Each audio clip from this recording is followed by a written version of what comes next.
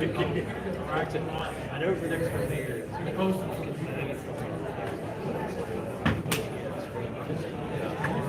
I'm just saying hi. It's something exciting. Oh yeah. This one, okay.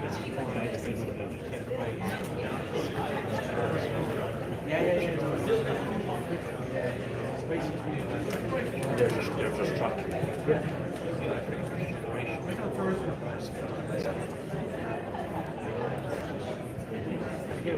over the next 20 years, it's going to be lots of Sorry, can I catch you back in here?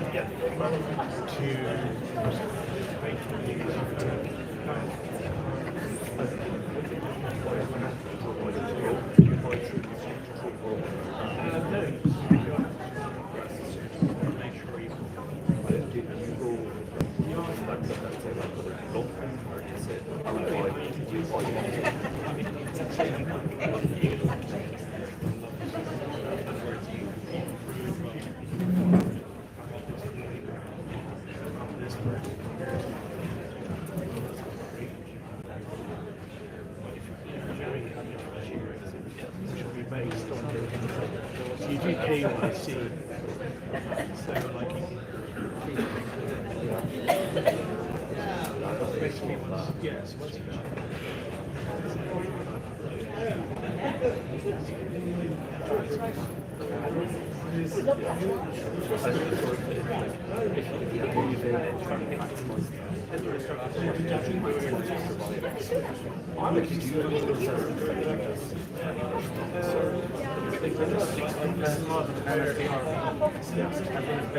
mainly Bitcoin.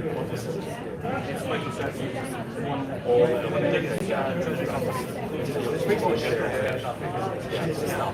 so basically they buy Bitcoin.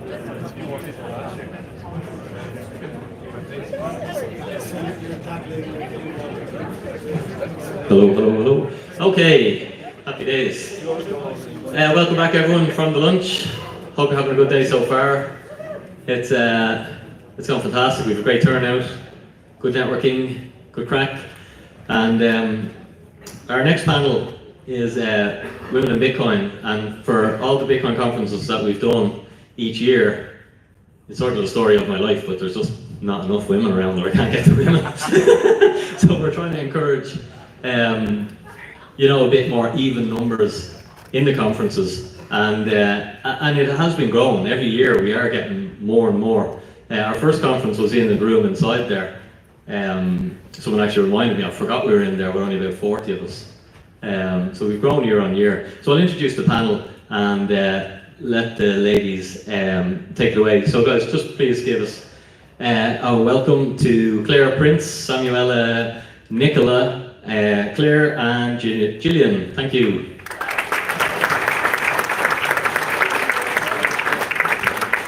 Hello everybody, it's great to see you haven't stayed having lunch and come out to talk to us.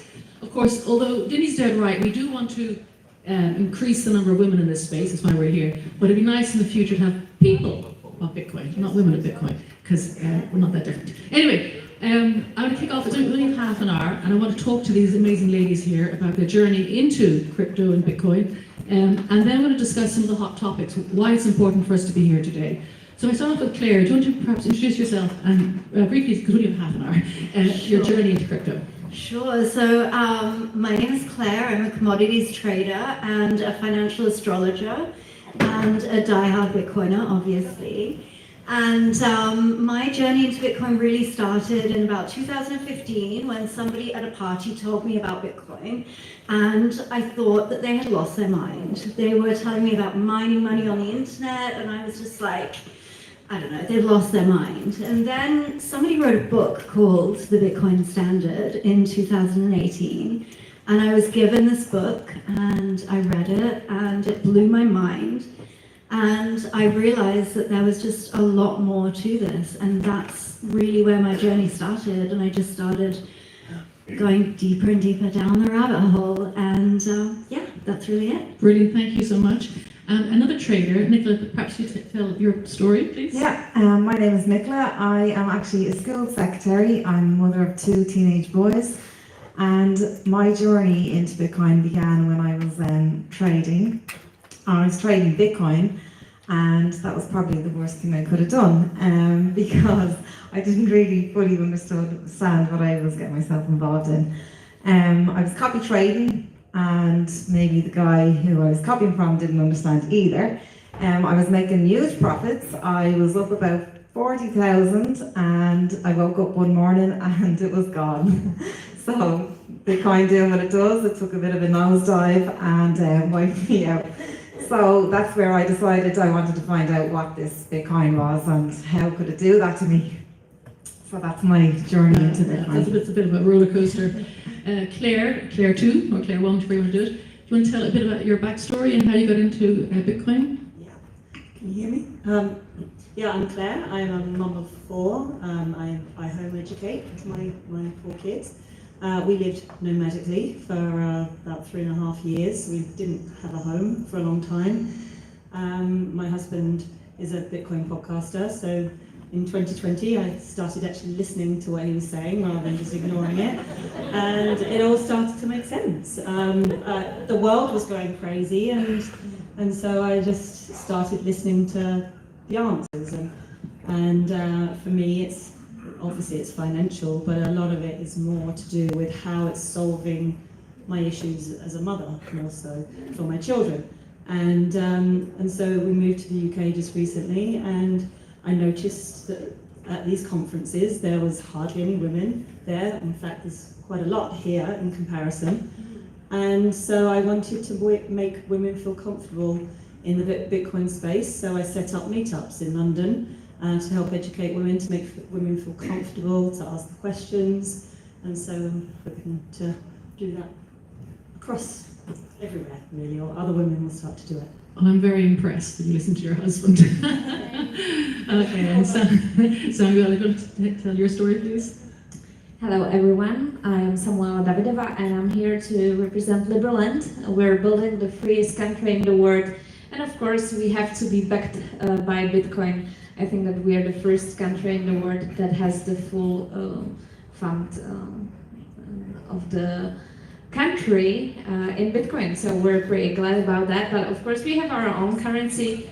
One is used for the governance, it's a Liberland merit, and then we have Liberland dollar for the everyday sort of things. But I would say that to me what Bitcoin is, it's a great representation of value in terms of sovereignty and freedom. So yeah, I'm happy to join you here today. Well, thank you very much. Of course, we've passed across many times. My claim to fame is that I was the first female elected congresswoman of Liberland last year, so that was a lot of fun. The elections come every 3 months, so it only lasted 3 months. Never mind. Anyway, so I think what I'd like to talk about today and why we're here is that, why women in Bitcoin? Why do we need to emphasize this? And I'm going to go to you, Nicola, first. Why do you think women need to be here? So I think as a mother, I think it's really important for us to educate our children, for the next generation to understand that the fiat system is broke and that Bitcoin fixes that. And I'm really passionate about Bitcoin and it being brought into the education world, in schools even. No, that's cool. And I think we do know that when you educate and equip a woman with money, not only does she rise, the family rises and the village rises. So that's kind of a known fact. That's why it's so important. And I think, Claire, you're also going to concur with that, as you said earlier, being a mother, it's so important to you. Completely. For me, you just start to see that your children are not going to be able to afford homes anymore, and because of the money's broken, not because of the value of the house has changed. So in order to be able to give your children tools, you need to educate them about Bitcoin, and so that's what I've been doing. That's what brings me the interest to Bitcoin. Cool. And Claire, you're actually a trader. So you said at first, when you first came across Bitcoin, you went, this is weird. So did you actually start trading Bitcoin there afterwards and other currencies as well, I presume? Yeah, after that, and yeah, I just thought more the concept of mining money on the internet, where does it get its value, the scam, like all of those questions that everybody has for me 24 hours a day now, and that I'm really happy to answer. But as I started trading, I think one of the things about trading and also about Bitcoin is that it does give you this freedom, and you're not tied to anybody else. And I think that that's really important for women. I mean, I think it's really important for men as well. I just want to put that out there too. I think most women in Bitcoin are like you, and it's like people in Bitcoin. But really, I think the focus for women is that we have kind of come out of the homes where we were completely dependent on your husband or something like that, and then came into the workforce and have been sort of put into this fiat scam. And so you're still working for somebody else, you're dependent on somebody else.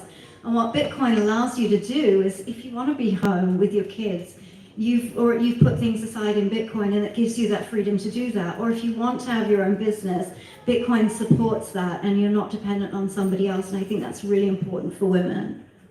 If I go back to value, Samuela, how do you see the value of Bitcoin as opposed to fiat, especially, as I say, you represent an emerging country? Thank you. Yeah. Well, I would say that it represents, as I mentioned, sovereignty, freedom, the willingness to own our own life and take responsibility for it. And so it makes sense that we're a sort of libertarian country, we're a monarchy with minimum government, right? And so it attracts people who are around Web3 space because it represents the same values. So like libertarians, I would say, want to have ownership of their life, and people who are into Bitcoin want to have ownership of their currency, of their money. And money is the value that they created in exchange for another value. So yes, you want to have ownership of your value. And I think it's often said that the lack of women is as a result of women being risk averse, which is actually, it's a myth. It's the same way that breakfast is not the most important meal of the day, unless you're working for Kellogg's and lots of other things. So maybe, Claire, I'll ask you, sorry, to Claire Merriman. So how do you address that issue of being, it's a risky thing and women shouldn't get involved with it? I don't know how I would approach that, but I think a lot of the time that women don't come along to my meetups is because they're so preoccupied with everything else, raising the family and things like that. So it's just finding the time to look into it and to study it and for themselves. So it's all about educating themselves. Claire, I see you also nodding. Do you want to comment on that, please? Yeah, I think there's a big thing, like with the kind of Bitcoin community, that everybody is a cold plunging, steak eating, libertarian. And although we are mostly libertarians, we love to have ownership of our own lives. I think that there's room for everybody in Bitcoin. And so, I'm a vegetarian, I don't even eat steak, but I'm here. So I think there's this barrier of who's in the Bitcoin community, and I think that's gradually being broken down. And that's one of the first barriers, and then it's the education. It's then, is this for me? Are there like-minded people like me? And that's kind of breaking down those barriers in many different areas as well. I think that's a really good point. We were talking at lunchtime, and we were saying that Bitcoin and blockchain and NFT and crypto conferences tend to be very friendly. And people are very friendly, and they say in this particular conference there's a lot of women, which is fantastic. It's a really good sign. But how do we encourage more women to come in? I mean, because it can be scary sometimes. If you go to some of the meetups, it's a bit of a sausage fest sometimes, and it's like, am I meant to be here? And we need men as allies, by the way. This is not anti-men at all. The more men who bring their wives, their sisters, their mothers, their grannies, their daughters, the better. So how do we get, Nicola, you work in a school, you're right in the heart of education. How do we get more women involved to the betterment of everybody? Well, to be honest with you, I actually am finding it quite difficult to break that circle even within my own friend group. So I don't know if I can actually answer that. Perhaps you'll always be the ranty, oh God, Nicola's going off and get crypto again. Run in the opposite direction. No, eventually I hope they do listen and well, it is hard. Even you've got Jamie Dimon there coming out, saying, I'm not really sure about Bitcoin. Only 2 days ago from JP Morgan. Samuela, you are actually a very interesting person in your own right now. You're a libertarian, you represent Liberland, but you're also a digital nomad, and some of the other members of the panel have experienced that type of lifestyle. Do you think is it easier to be a Bitcoin maximalist if you're a nomad? I don't like the term of digital nomad. I think, I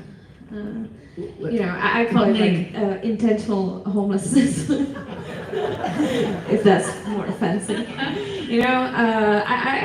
It sounds sort of remote to many people who live the normal life when you go to the office and so on, but I'm so surrounded by people who are crypto first. They don't have bank accounts, they don't have home, and they perceive work to be the home. They don't really see people, whether they're women, male, whatever. They ask for your Ethereum address rather. And to me, this is the norm, okay? And so even the topic, like whether, Bitcoin is good or bad or so, to me, it's so strange because this is the norm I live, and I think it's really great to surround oneself with like-minded people. I think it's very valid rather than trying to make oneself adjusted to other people to sort of comply, but really just seeking what is truly yours. And what was the question really? Digital nomad thing? Like, yes, guys, word is home. Use the currency that you trust in and invest your value into what you value yourself. Yeah. I think it's interesting because it's either intentional homelessness or digital nomad. You can travel because you've access to currency, your own, the Bitcoin, if you're using it. But I think it's interesting that in the West, we look at Bitcoin and we think hodl. Hold on for dear life. You're gonna hang on, this is our pension, which is not a bad way to look at it because mostly we live, but certainly here, there's a welfare state. So if you are down on your luck, you have some sort of support, so you don't need to necessarily go off and start playing pater and games, whatever. But Claire, you also were a digital nomad for a number of years. Did you find that impacted your way of life, or did it come afterwards? Well, it was while we were nomadic that my husband had the time to look into Bitcoin and study it, because we sort of freed ourselves from paying all our taxes and council taxes and bills and things like that. So he actually had time to look into his own finances. So we just our story was that we'd lost our balance in life, and we had 4 little kids, and we were like, what are we doing? We're not spending any time with them. So we just quit everything, sold everything, and we were only supposed to travel for 6 months, and it ended up being 3.5 years, and just spending time together. So maybe what was the actual question? Well, I've forgotten. But I think Bitcoin come first or the nomad? The nomad, yes, came first, and we were home educating, and again, you were taking education away from the state, which then you start to look at taking money away from the state, and that's sort of there's lots of crossovers. I think that's a really good point you're making there, because here in Ireland we learned to our cost that we needed to separate the church and state, and that's now accepted that the church no longer runs the country. People can believe or not believe, or comply with religious orders, whatever. But separation of money and the state, that's a whole new kettle of fish that hasn't really been addressed. Maybe Claire, how do you talk to your friends about separating money and the state? It's like my favorite topic ever. But I actually read an article a long time ago written by Robert Breedlove, and it was talking about Bitcoin and the number 0. And he was talking about the separation of church and state at that point. And realistically, on the other side of that, there were so many people that would have looked at the Catholic Church and gone, that can never happen. They're way too powerful. And what I really believe is that in generations to come, there are going to be people that look back at us and go, why did they give so much power to central banks? Like, what were they thinking? Because we sort of think that with the Catholic Church. We're like, okay, we can respect the church, but why were they so powerful? And I think that's exactly what's going to happen with central banking. And I think that we've got to open ourselves up to hold some space for that, actually, because I think it's really important.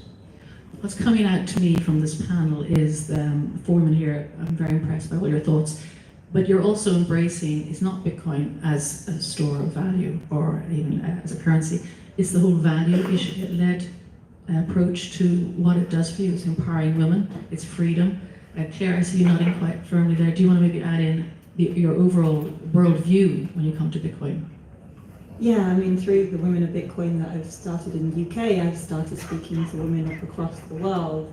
You know, as you said, in the UK or in Ireland, often in the West, it's often a store of value. It's for savings, but across South America and Africa, it's vital for that, and it's freeing a lot of women. In Kenya, there's a group of women called Bitcoin Data, and these women who have no rights in society now have Bitcoin that is really helping them have rights, and they're not allowed to inherit any money, but they can with Bitcoin. So that's the kind of thing that gives me hope. I think it is very powerful because women's rights are being eroded at the moment. We were discussing this at lunchtime. We had a very serious discussion at lunchtime, across, especially in America. But I'm just coming back to that point. How do you think holding Bitcoin empowers women in the Western world? As opposed to, well, obviously, you know, in the developing countries, it's a necessity, it's a currency, you have to use it to spend it because your own currency is not working. But how does it empower women? Samuela. I'm not really the person to represent the Western world, honestly. We'll jump over then. Claire. Well, there's financial independence, giving women the rights, the choices. By having the backup of having Bitcoin behind you, gives you the ability to make a good choice for yourself and for your children. And I think we see increasingly, you mentioned it in Kenya, but also in the Middle East where women have very little rights, there is a closet amount of women who hold Bitcoin and other currencies because they can. They don't need the permission of a father or brother or son, God forbid. So we are coming very closer to the end of our panel. We only have half an hour, but what I would like to ask each one of you is a takeaway. So what would you suggest to the audience here? Why and how can they get more women involved? Because like everything in the world, it's definitely better if there's more women. But I'll start with you, Claire. Would you give the audience a takeaway on what to do or what to think, perhaps? Sure, I think that coming from Bitcoin as you can make money on this point of view it's attractive to women, but that's not what gets them interested. As you said, they're so busy looking after their kids, you know, doing the school run, working often as well, that it's just like, oh, you can make a quick bit of money here. That's not what attracts women. But when you start to talk about the future and the future of their children and what the world looks like in 10 years if we continue down this debt-based Ponzi scheme, that gets women involved, that gets women interested. And the integrity side of Bitcoin, the honest, sound money, the open ledger, that gets women interested. So if you're wanting to talk to women, I think come at that angle. I like that. Yes, it's not just, I mean, nobody on threat. But women do not often just react to the money, the glitz. It's not when Lambo doesn't really work for me. But my future, I have children, yes, I want the world to be a better place for them. Nicola, what do you think? How do you attract women in? I totally agree with everything Claire just said there, and not sure about how to attract women in because I've tried and kind of failed, but I think creating a community for yourself with like-minded people. I'm actually part of the Retire Early Club with Dinny, and I find that like what I've learned in that group is just priceless.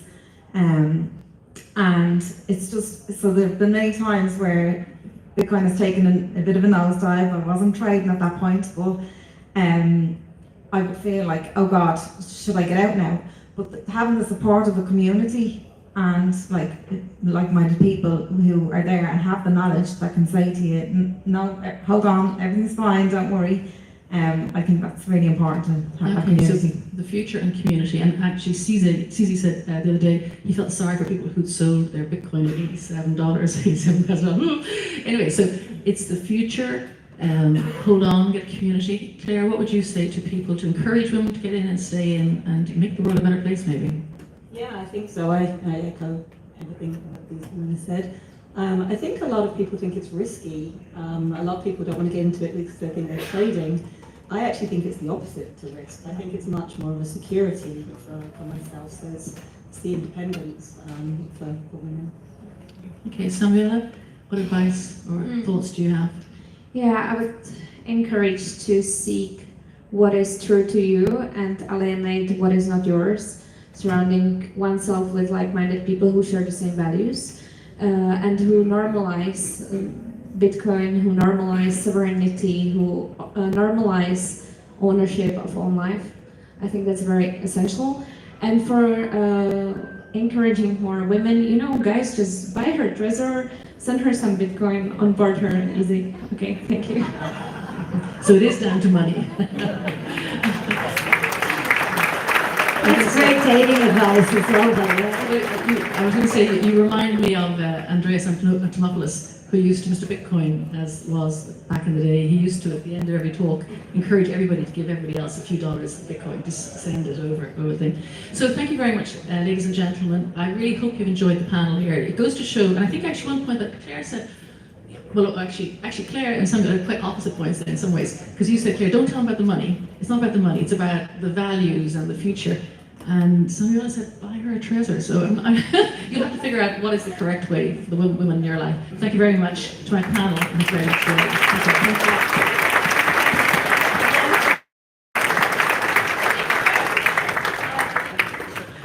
Thank you very much, ladies. Photo. 1 second.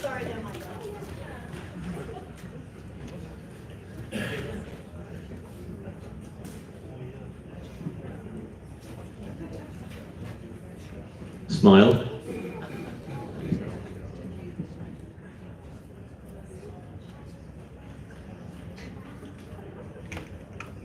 Beautiful ladies.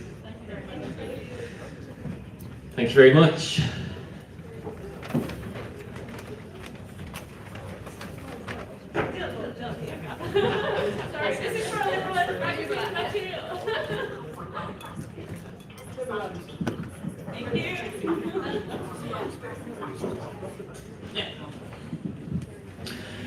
Okay, fantastic.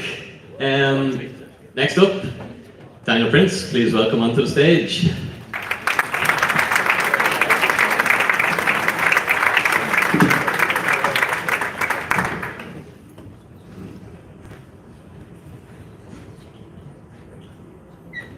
Thank you. Right, HDMI.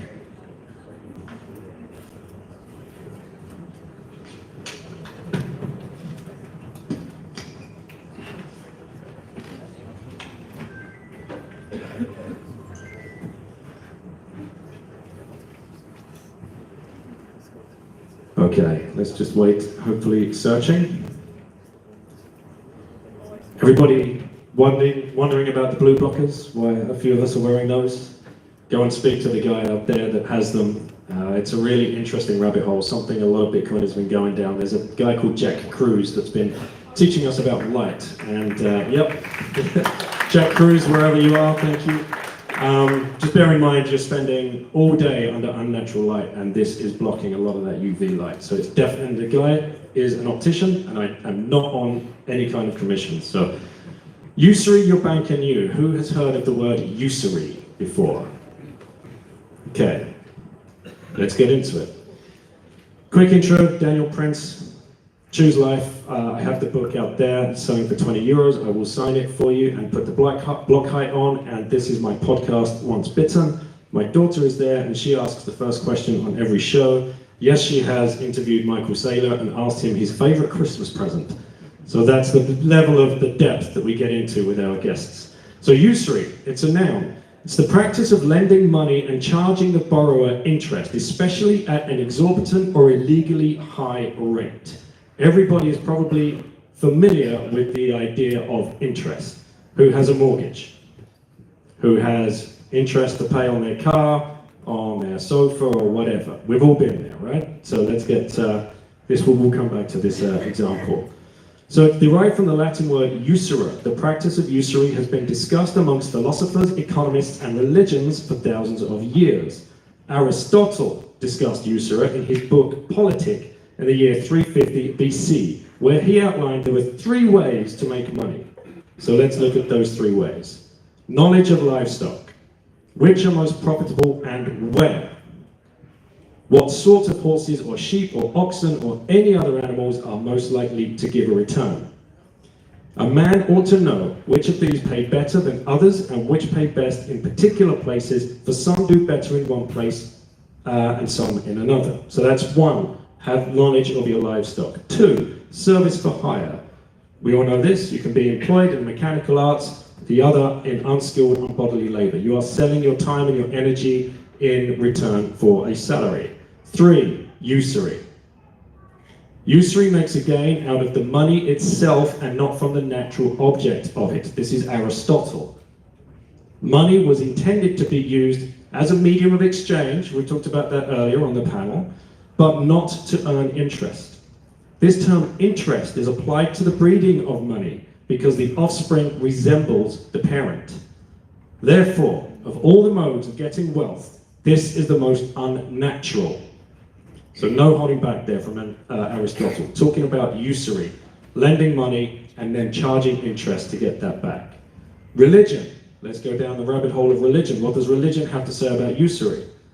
So we have here from Exodus, if you lend money to any of my people with you who is poor, you shall not be like a money lender to him, and you shall not exact interest from him. This is from Deuteronomy. You shall not charge interest on loans to your brother, interest on money, interest on food, interest on anything that is lent for interest. Islam, an exploitative means of increasing one's wealth. Many of you might have heard about halal or the system of riba in the Muslim faith. The usury is completely frowned upon. Another Islam. O you who have believed, fear Allah and give up what remains due to you of interest. He's saying wipe out all the debts. Buddha. One discerns wrong livelihood as wrong livelihood and right livelihood as right livelihood. And what is wrong livelihood? Scheming, persuading, hinting, belittling, and charging interest. This is wrong livelihood. So how do we now live in a world where usury is used in society every second of every day? And how has that system been created? What are we living under? This book was recommended to me by this fine gentleman on the sound, read Symphony. And yeah, spoiler alert, it's not a book. It's a transcript.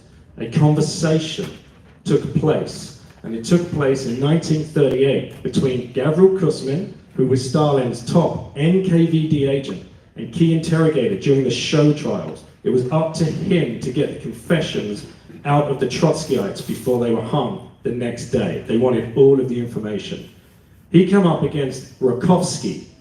Rakovsky was the Russian ambassador to France and was to be executed the next day unless he could disclose some information that would save his life, that would be used to Stalin. That is the only way that he was going to save himself from the gallows. Landowski, who is the author of the book, he's only the author because he transcribed it. He was in charge. His role as the chief torturer, he was kidnapped from his family by the NKVD because he was the best biochemist in his field, and they were looking for the truth serum. They were looking for that chemical that was they could inject into somebody that they could get all of the truth out of. Now, in this particular case, all Rakovsky had to do was keep pouring a little bit of red wine into Rakovsky's glass to get him talking, to make him feel comfortable. The conversation took place in French. The three of them could speak French to a very high level, and when you read the book, you'd understand it. Obviously, you read it in English or your own language. It's been translated into many different languages.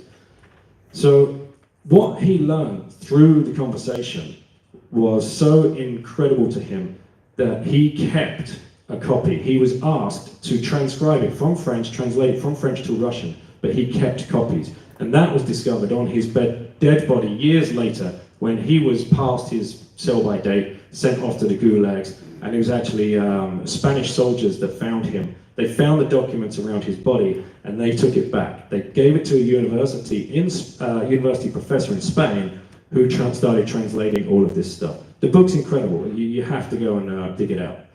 So I'm going to start going through a few of the lines and the paragraphs in the book that are pertinent to this discussion. This is what he was telling, Rakovsky was telling the interrogator. I only want to decipher the basic axiom. Money is power. Money is today the center of global gravity. This is what the people that are in control of this system believe. This is where they are coming from. Money is power. It is clear that in your imagination, he's talking to his interrogator, there immediately appeared pictures of real money, of metal paper, but that is not so. They, who are they? They created credit money with a view to making its volume close to infinite and to give it the speed of sound. It is an abstraction, a being of thought, a figure, number, credit. 1938, this was taking place, this conversation. So the system is already decades old at this point. Banks, the stock exchanges, and the whole world financial system is a gigantic machine for the purpose of bringing about unnatural scandals.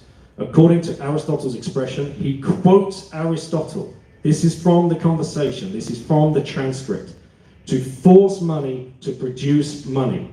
That is something that if it is a crime in economics, then in relations to finances, it is a crime against the criminal code since it is usury. So they are creating money out of nothing and then charging you interest on it. Hold that thought in your mind. Bearing in mind that lawful interest is fixed, not on real capital, but on non-existing capital, the interest is illegal by so many times that the fictional capital is greater than the real one. There's a lot to unpack there. So I'll keep going on. We will come back to these quotes. So imagine to yourself, and again, this is still from the book. This is still from the guy who's being tortured with the red wine to give up the truth to the interrogator. Imagine to yourself, if you can, a small number of people having unlimited power through the possession of real wealth, and you will see that they are the absolute dictators of the stock exchange, and as a result of this, also the dictators of production, distribution, and also of work and consumption. They can control everything by these levers that they are in charge of. If you have enough imagination, then multiply this by the global factor. So we have monopoly in money creation. Who has that monopoly today? It's the central banks. We talked about this earlier on the panel. The central banks, they can create this whenever they want.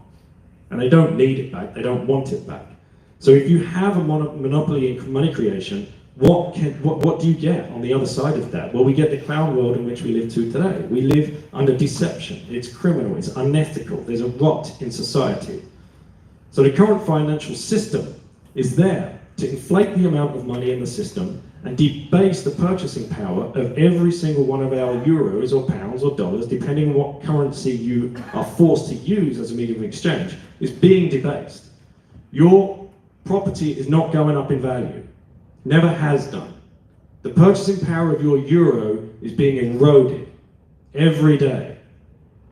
So let's take an everyday example that many people can connect with. Taking out a mortgage for a home. First of all, the cost of that house is exorbitant. It's ridiculous. I think we're all in agreement there. You have to make a deposit. That deposit will probably represent 10 to 15 years of hard work just for you to make a deposit to earn your right to cross the line, to go and see the loan manager, to even entertain, God forbid, that you should want your own shelter. Then the bank only has to keep a fraction. This is what Knut was talking about earlier. You give up your money to the bank, it becomes the bank's money, they only have to keep 10% of that. This is the Federal Reserve. March 15th, 2020, they made this announcement. Reserve requirements, as announced on March 15th, the board reduced reserve requirement ratios to 0% effective March 26th. This action eliminated reserve requirements for all depository institutions. They don't have to keep anything. This is absolute insanity. Banks do not use depositors' money to issue loans, and you can read the book here by Rune Osgaard, Fraudcoin, 1,000 Years with Inflation as a Policy, and it's a beautiful book. It takes you all the way from the Viking Age all the way up to, so if you're a history geek, you're going to love it. And he pulled out from the Bank of England. We're going to go through this. So this report is called, and you can Google this, Money Creation in the Modern Economy. If you go to the Bank of England website, you can download the PDF. So from this particular article, one common misconception is that banks act simply as intermediaries, lending out the deposits that savers place with them. So we're led to believe, I deposit in the bank, they're going to look after it for me, they're going to invest in the economy, it's going to be kept safe, I'm going to get a little bit of interest back, and this is how the world revolves. Again, from the same report, the Bank of England. Indeed, viewing banks simply as intermediaries ignores the fact that in reality, in the modern economy, commercial banks are the creators of deposit money. This article explains how, rather than banks lending out deposits that are placed with them, the act of lending creates deposits, the reverse of the sequence typically described in textbooks. What? That's the Bank of England telling you your PhD economists are full of shit. The reverse of the sequence typically described in textbooks. They said the quiet part out loud. The Bank of England, these three mega brains that went through this report and taught you how the money comes in. So then you get to the multiplier effect. You have the initial deposit. The larger amounts of money in circulation, because they can then loan out, as Knut said earlier, like 90% of that just gets rehypothecated, loaned. More loans are taken out by individuals. This doesn't stop. Residential properties rise in price. Now apply this on a grand scale, if you can. Like if you said, the guy being in Rakowski said, if you had the imagination, apply this on a grand scale. This is happening every minute of every day. Look, car, education, babies, home improvements, career, new work, engagement, health. People are taking loans out every single second of every day. That is increasing the credit in the system. At one point, that money is going to have to be printed into the system. Sorry, Christine. It's not transitory, it's forever. Inflation is forever. Debasement of the euro is forever. Losing purchasing power is forever. So inflation, this is how they describe it in the economics books. Aggregate quantity of goods demanded at any particular price level is greater than the aggregate quantity of goods supplied at that price level. That's what they teach our PhDs. So let's get back to the example of the mortgage. Your deposit has been made. Bank creates a deposit in your bank account for the transaction. This loan is what they will charge you interest on. This is usury in its purest form. There was no money, it's just been created. The loan was the deposit for you to go and buy the house. And now you're locked in for 25 years paying 5, 6, 7%. It doesn't matter if it's 0.5% and you think you've got a good deal. It's usury if it's charged on money that didn't exist in the first place. Going back to what Rakowski said, bearing in mind that lawful interest is fixed not on real capital but on non-existing capital, the interest is illegal by so many times as the fictional capital is greater than the real one. It's usurious and criminal. There's no other way to put it. Well, I'm going to put it another way. The bank counterfeits the money, then charges you interest on it. A scheme to enrich those who issue loans from thin air. So why haven't we fought against this before? One guy did. Credit River case. It's a classic name, couldn't be more apt. The Credit River. Known as the Credit River case, the basic facts of this December 1968 case are fairly straightforward. The defendant, Jerome Daly, owned a property in Scott County, Minnesota, on which he had a mortgage which the plaintiff, First National Bank of Montgomery, that was owned by JP Morgan, by the way. Daly fell behind on his mortgage payments, leading to the bank to foreclose on the property. The bank sought to evict him and take possession of the property. He was a lawyer. He represented himself and based his defense on the argument that the bank had not actually loaned him any money, but had simply created credit on its books. He argued that the bank had not given him anything of value and accordingly was not entitled to take the property away from him that was securing the loan. Good old Daly. The jury and the Justice of the Peace, Martin v. Mahoney, agreed with his argument in court. They returned a verdict for the defendant, and the Justice of the Peace found the mortgage null and void, declaring that the bank was not entitled to possession of the property. They upheld his argument because it was the truth. They had created the money out of thin air.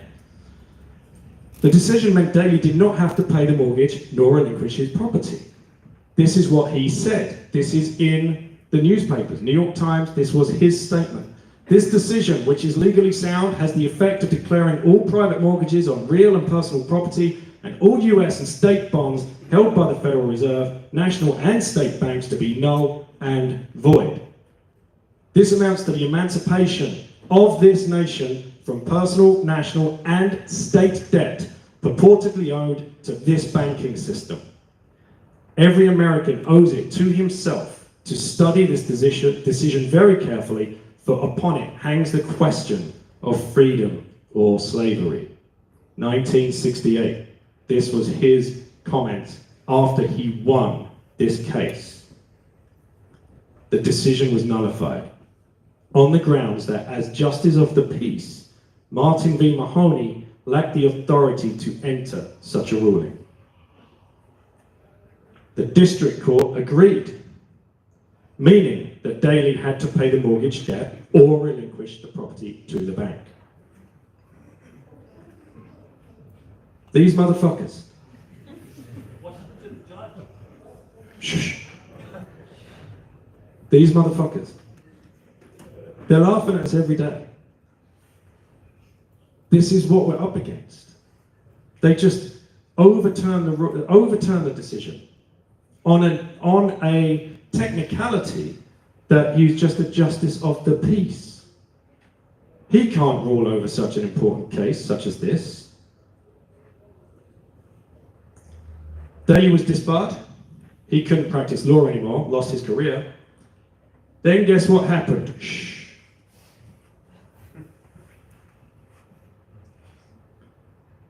The Justice of the Peace, Mahoney, was found dead on 22nd August 1969. The circumstances surrounding his death remain unresolved. Allegedly, he died on a fishing trip, a solo fishing trip. He went out alone to fish with a bunch of beers, got intoxicated, fell overboard, found on the shore, age 55. This and many other stories can be found in this book, again, recommended to me by Sir Badders over there, by John Hamer, Behind the Curtain. So what can you do to protect yourself against this? You opt out. You stop using the money. Under this regime, which is the same in almost all countries worldwide, we stand no chance of true prosperity and ethical distribution of wealth. Entrepreneurs, savers, consumers are left without any apparent signal, no real idea of value, and no guiding star.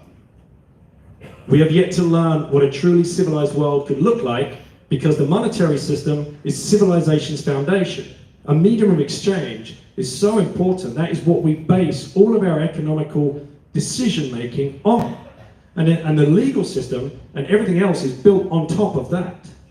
On top of money. Money, everything is downstream of money. To ensure prosperity, we must design a completely different form of money that stores value rather than loses value over time. A monetary system beyond the control of any centralized power. A money that is global and available without permission. A store of value that becomes increasingly scarce over time. A money that could be sent digitally to cater for the needs of people living in a modern, interconnected, and highly interdependent civilization, a new form of medium of exchange. Thankfully, that money has been available to us since 3rd of January 2009. The money is Bitcoin. Thank you.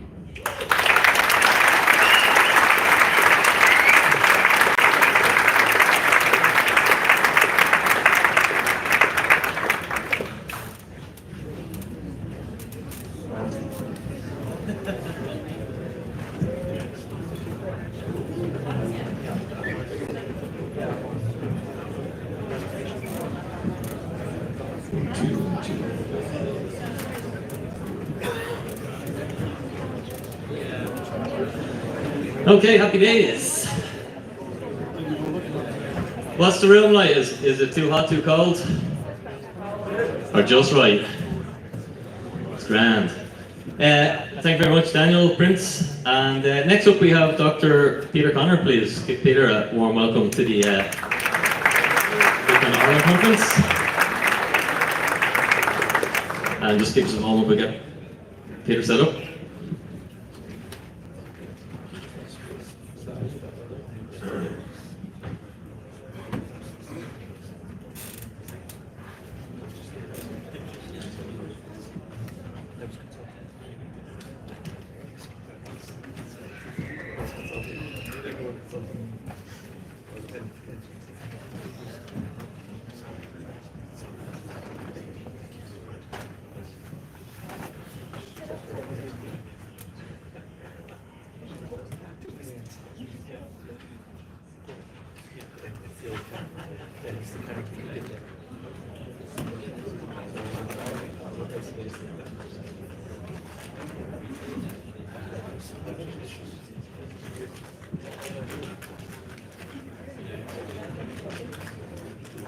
There we go. It's nice to meet you all. I'm from Glasgow and I've came over here to talk to you about something I'm quite passionate about, and hopefully you will notice my tartan gave it away there. I want to talk to you about the value of consistency. This picture here represents some of the consistency in my life. We've got a bunch of Bitcoiners here, and we regularly go on Bitcoin walks. We consistently walk and talk about Bitcoin. But that is not why this picture for me is interesting. I don't know if you've noticed yet, but on the top of that statue there is a traffic cone. And for 200 years, the Duke of Wellington statue has stood outside the Royal Exchange Square in Glasgow. This is where merchants used to come and exchange their commodity contracts. So it's somewhat fitting that I'm talking about this in relation to Bitcoin. There is only one statue that has a cone on its head, and the story goes from the 1980s, as a prank, a Glaswegian climbed the statue and placed the cone up on top. We don't really know why, much beyond that, but it's become part of our culture. Glasgow City Council have spent tens of thousands of pounds over the years removing the cone. Every single time they remove the cone, a Glaswegian comes along and places a brand new cone on top of the statue. See, the problem for the council, the problem for the politicians, there is no co-founder of this project. There is no manager that they can phone and take issue with about who's putting this cone on top of the statue. There is nobody to arrest. It is an obligation, if you're a Glaswegian and you walk by that statue and there is no cone, to put a new one on top of it. That is the consensus mechanism that we have in Glasgow. We are like node operators, and we ensure that this is the one true Duke of Wellington statue. If there is no cone, that Duke of Wellington statue is rejected until the cone is placed back on top of the statue. And that is consistency. And that's the basis of my talk today. And I'm going to talk about the inconsistencies in your life and in mine. And in case you don't recognise this gentleman here, this is the first president of the European Central Bank. You can see him here proudly displaying what he made, the €7 banknotes. But the problem is, as I'm going to read from this statement, we know that the dollar isn't backed by gold. And you might think the euro isn't backed by anything either. But according to Duesenberg, these banknotes are not only a means of payment, they're pieces of craftsmanship, reflecting the soul of the nations issuing them. The banknotes represent values to which you're all deeply attached. So, if somebody tries to tell you the euro isn't backed by anything, you can tell them they are wrong, it is backed by emotion. You all have an emotional attachment to the euro. And he goes on to talk about how long it took to create these notes. A series of 7 banknotes from the drawing board to people's wallet required years of careful planning. Unfortunately, they seem to print them without such careful planning. They seem to print them very quickly. But they spent so long making them and crafting them that now they simply, as many know, just print them digitally. You don't even get the craftsmanship of the euros in your wallet anymore. And this brings us on to today with Christine Lagarde. Because I know you were learning today that we're going to be having possibly a digital currency for the euro. However, at the moment, you may be lucky enough to take part in the review of the new euros. There's a competition currently being run to design the new euros. For anybody interested, the design is going to surround around European Union's birds and rivers. But that comes with the fact that they are going to constantly print these euros. They are constantly going to dilute the worth of them. But Christine Lagarde and the values of these euros, what they mean, the tradition, the values, they are getting some of it right. The language that they use, they're sort of on the Bitcoin journey, but they're not quite there yet. They talk about banknotes being a secure means of payment. The reason all of you are here is because you believe in a secure means of payment. So does Christine Lagarde. So does the language they use. They talk about how counterfeiting is a problem. Bitcoin solves this. They are trying to solve it. They're not quite there yet. But this is the thinking about what the new banknotes are going to revolve around. They're just missing one important thing. It all comes down to who is able to print it and how many and how quickly, and they won't stop printing them. This is one of my favourite pictures of all time. This is former Treasury Secretary Steve Mnuchin, and he's proudly holding up some brand new dollar bills. And you can see here, it's a little bit creepy. This is how they do it. They show this off, almost like you should be applauding the fact that they're printing this money. You should be thanking them. And you might be wondering, who is this standing next to Steve Mnuchin? It's actually his wife. His wife, who's standing with her leather gloves on, is also using this as a photo opportunity as these notes are being printed, with the consequences that come along with that. It reminds me of a James Bond scene where the mastermind, the evil mastermind, is just about to destroy the world global economy through endless money printing. And next to him, instead of Miss Money Penny, it's Miss Money Printer. Thank you. And here we have something I should be really proud about. At the top here we have the International Banknote Society.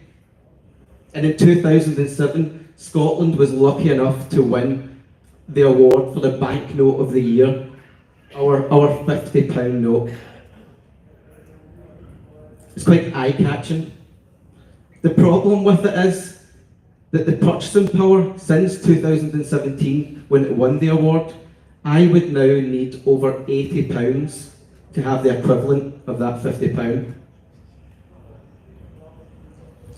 That is scandalous. If I wanted to save my energy in that note, I would have lost it quite quickly. I am incentivized to get rid of that. There is no point in me holding on to that, because every year that goes by, I'll be able to do less with it. Bitcoin fixes this. It turns the whole system on its head.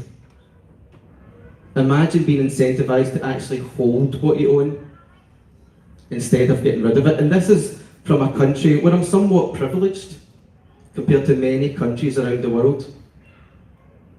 It happens much faster, much quicker in many other countries. This here is my local high street. I don't know if you can see, sorry, it's not come out just right, but it says at the top there, daylight robbery. Because again, I don't know if you can notice something interesting about this picture. 3 of the windows are bricked up. Just like in Ireland, in Scotland, many years ago, they introduced the window tax. The thinking behind it was, you must have lots of money if you have lots of windows. It is crazy. They will do almost anything. They're really inventive. I mean, that's impressive, the window tax. They came along and counted your windows. If you've got a lot, you're going to pay more. And you might think that sounds like one silly example. We have a situation in Scotland. If you live in social housing provided by the government and you have an extra bedroom, you will get the bedroom tax. They will take money off your benefits if you have an empty bedroom. Again, they're very inventive. Bitcoin protects you from this. It's out with this current system. I mean, it's somewhat ironic that one of the few shops we've still got on our high street below it is a pawn shop, where people often go to try and get money to pay these taxes. And it does go back and forth. There wasn't always going to be a window tax, there might always not be a bedroom tax, but it's just the fact that it can happen. It's the fact that they can do that, they have that option. As long as you're in their fiat system, they can find very inventive ways to get that money off you. It's quite hard to get it, but it's quite easy for them to take it away if they really want to. And this is what we get in return. With all the advances in technology, there are many parts of Scotland where this is the local bank. Now, there are many problems with this. They are trying to give us a solution, but it's a pretty poor one at that. I was trying to check some statistics in regarding how many banks have closed in Ireland, and I think over the last several years, approximately 200 banks have closed. And, shops will come and go, but that is a large number of banks that have closed. That makes it quite difficult if you're in some remote, rural areas to get the money that you worked for. And even if you get to the bank, hopefully you get it from them if you bring the right documentation and if you answer the questions correctly. They might give you your money. Never mind the fact that vans like this have to travel across Scotland, and that comes with wind, rain, sleet, snow. And you would have to find the right time and the right place where this van is going to be to go along and try and get your money. It's offensive. but it's what we're faced with. And this is the inconsistency that we face in our lives. And this consistency is fixed and comes from Bitcoin. This quote here is one of my favourite quotes. Price is what you pay. Value is what you get. I know Warren Buffett here isn't a Bitcoiner, but I'm stealing this quote to relate it to my talk today. One of the questions I heard somebody ask British Hodl was about the price, and I get it. I'm on my Bitcoin journey, and it's taken me quite a long time to get beyond the price. But it's what motivated me to get involved in the first place. It was for selfish reasons I got involved in Bitcoin. But it's once I started to understand the value, I could see past the price.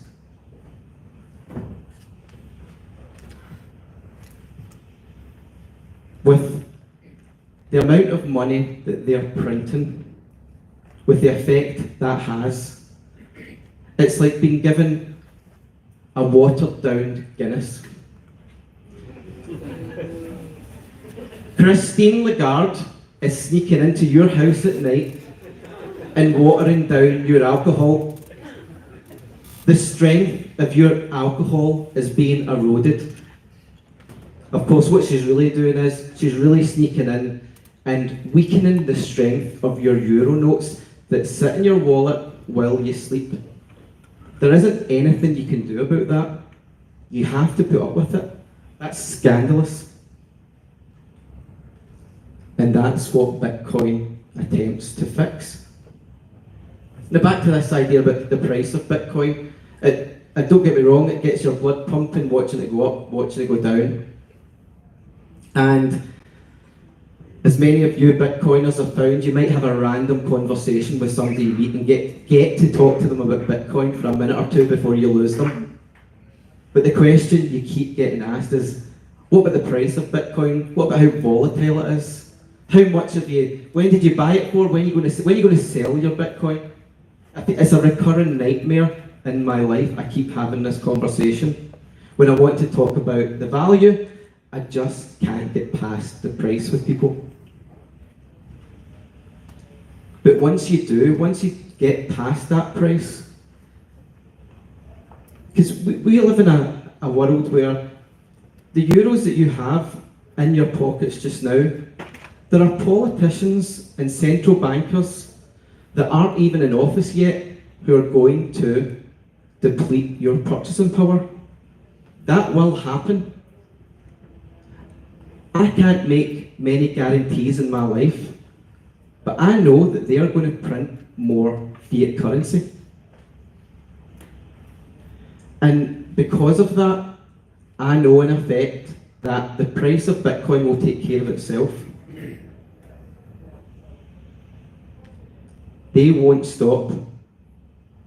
One of my favourite Bitcoiners, Gary from the Dublin Bitcoin Meetup, told me once that they don't know what they're doing, they're just printing money. And it's true, their answer to everything is print more money.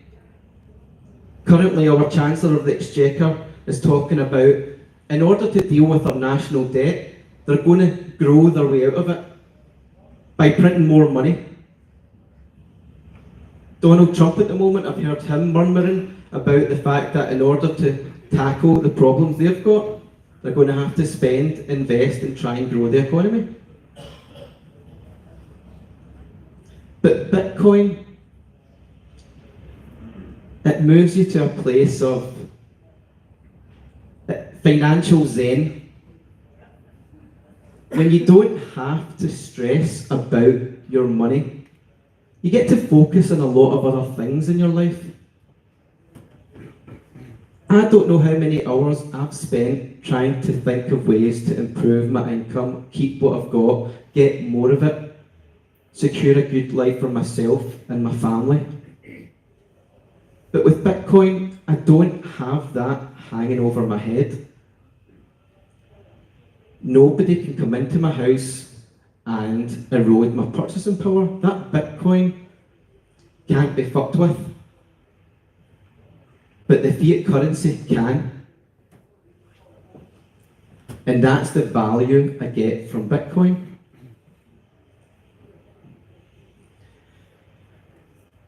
And once you, it didn't mean that took me years to get there. I really enjoyed listening to some of you speak and how some of you are new to Bitcoin. But I really do feel it's a journey to get there. Look past the price and see the value of what it is for you. Bitcoin is like another technology, another tool that you have in your life. I need to be able to rely on things in my life, like this clicker. I need to know when I push this button, it'll take me to my next slide. And that's what I get with Bitcoin. I get that consistency. It can't be touched with, it can't be messed with, it's not going to change, just like this button. I'm sure all of you have got mobile phones in your hands or your pockets right now. And if the second-hand market for your iPhone or your Android phone was to drop 50% tomorrow, I'm pretty sure you wouldn't rush out and panic sell your phone. It has a value to you. It doesn't matter the price of it. That product has a value to you that you understand. And I'm just starting to understand the value that Bitcoin has in my life. See past the price, understand the value. The Wi-Fi in this hotel is pretty good, and hopefully a few of you smash by some Bitcoin later on today.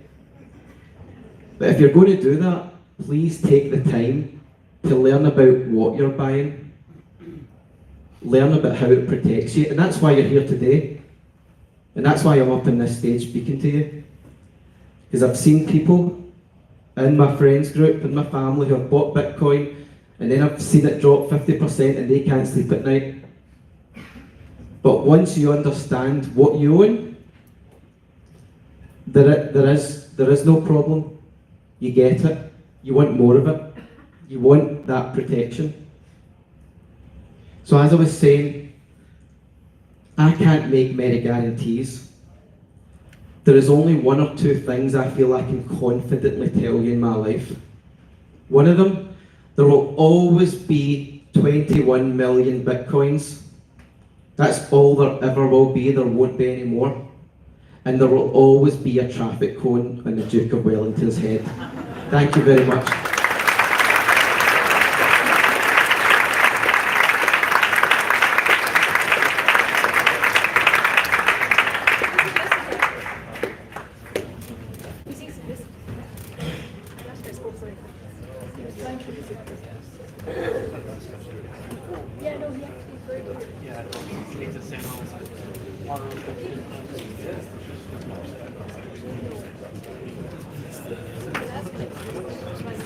Super. Okay, we're going to have another panel. Now we're just going to get it organised, so give us a minute, and then we'll get cracking.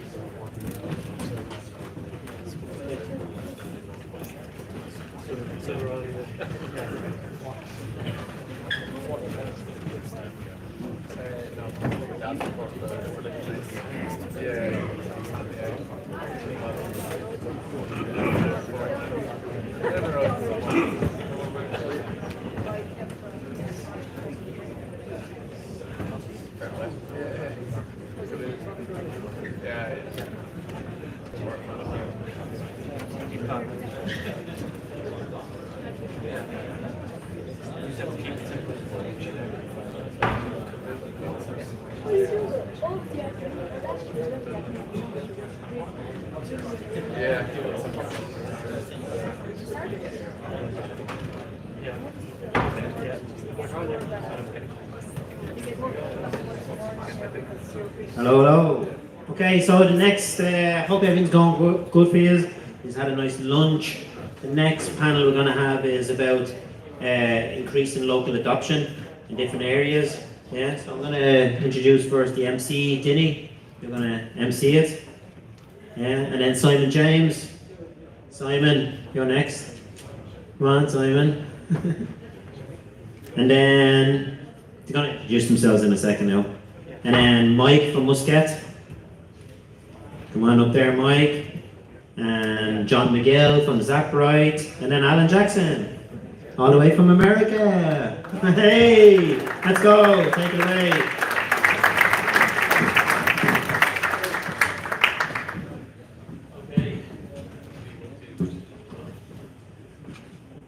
1, 2, 1, 2. Yes. Yes. All right, guys. I suppose we'll, since some of you haven't been on the stage, you want to just give a quick introduction to yourselves. We'll start with yourself, Simon, please. Hello, everybody. My name's Simon. Yeah, I'm one of the co-founders of Bridge to Bitcoin with Chris and James. Chris was here a couple of years ago. If you were at the conference then, you'd have seen his talk about merchant adoption. So I started Bridge to Bitcoin with James and Chris in about April 2022, and we've onboarded a lot of businesses, primarily in the UK. We don't keep super numbers, but we think it's about 250 that we've onboarded. I also founded Bitcoin Events UK, which is a website which lists all of the meetups in the UK. You can, and Ireland as well. We cover the whole of Ireland. There's about 60 meetups now between Ireland and the UK. And you can go to that website and find all the details of how to contact the local meetup. So that's, and we kind of, I'll talk about that in a while, but we kind of use between Bridge to Bitcoin and Bitcoin Events UK, they're kind of the two sides of the same coin, where we use the meetups in a way to help onboard merchants. So I'll talk about that more in a little while. It is. All right, so good afternoon, everyone. I'm Mike. I am the Customer VP at a Bitcoin first payments company called Muscat. We started off life about 18 months ago, building out the world's first fully integrated self-custodial payments gateway and payments terminal. So we provide merchants, restaurants, shops, pubs, bars, etc. with the ability to get a taste of Bitcoin, access the $2 trillion Bitcoin network in a way that's super familiar to them. So you can pay for drinks, products, whatever it is you're buying at a point of sale using debit card, credit card, Visa, Amex, MasterCard, and Bitcoin on one machine that a 5-year-old could use with 5 seconds of training. Awesome. John, it's not your first conference, but... Not my first conference. Good to be back. Much bigger than last year, which is great to see. It's awesome.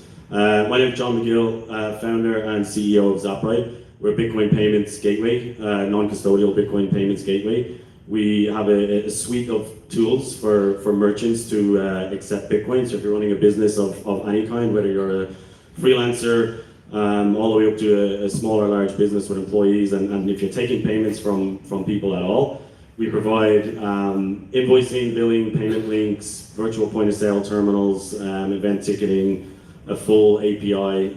Essentially, we're a hosted checkout company. And as I said, we're non-custodial, so you come to us with your existing wallet or your credit card provider, Lightning Node, whatever it might be, Lightning Wallet. Plug them all in, configure a checkout, and then we actually run the server, we run the checkout, we do all the transaction stamping in the database, the notifications, emails, everything, price stuff. So we abstract away a lot of the complexities of trying to run systems to get paid in Bitcoin. But yeah, again, it started as a product that I needed myself working as a freelancer, an invoicing platform that's kind of just grown out from that. So yeah, chat about that soon. Yeah, my name is Alan Jackson. I'm a Bitcoin pleb, and in my day job, I'm a corporate pilot. So I'm flying around the world in my travels. I'm always in the hotel van. I talk to everybody about Bitcoin. I met up with Copilot one day and said, "Oh, I hear you're the Bitcoin pilot." So I had a little reputation in my company about talking to co-pilots about Bitcoin and everywhere I go. I'm also an avid motorcyclist, and so I built the Freedom Tour last November in El Salvador. We flew to El Salvador, rented motorcycles, stayed in hotels, ate restaurants, all in Bitcoin. You had to pay the Bitcoin to join my tour. So I love the freedom, money, Bitcoin. I love freedom on two wheels, motorcycles. I just love talking about Bitcoin with people. Awesome. So the panel discussion is increasing local Bitcoin adoption. Sort of my bread and butter. I find most Bitcoiners, they struggle to orange pill even their friends. And like, I think the goal is to try and, like, there's two ways Bitcoin's being adopted. It's been adopted by the bigs, and it was sort of made for the smalls, and it's the smalls' journey. It's the smalls' responsibility, perhaps, to try and help educate the plebs and help them understand why they should own Bitcoin, why they should use Bitcoin. How do you think we're going about this wrong, or how do you guys help to increase local Bitcoin adoption? Maybe Simon, if you want to start us off, thank you. Yeah, well, the strategy, I suppose, that we use with Bridge to Bitcoin, we don't try and orange pill the business owners necessarily. We pitch it as it's extra business for them. So in the same way as if you were a hotel owner and you put a Tesla charger in your car park, you're going to get the Tesla drivers are going to come and use your hotel rather than the hotel down the road. So if you accept Bitcoin as payment, you're tapping into the Bitcoin community, and all the Bitcoiners will come to you. And what we found is Bridge to Bitcoin is really kind of a marketing company.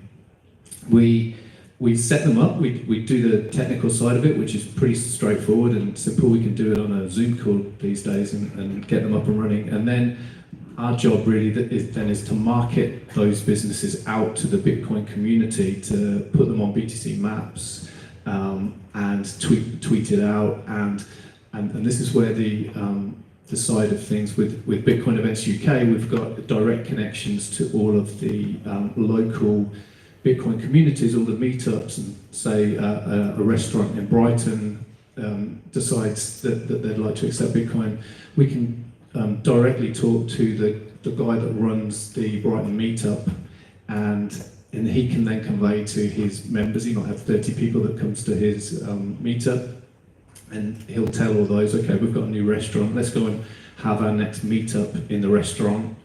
And it brings some new business, and it ensures that they are then going to get some Bitcoin coming into their business. Well, in the past, in probably early days of Bitcoin, people would just put like a Bitcoin sticker accepted here in their window, and nobody would know that they accepted Bitcoin. Just some random person walking past is probably not going to accept Bitcoin. But if you get yourself out there into the wider community, get the word out, Bitcoiners will travel 2 hours to go and buy a coffee somewhere, so that's kind of the way we pitch it to business owners through the process of them then having Bitcoiners coming into their business, and they're realizing how happy these people are, and they're a little bit different from your regular customers. They start to sort of through osmosis, they start to understand a little bit about this Bitcoin. They'll start asking questions. Bitcoiners will have meetups there, and they'll hear some of the conversations. And we found that being quite successful. That they start to understand Bitcoin themselves just through being surrounded by Bitcoiners. So it's kind of yeah. Very good. And it sort of sounds a lot like we're keeping the Bitcoin in our circular economy, but the journey for me is to bring more into it. And I guess in what you're saying, the business owners end up getting orange pilled. They do, yeah. We've had lots of cases actually where they've really to start. There was 3 pubs. One guy that owned 3 pubs, and he this first business, he didn't want to keep the Bitcoin. He wanted to flip it straight to pounds. We had some meetups there through him being, around the Bitcoiners, and this pub was full of Bitcoiners. He was hearing the conversations. When he then set up at his second pub, he said, actually, I'm going to keep the Bitcoin now, because he'd learned from, just like today, there's people here today that didn't really understand at the start of the day what Bitcoin is. By the end of the day, you understand what Bitcoin is because you're hearing all these conversations. So it was quite a quick process for him to then say, okay, in the second part we'll keep it. So it was quite successful in that way. And there's lots of other examples. That's awesome. Thanks, Simon. Mike, do you want to talk a little bit about what you guys are doing? Yeah, sure. So just on the question of how do we orange pill, or how do I orange pill plebs and businesses, something I've found really useful is helping people to see the Bitcoin network. As we all know, Bitcoin is a network, a monetary network. It exists on computers and in private keys and whatnot, around the world. But there have been some fantastic developments in the tool, visualization world that allow people to get an understanding of what's actually going on with the Bitcoin network at any point in time. My favorite is probably mempool.space. And I've used it really successfully with my kids, friends. So, you can talk them through how Bitcoin is actually operating on a real-time basis and make this thing real for them. And I've found that to be tremendously helpful. Many light bulbs I've seen, appearing above people's heads and kids' heads as they suddenly start to get a grip that this Bitcoin thing is a fair and open competition that's happening every 10 minutes to get, coins released into the network in a way that's, written in stone, can't be changed by anybody arbitrarily. That's been tremendously helpful, actually. Second way is, if I were to say to you guys, who here is prepared to buy 100 quid's worth of Bitcoin on the spot right now? Can I see a quick show of hands? Okay, that's fair. So for those watching at home, that's a bit more than half. Who here would like me to give them 100 quid's worth of Bitcoin right now? Can you give me a show of hands? Okay, a few more. So what I've found is getting people to part with their cash to buy Bitcoin is a scary idea if they don't understand it. So the first part is helping them to understand it and get a grip of it, mentally, build a mental framework for it. The second is to give them some. I've done this not in lots of cases just through, I'm going to give somebody it as a gift. But if I'm splitting a bill, if I'm out for dinner with friends, there's been a few friends that I've managed to orange pill simply by saying, can I pay you in Bitcoin for my part of the bill? And they always say yes. And that's led them down, the rabbit hole journey. So that's been really effective. And the third area is with merchants, because Bitcoin's money. Bitcoin is popularized now as, a store of value and a digital gold. No, Bitcoin's money. We celebrated 22nd March on Thursday when Laszlo Haniek famously exchanged 10,000 Bitcoins for 2 Papa John's pizzas. In that act, he moved Bitcoin from a collectible to a medium of exchange. That came before the store of value. The very act of turning it into a medium of exchange and giving Bitcoin a market price delivered the value next. Right? Suddenly we have a marker in the sand for what kind of value this thing is enabling. And it migrated from being a collectible. So Bitcoin's money, it is a medium of exchange, and for it to survive, it needs to grow as a medium of exchange. So, Princey, my good friend, and I were chatting yesterday, and one of his ways of doing it is to go into every shop and say, can I pay with Bitcoin? Now we've created a solution to give merchants the ability to do that in a really easy way. And it doesn't have to be scary either. So if the merchant thinks, well, am I going to get a load of Bitcoiners coming to my door and I'm going to have this Bitcoin thing and how do I pay my staff? That's maybe quite scary.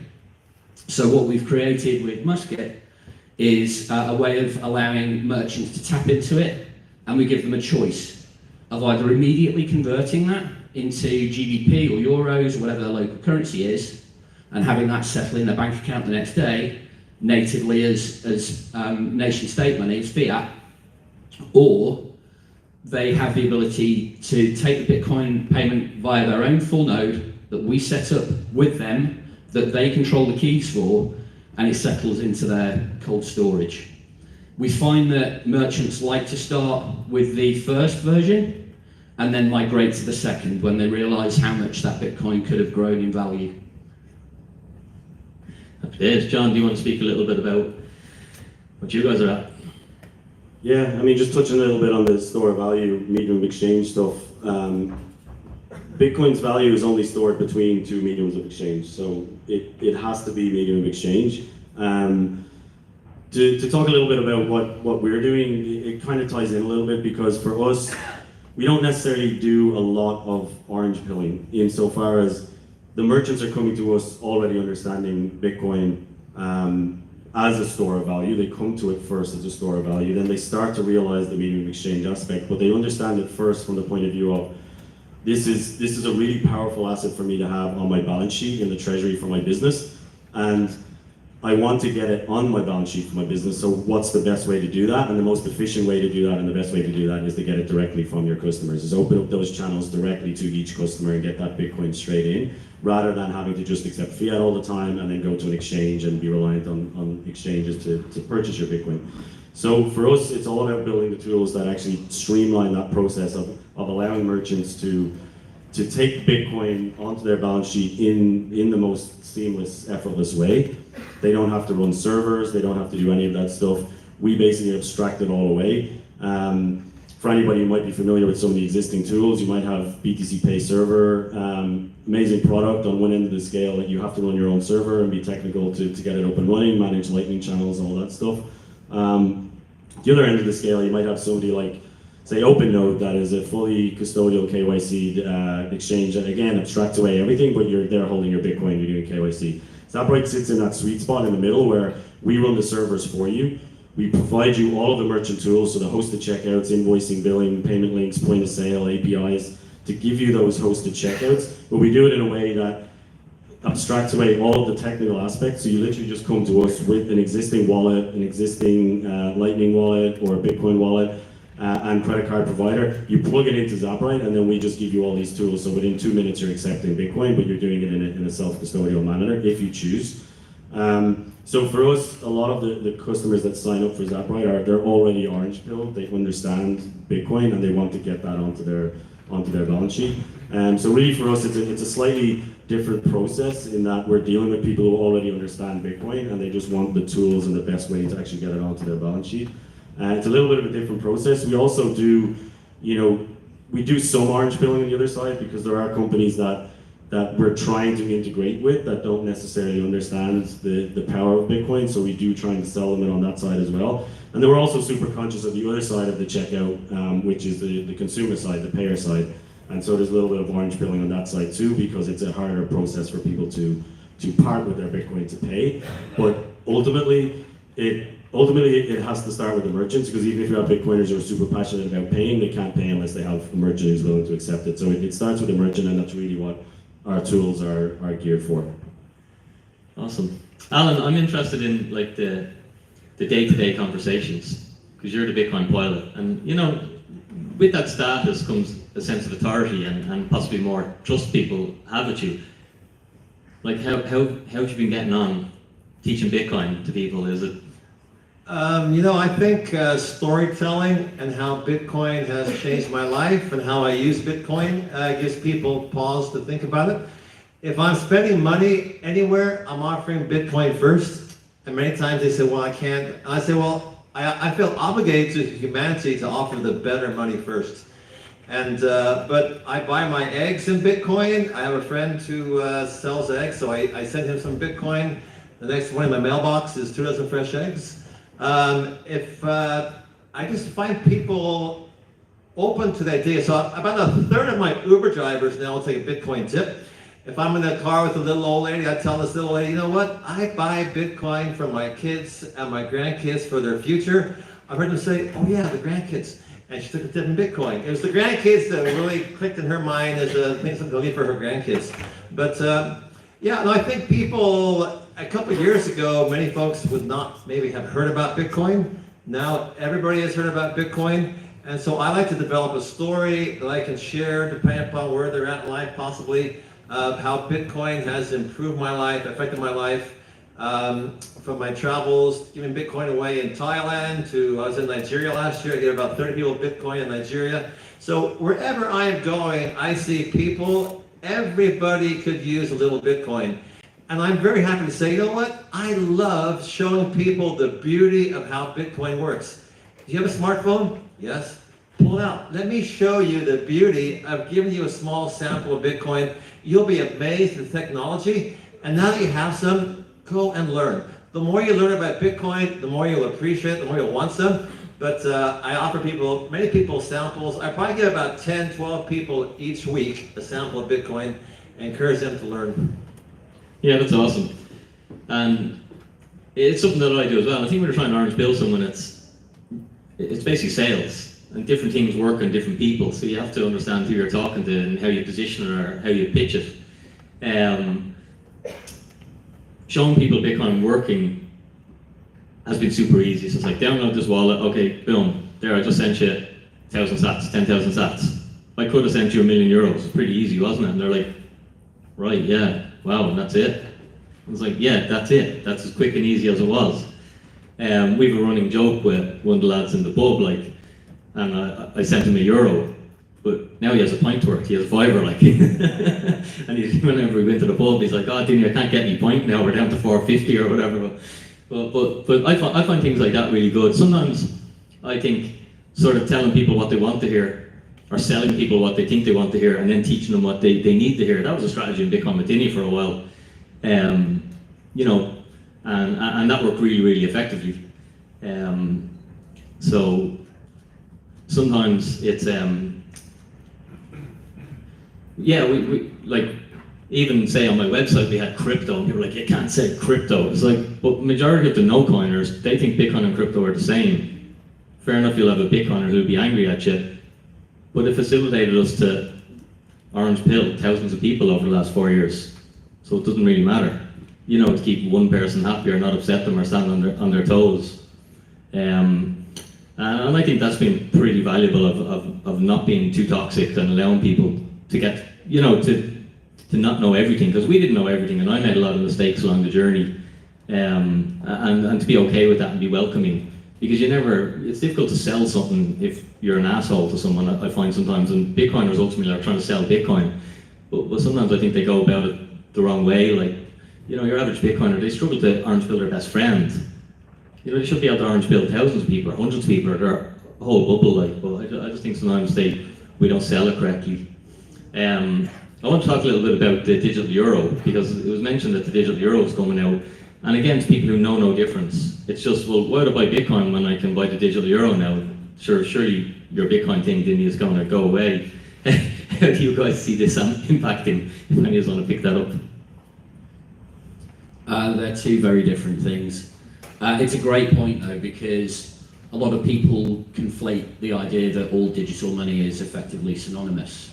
So you have to dig into the properties of each version of digital money and why Bitcoin is extremely different. You know, it sits at the completely opposite end of the spectrum when comparing it to central bank digital currencies.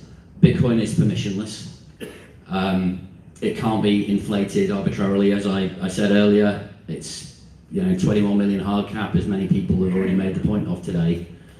And there's no conditions placed around what you're able to buy and sell for Bitcoin. If you have a willing buyer or a willing seller, you can have a exchange happening there with Bitcoin for your products or services. Nobody can interfere with that. Central bank digital currencies are the opposite. They are fully permissioned. They are limitlessly printable. They have destruction and debasement of your purchasing power built into them by design. We call it, or they call it, an inflation target. That's just a cute name for we're going to steal your time and your money, but at a small enough rate that hopefully you won't notice and light up the torches and bring out the pitchforks. Conditions can be placed around central bank digital currencies, and I think the way in which this will be introduced will be slowly. So that it will appear to be a good thing in the first instance. CBDCs will not be rolled out with huge restrictions placed around them on when you can spend them or by what time you're able to spend them, limited in terms of maybe, a month ahead, or where you can spend them or what you can buy, it will probably come out through an airdrop. The COVID era that we just came through, in the US, they had stimmy checks, as they called them, where everybody was given, I think it was about $1,700, something like that. If you'd used that money to buy Bitcoin, you would have 10x'd it by now, by the way. But I would imagine the CBDC will be released maybe in that way to the needy at the next financial crisis. And that will be great. People will see it as free money. I can go out and spend this and stimulate the economy. And then over time, I think we'll see the restrictions coming in softly as it becomes normalized and more obsolete, more prevalent. And before we know it, you'll have a fully permissioned money and a fully permissioned society.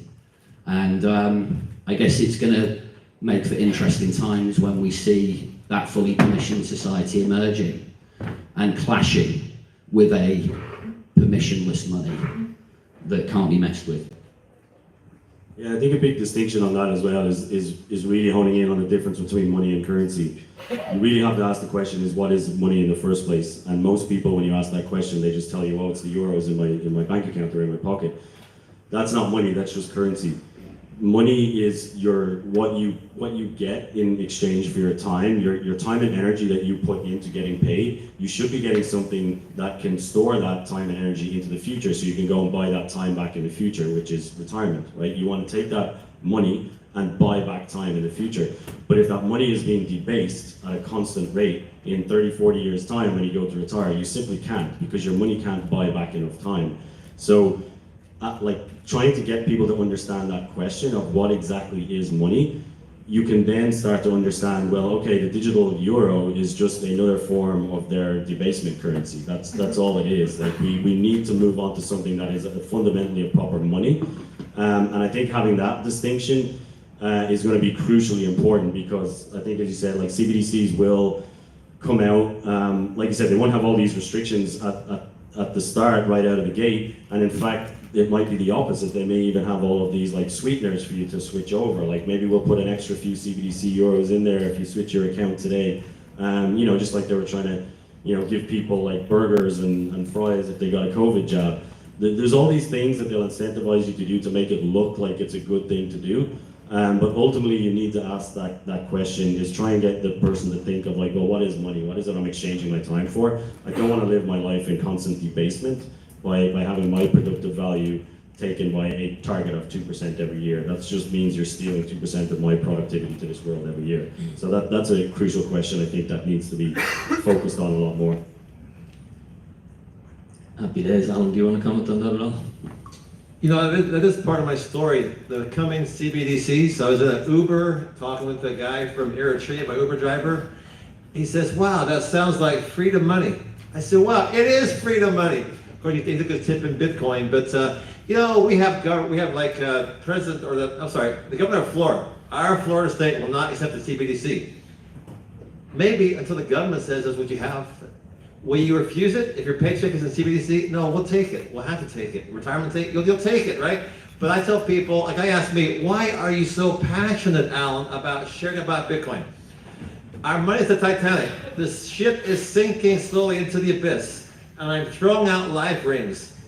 Learn about Bitcoin. Here's a life ring. This can save you. Learn about it. So it's just a part of the dialogue.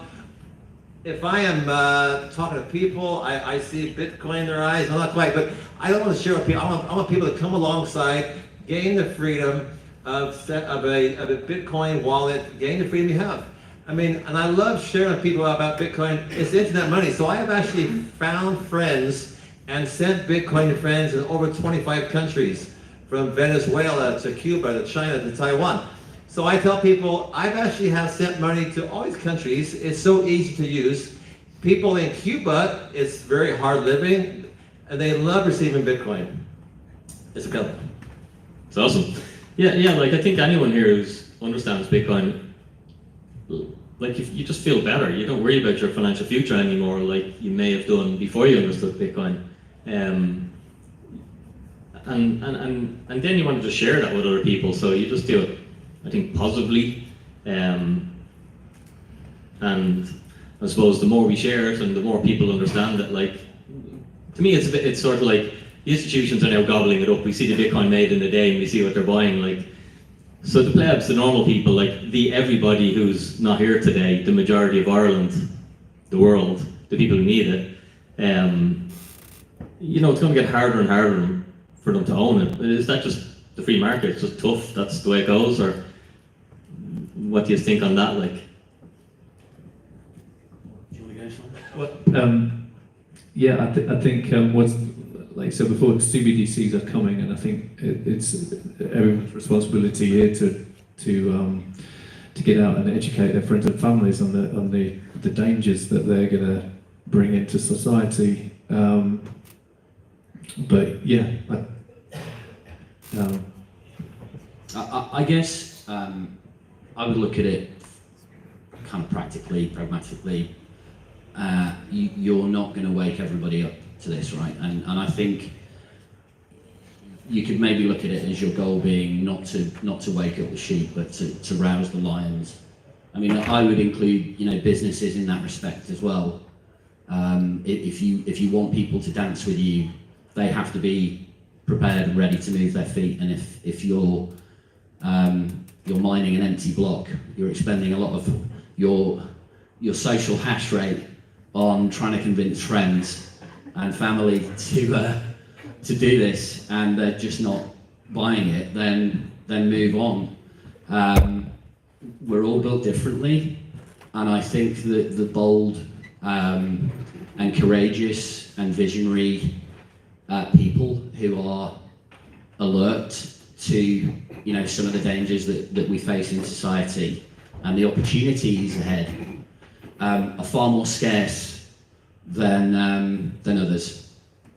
You know, people who are quite happy just to switch on Netflix, eat junk food, and get up the next day and go to their 5x5 cubicle. So I would say look for the lions and not the sheep. Very good, yeah. One of the strategies I have, and I can't say it's been successful, is by put a lot of time into influencers, people with large social media profiles. None of them are here today, although I spent a year trying to get many of them here. So, but I figure, like, if you can, you know, bring on board someone with 250,000 followers or something, an orange pill them, rather than going and try and talk to 3 people, like, you know, go after the big dominoes has always been sort of my strategy in life and business. Brilliant. I think we'll open it up for some questions from the audience. So if anyone wants to ask a question, stick your hand up there and have a chat with us. What happens when they mine the last coin? Sorry, what do you think will happen when they finally mine the last coin and there's no more mining? They'll still be mining, but the block reward essentially reduces in terms of there's no more block subsidy, there's no more bitcoins to be mined, but the network operates using 2 incentive mechanisms. One is the block subsidy, the block reward, and the other is fees. So if you send an on-chain transaction, then you pledge a fee to the miner that mines that block. That's happening now. In some cases, fees, you know, will be, you know, a decent percentage of the total value of the block reward. And so, yeah, I think it will carry on using fees.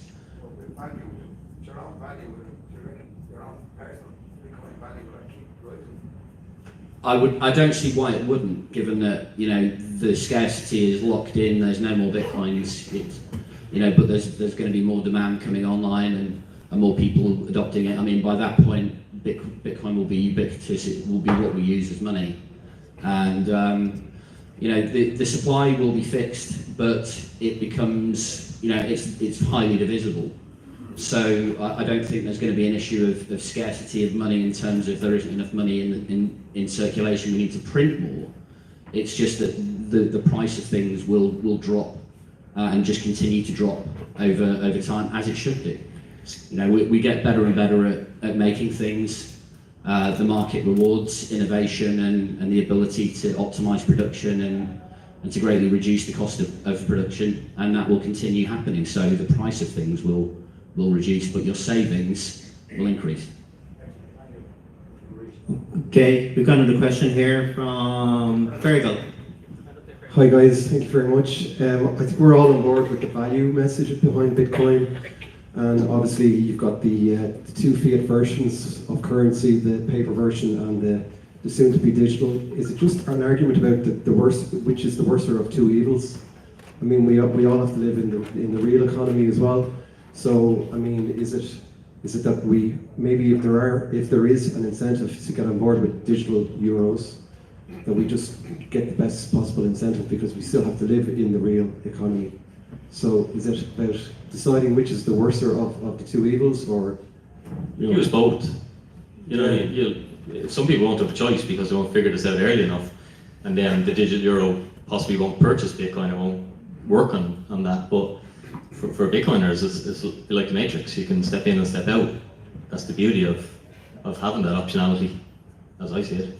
I think ultimately Bitcoin will be integrated into the financial system. I think as much as there is a danger there of CBDCs, maybe they'll block them from going to exchanges so you can't buy Bitcoin. I don't really see that necessarily happening. Maybe there might be restrictions initially, but ultimately there'll be a lot of products that will be brought out into the traditional banking sector where you'll have Bitcoin current accounts, you'll have debit cards that spend from Bitcoin, you'll be able to use Bitcoin in different ways. And of course, you always have the freedom to earn Bitcoin by just invoicing for your time and being paid in Bitcoin and have that preference. So there's always a choice, and I think that choice will ultimately win out in the end. So going back to Dinny's question earlier about is it kind of too late for a lot of people to start buying and adopting Bitcoin? I think ultimately Bitcoin will win. Bitcoin will be the global monetary network of the world. We may just go through this CBDC phase, as a phase, as exactly what it is. I mean, we're 54 years into a phase right now, which is not the normal. To answer the previous question, the default is for things to debase over time, the price of things to lower over time as we get better at building things and lowering the cost of everything. So that's the default.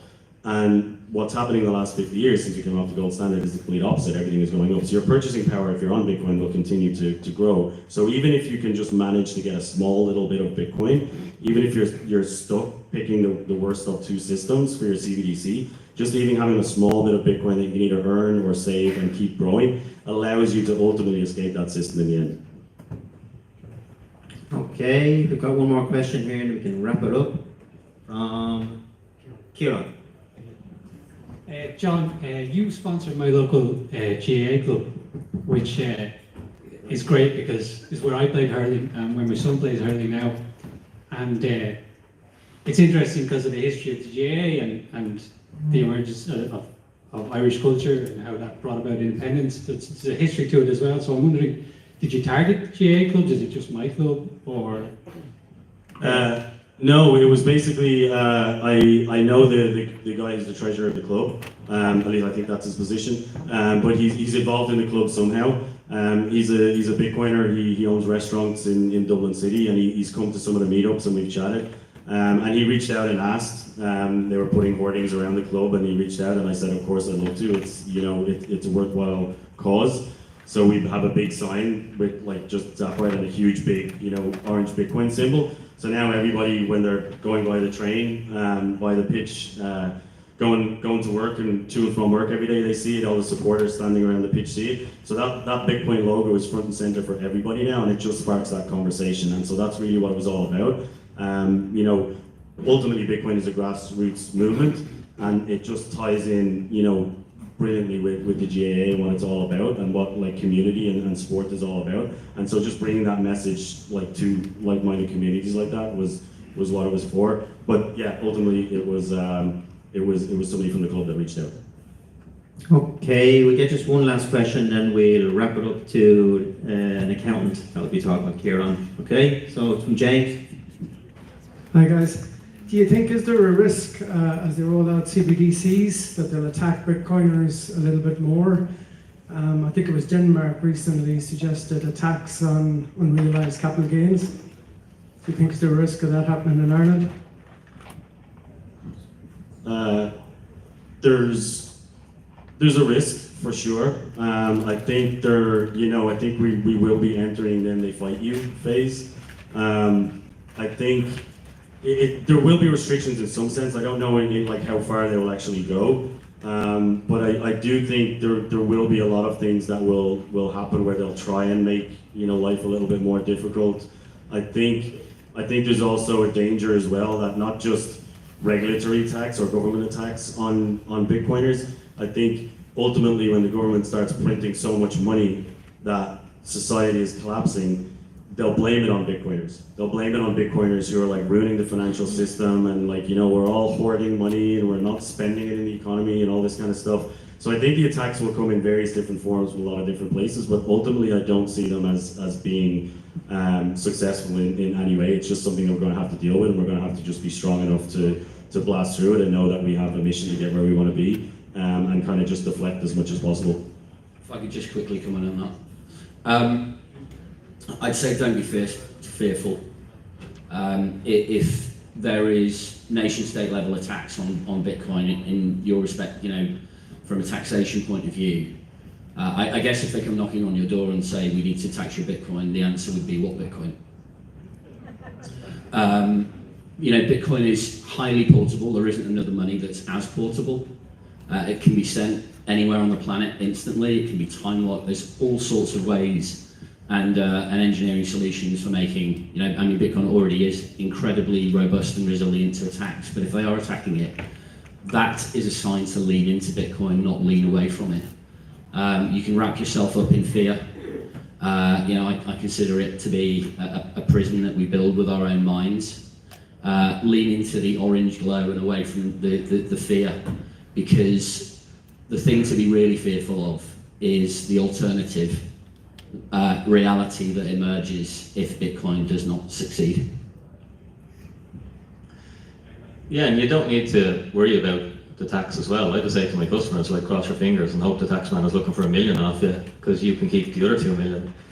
So don't sweat good problems. And as another friend of mine says, paying tax is optional provided you can afford the advice on how to set it up. So just get rich and your problems can be solved. Thanks very much to the panel. Thanks to Alan, John, Mike and Simon. Thanks guys.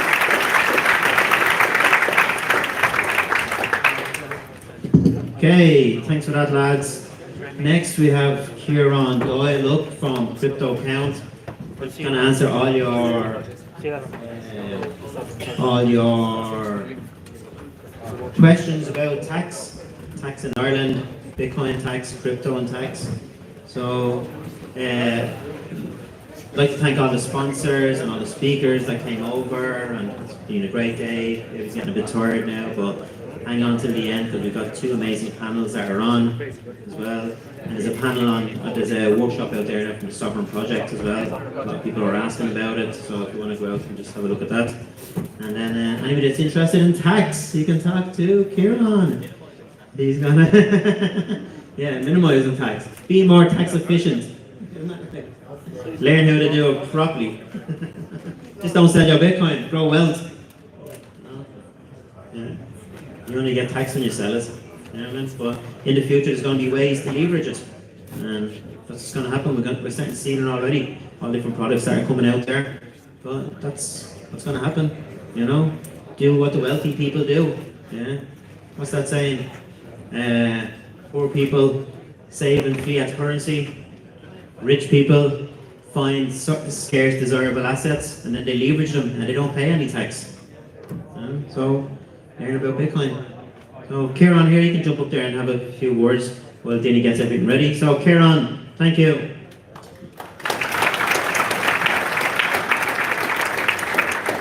Dave, good afternoon everybody. Thanks very much for the opportunity to be here today, and thanks to Dinny and the lads. I know you've all had a great day. I know you. I said just sit down now. I thought you told me to sit down. You've had a long day, you've had a lot of heavy stuff on it. I will keep it as lightweight as I can, whilst at the same time giving you something to take away. So we'll hopefully hit the balance between the two. We will have a few questions at the end, so hopefully I'll tick as many boxes as possible. So, as it says on the tin, taxation and Bitcoin. What we'll cover. Good accountant, you have to lay out the plan. Number one, the Irish taxation system as it is today in 2025. There we go. The two tax heads that are relevant to Bitcoiners. A tax head is a type of tax. In the same way as rugby and football are types of sports, there are two types of tax we're going to talk about today. And the last one, what's coming down the track. If you don't know what's coming down the track, you can't be prepared. You need to be ready. Okay?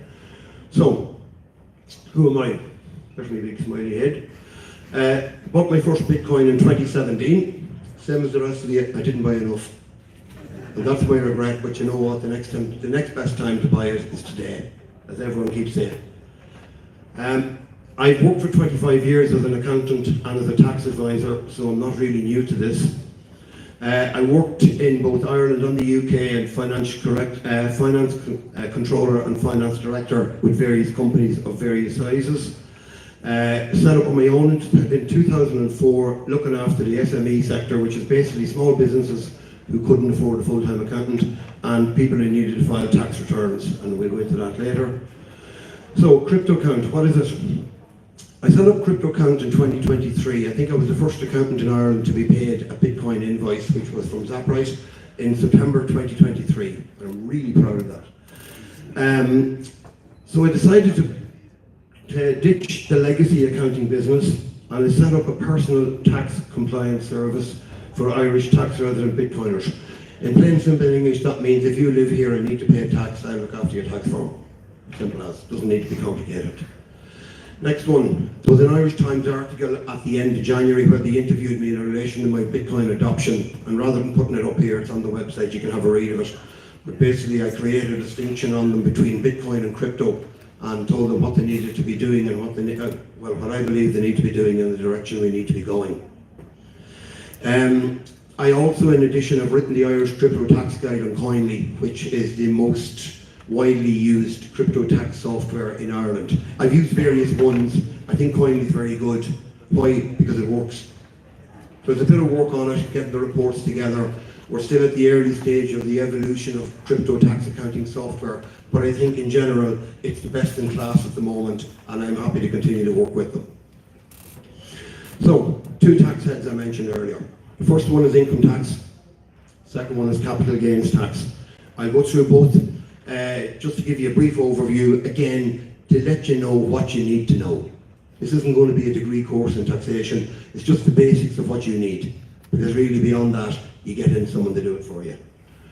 So income tax. The tax year runs same as the calendar year. We were April to March until 2002, and we were on a 9-month tax year. People of my generation will remember it. And we pivoted to the calendar year. So we're 1st of January to the 31st of December. In Ireland, you must register for income tax and file an income tax form known as a Form 11. If you have more than €5,000 in any year in non-PAYE income. So PAYE income is the salary for your day job. If you have other income apart from your salary of more than €5,000, you're legally required and obliged to register for income tax. The vast majority of these people have a rental property. And it usually happened where a fella had a rental property or had a house he lived in, he met someone else who had their house, they got married, moved in, lived in one, rented the other. They were accidental landlords, as the Irish Times calls them. So more than 5,000 a year, you're obliged to register for income tax and file that form. When do you file it? If you're registered for income tax, you file your 2024 income tax form before the 14th of November 2025. It used to be the 31st of October, you may remember. But in an effort to incentivize people to file online, they gave you a 2-week extension. So basically, it's now the middle of November, in plain simple English. 98% of returns are filed digitally online. The days of posting them to Limerick is gone, thankfully. Okay, so the file digitally, and that's the end of it. Sorry.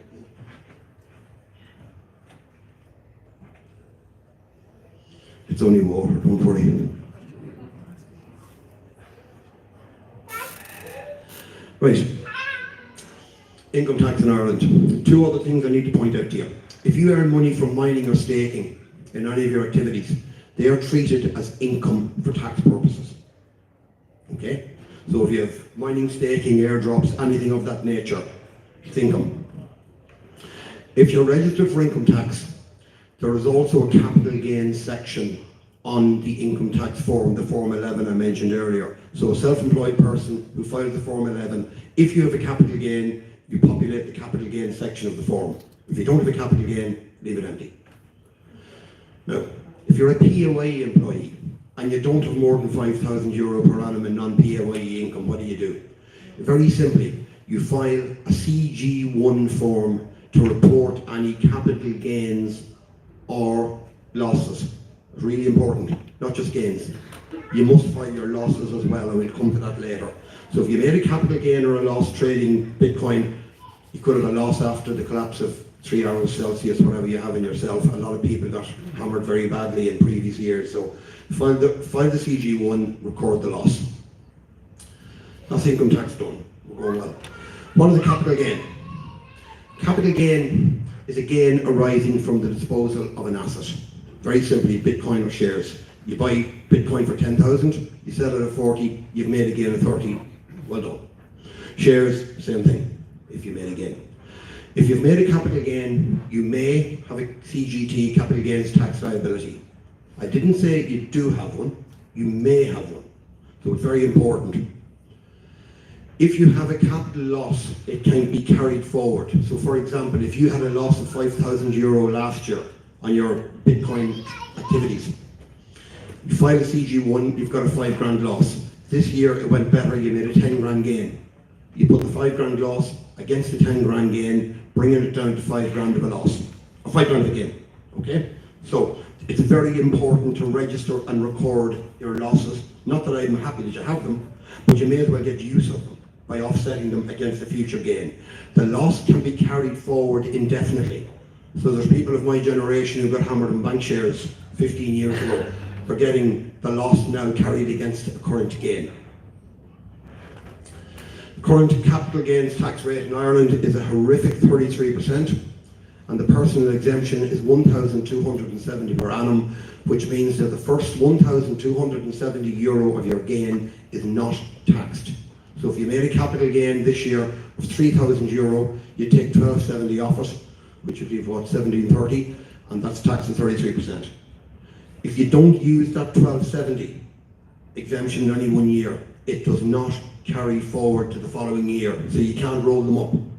And the other point to note on that is that losses from previous years must be used up before you can avail of the $1,270 exemption. So again, it's a matter just of getting your ducks in a row, get it lined up, get yourself organised.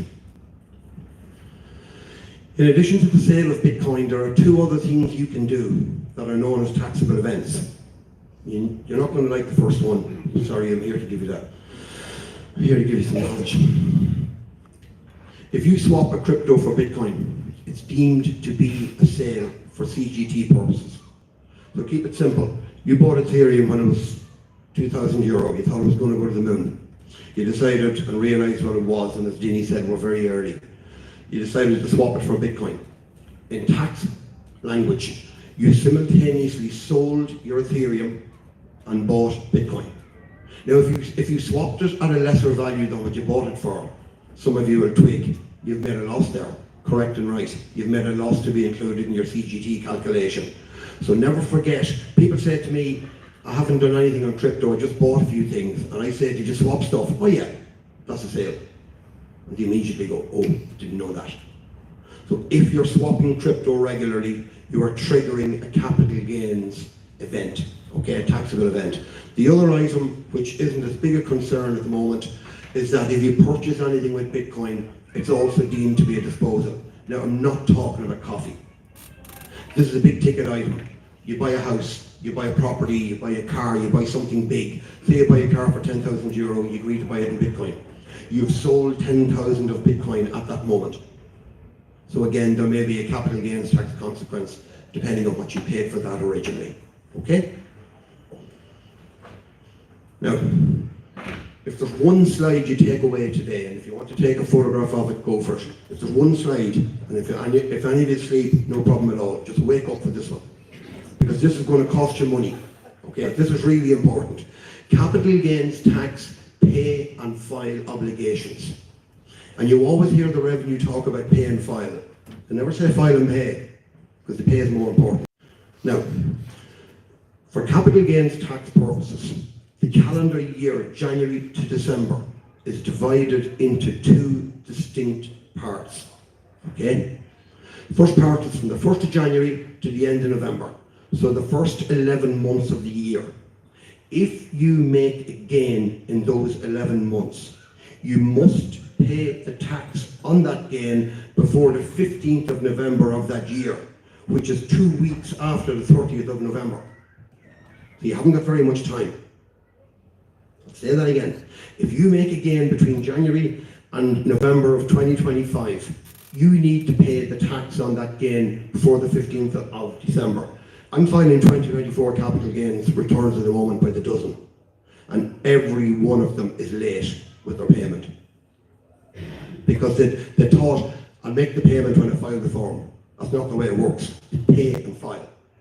You pay first, then you file. The second one, to give you the month of December. If you made any capital gains that month, you have until the end of January the following month to pay the tax. Again, some people do a crude approximation of what they reckon they owe, make the payment. If you've overpaid it, you can get it back. So my advice to you, if you sold, keep it simple, you sold 50 grand of Bitcoin today, 1/3 of that is 16,666. Take the 1270 off it, which is what, 14. Pay the 14 grand on account. So you have the money in the pot. I'll come to the why of that in a moment, but it's really important. So that's when you need to pay. Part two is file. You need to file the details of the capital gain before the 31st of October the following year, when you file your Form 11 or your CG1. When you're filing these forms, it will pop up, you've already made a CGT payment, correct and right, so you give them the breakdown of the liability, the number of disposals, the net proceeds, and whether there was a capital gain or loss for the year. Then you must subdivide whether it was in the January to November period or in the month of December. So again, you're just giving them the details behind the amount that you paid. But the key to this, guys, is to pay the tax in the year you paid it. Last sentence, if you do not make the CGT payment and file the form on time, you will pay a surcharge. The surcharge, in plain, simple terms, is 10% on top of the amount of tax that you owed. I filed one the other day for a guy who owed 80 grand. He had to pay 88. It cost him 8 grand in tax because he hadn't made the payment on time. So this is so important. You've got to make the payment in the year you make the gain. File the form the following year. You can go back to sleep now. Okay, actually, you know what? Yeah, you might want to be asleep. Future developments in Bitcoin taxation. What's coming down the road? There are a couple of things coming down the road, and I don't want to frighten anybody, but I want to give you the truth. I'm not here for my witty conversation or my analytical insights into Bitcoin. I'm here to tell you what you need to know. In late 2023, the European Council approved DAC 8, known as the Directive on Administrative Cooperation. This will be in effect by 2027. In total, 48 countries inside and outside the EU, basically the OECD countries, they've committed to implementing this directive. So again, it's a directive on administrative cooperation. It's not a suggestion, it's not a request, it's not an appeal, it's a directive. And if someone gives you a directive, it's kind of stern in nature. DAC 8 requires both EU and non-EU based crypto asset service providers, i.e. crypto exchanges, to report all relevant crypto asset transactions. So there's an onus on your Coinbase, Kraken, whatever you have in yourself, to report your transactions. I decided to go for the horse's mouth from the next quote on this, so you know I'm not making it up. If you want to read the Revenue Commissioner's 2023 annual report, you can go for it. The sentence I pulled, and I only pulled one sentence, you'll be glad to know, it says, this data will be shared among international tax authorities, ushering in an era of increased transparency. So basically, you're Irish tax resident, you open an account in an exchange in Germany, Cyprus, wherever you have in yourself. That exchange is legally required to report to the Revenue Commissioners the nature of your crypto asset transactions. That's it. The other thing that's coming down the road is the European Union are developing a tool for verification your tax identification number, your TIN, your PPS number as we call it. So when you're asked for your PPS number in a foreign jurisdiction, the number you give will be cross-checked to make sure it's accurate, correct, and is yours.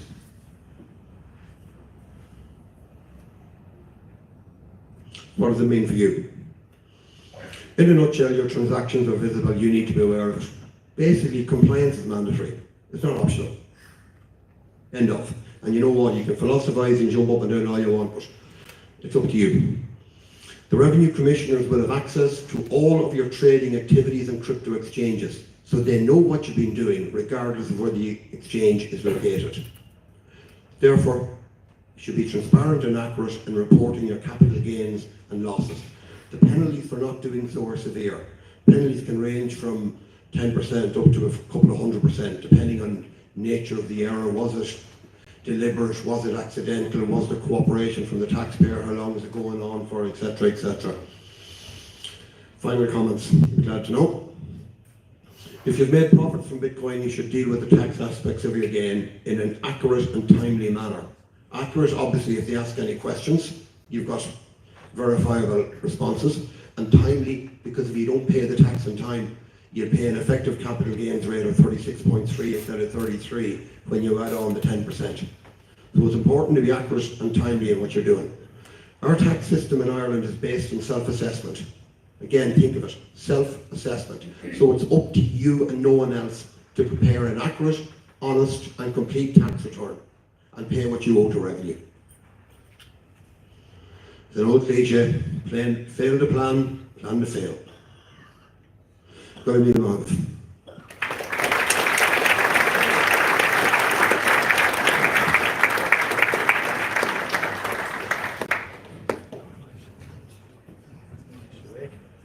He's awake. Yes. Just a question.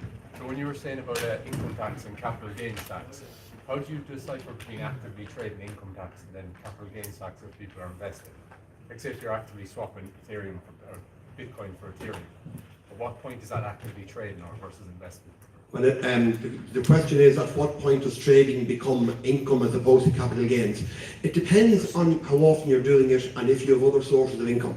If you have what we call a day job, you're going to work every morning and you're doing this in the evenings and the weekends, it's very, I wouldn't expect the revenue commissioners to take the view that it was a full-time job and a source of income tax.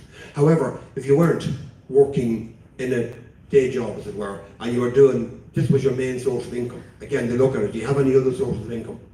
And that's really how they would come at a judgment on it. Okay? So if you have 9 to 5, you should be alright. So yeah, I mean, if you're going to a day job during the day and you're doing this evenings, weekends, I can't see it being a problem. Even if you're actively flipping every weekend or every month, say. But you see, you have another source of income that's taking up the bulk of your time, so that would justify it. That's where your time being spent. Okay, no problem at all. Yes. Sorry, those new regulations that might come into force, when will that happen, or are they enforced now? Good question. The official word is they're coming in and they'll be in by 26, 27. So I suppose my attitude, and maybe it's because I'm a cautious by nature, to me, if they're coming, you need to work on the basis that they're going to be coming so you don't get a shock when they do. They'll come in at some point. Are they there now? As we sit here today, no. Sorry, one second, sorry, this man's waiting patiently. Yes. You do. Do you know what? If you'd asked me that question 10 years ago, I said you wouldn't really have to. But I know from my dealings with the revenue commissioners, they've become more insistent that we can't see the loss. So all you do is the year, let's say you made a loss in 22 after FTX. Right. File a capital gains return for 22, showing a loss of whatever.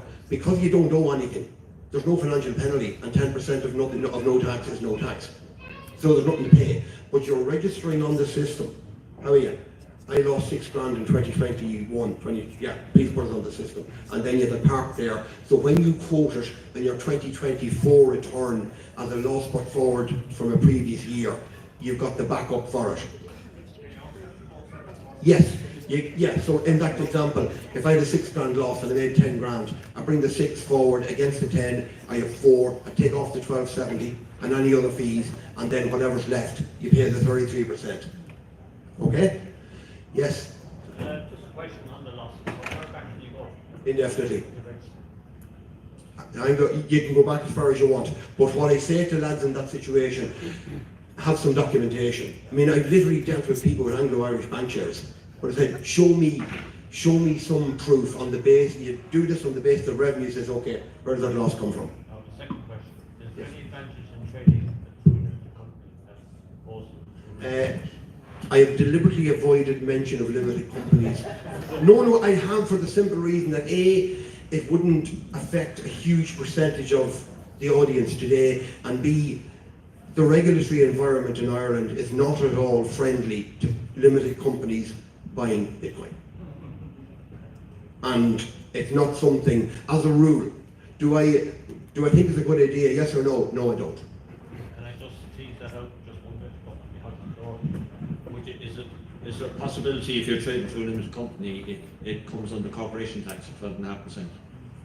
Companies pay capital gains tax. Is it still considered capital gain? Yeah, it's a capital gain by the company, and then the other thing you'll be subject to as well is closed company surcharge of undisputed investment gains within 18 months of year end. They attract a 20% surcharge in your corporation tax rate. Okay. Yeah. Which is why I say put on the helmet and go the other way. Okay.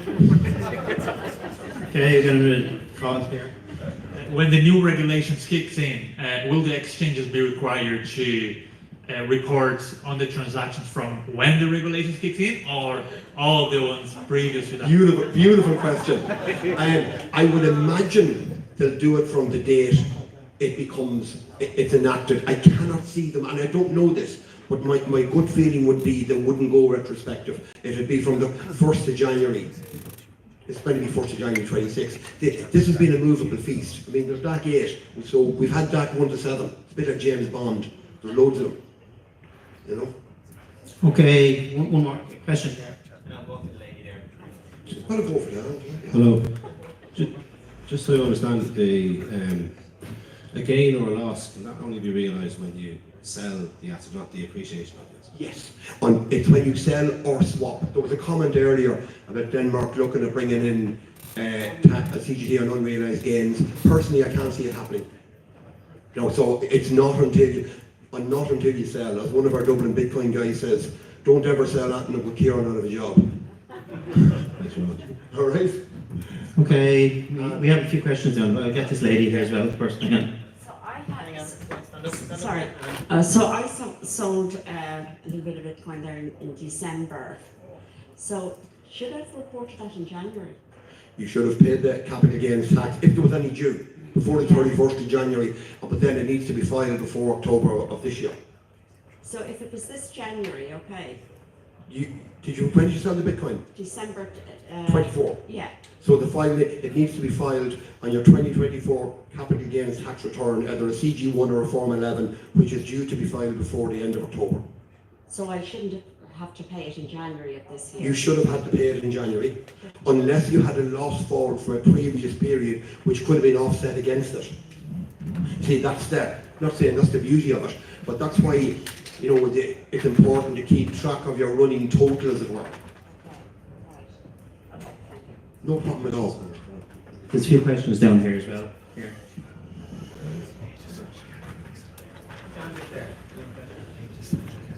How you doing? Yeah, it's your nightmare question about companies holding Bitcoin. I was told it should be held as an intangible asset or something. Is that correct? It would be technically classified on the balance sheet as an intangible asset, but the problems remain if you were ever to sell it.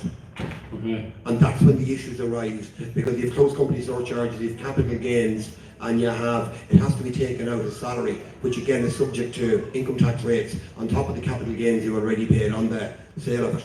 Okay. It's a quagmire. Yeah, it is. That's a good way to put it. All right, brilliant. Thank you. Sorry I couldn't give you any better news on a Saturday afternoon. Sorry, Kieran. Yes, Darren. Are you seeing any evidence that the revenue is interested in who's holding Bitcoin and who's been holding it for a long time, i.e. who the secret super rich might be? I haven't seen, the revenue's focus, and it's understandable if I was the revenue, is there tax to be collected here? If so, we want to get it. And that really is the revenue's focus. I mean, I've had a number of clients who have come to me on the back of revenue inquiry letters. I mean, it's a widely known fact that money has been transferred from 500,000 Irish bank accounts to crypto exchanges, which is 1 in 10 of our population, which by any international metric is a high number. Now, they're not interested in the guy that put 50 quid in to buy a doggy coin, but they're going to go top down. And they're going to go with the people who moved significant amounts of money to crypto exchanges who may or may not have filed anything. And that is their focus. And to be honest with you, that's where the focus should be. And I think that's where they're going at the moment. But the fact that there's a greater level of, they can see under the bonnet, might be a good way to put it, and they can see what's going on, and their understanding levels mightn't be great for any tax authority at the moment, but it's only going to get better.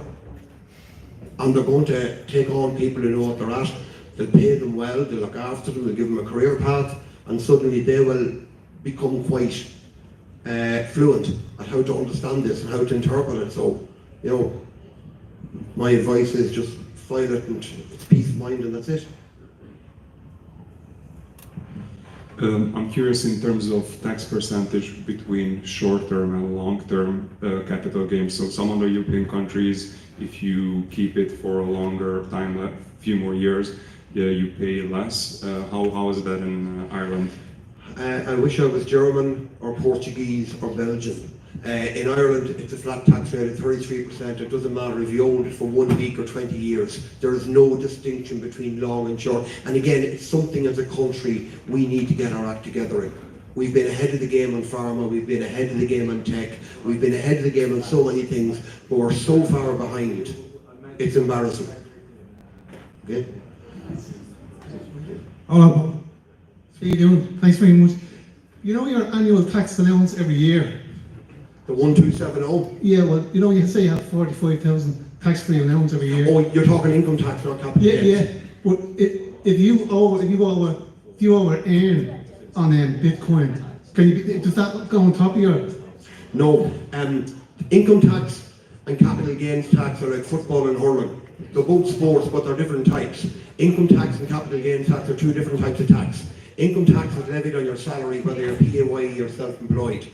So as you say, and you're right, the first 45,000 you earn is at 20% plus PRSI plus USC. Everything above that is 40% plus PRSI plus USC. However, on the other hand, going to the other side of the house, which is why I subdivided my talk into the two distinct arms of taxation, capital gains then is a completely different kettle of fish, in that you bought what you bought, you sold what you sold, you made the gain or the loss that you made, and that's filed separately on the Form 11 income tax form or on a CG1 form. Is that okay? Yeah. I was just wondering, I heard on Twitter, I was reading some guy, and he was saying that you could go to Dubai for a year, set up a company over there. And I was thinking, what about shooting over there for a year, cashing everything in, and then coming home? This is why Twitter can be great, and this is why Twitter can be terrible. Because I'm going to introduce you to the concept of ordinary residence. If you spend more than 183 days outside of Ireland, and actually this is the time because we're in May, so June is halfway. If you leave Ireland before the end of June and don't come back to next year, you're not resident for this year. However, you need to be non-resident for 3 years before you're out of the Irish capital gains tax net. So if you went to Dubai now for the end of 25, all of 26, and all of 27, on the 1st of January 2028, you can sell your Bitcoin and pay no capital gains tax. Hello? And just a question, and if you sold it then, could you buy it back immediately, or do you have to wait for a period? I don't think you have to wait for a period. You could just like sell it? Why would you sell it? No, but if you're like non-resident and you're coming back next year, so you could sell it before you come back. To lift the cost basis? Well, to avoid capital gains. Sorry. No, there's no wash. So your resident is say in the Middle East, right? and you're away for the 3 years, right? Yeah. Would you plan to come back next January? Yeah. My question is, can you sell it in December, and then your capital gains liabilities are gone, right? Because you're non-resident. But why would you sell it to buy it back, given that what's the benefit of, I don't, the only thing you would do is you would set the bar at your cost of acquisition is now the price you bought it back for, having sold it previously. Absolutely, yes.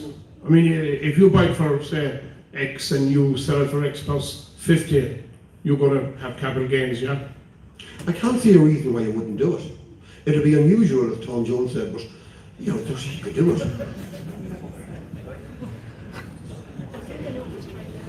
Can I ask a slightly tongue-in-cheek question? Sorry, it's bad as over here. It's tongue-in-cheek, but given how tax, you know, a significant portion of our sweat equity funds malevolence and global tyranny, what's the point of having fuck you money if you don't say fuck you? In the words of Jack Hackett, that would be an ecumenical motto.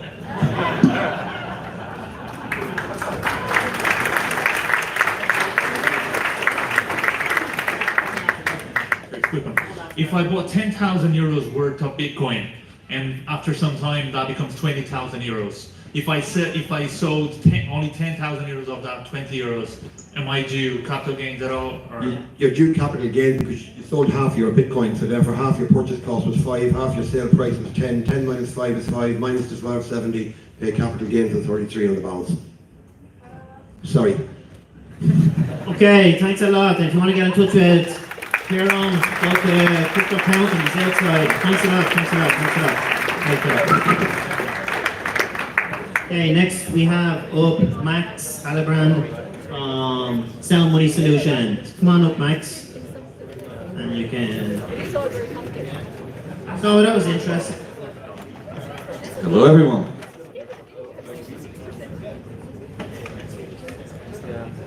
Yeah, cool. So we're going to talk a bit about self-custody and why it's important and how to do it. We got plenty time of questions, so please at any time in the talk just reach up your hand. I'll get a mic to you. Someone will get a mic to you, and then we have a bit more lively conversation here, right? So we all know Bitcoin is somewhat special. I think that's all why we're here. The question is why, right? And I think the answer to this is because you can hold it in your hands, physically speaking, or metaphorically speaking. Right? It's like a gold coin. You either have the gold coin in your hands and then you have full possession, full ownership of it. Right? That's the proper way to use gold. Just that it's also quite easy to put your gold into a bank vault, right? and let someone else take care of protecting the physical gold. And in exchange you get this piece of paper, right? An IOU, a money substitute, so to say, a money warehouse receipt, that says whoever has this piece of paper can get the gold back. That means you can now make much faster, cheaper transactions, because moving physical gold, it's heavy, it's difficult, right? And then so we've seen custodianships like this for thousands of years, right? And there's nothing inherently wrong with the service, right? Banking per se is quite a useful service, right? It reduces costs, we enable international transactions, but ultimately it's something that with Bitcoin and with gold, we don't have to do. Right? For the first time in history with Bitcoin, we have the ability to hold base money in cyberspace, and to have an asset that you can control physically for yourself in such a way that nobody else can take it from you. You don't have to ask anyone else for permissions to use this money. You simply have it and you use it. Right? This is what Bitcoin enables, self-custody, to be the one in full possession and ownership of the money that you're using. And this is really a core aspect of what makes Bitcoin special. And on top of that, of course, it's great that it cannot be printed and inflated like all the fiat currencies do. But ultimately, the aspect that nobody can stop you from sending the money wherever you would like it to be, that is quite a powerful concept that is enabled by Bitcoin. And so, in order to achieve this, we're using the magic, the power of cryptography. This is what allows us to stake a claim in cyberspace that this coin is controlled by me. And we do that by keeping a secret, ultimately. Right? Whoever knows the secret has the ability to spend the Bitcoin. And that is the 12 words, right, that you so commonly see in Bitcoin wallets, your recovery words, your mnemonic seed. Whoever knows this information has the ability to spend the Bitcoin. So we have the ability to have a base money to hold it ourselves. But quite contrary to the past, we no longer have to physically hold it. All we need to do is remember a secret. Right? And that really takes Bitcoin self-custody to the next level. Because you don't necessarily have to have a physical instantiation of your money. All you need is to remember 12 words, and you can wake up stranded, naked on a beach, and still have access to all of your money. Right? This really is a game changer, not just for individual sovereignty, but also for mobility. Right? You can now cross borders and flee from a tyrannical place while still having all of your savings intact. That really is world changing. Right? So the thing is that whenever we use a custodian, right, someone else to protect your money, they can easily run away with it. Right? They can easily get hacked and attacked by a bank robber. Right? And it's quite likely that this happens because you've put your money in a honeypot. This place now no longer controls only the money of one person. It controls the money of tens of thousands of people. So this is a very juicy target for anyone to come and grab into this big honeypot and take out a bunch of money. And so this is unfortunately what happened numerous times, not just of course in the history of gold and fiat banking, but also in the history of Bitcoin. Starting all the way in 2013 or something with Mt. Gox, close to 1 million of Bitcoin, I believe, were stolen this way. Right, tragic. And all of the people who did the right, prudent decision of saving their money in Bitcoin, right, had all the opportunity costs forgone, right? Because they could have held on to the Bitcoin, but because they entrusted it to a custodian, it was gone. And now they get repaid years later with pennies on the dollar, right? Losing all of the financial gain that Bitcoin had since. And the other quite dangerous aspect, though, as soon as you start to hold your own money yourself, then you become the target. Right? And this is another thing that is quite unfortunate nowadays, that we have really seen an increase in physical attacks on wealthy people, or people who are perceived to be wealthy because they are in Bitcoin. Right? And this is the unfortunate thing when taking responsibility for yourself. And that means that you in fact are responsible, and that might make you an interesting target for other people. The good thing is that with the invention of Bitcoin, we have new cryptographic tools that really make it possible to protect Bitcoin for multiple generations. And even against quite overmounting odds, where banks and exchanges are not as trustworthy as they once were, and even physical attacks are quite prominent. With the right mindset and the mind technology, it is possible to hold Bitcoin for your grandchildren. Right? And this really is powerful. So one of the key aspects of doing this is to use a hardware wallet. Right? This is a dedicated computer that is designed to keep your secrets. Right? Ultimately, a hardware wallet has 3 tasks. It generates the secrets for you, making sure that they're actually random passwords, very secure. It remembers the secrets in a secure way, such that even if someone gets access to your physical hardware wallet, they cannot get to the secrets. And the third job of a hardware wallet is to use the secrets, to sign cryptographic signatures that authorize the movement of Bitcoin on the public blockchain. And nowadays we have, for a couple hundred quid, the ability to purchase military-grade encryption or security hardware that is usually just kept for CEOs of top-level banks. Like 10, 20 years ago, it was unheard of to have this level of secure computation devices available for the public audience. This is one of the key innovations and benefits that Bitcoin enables, is that we've now have a proliferation of security and privacy technologies that are now become much more accessible to people.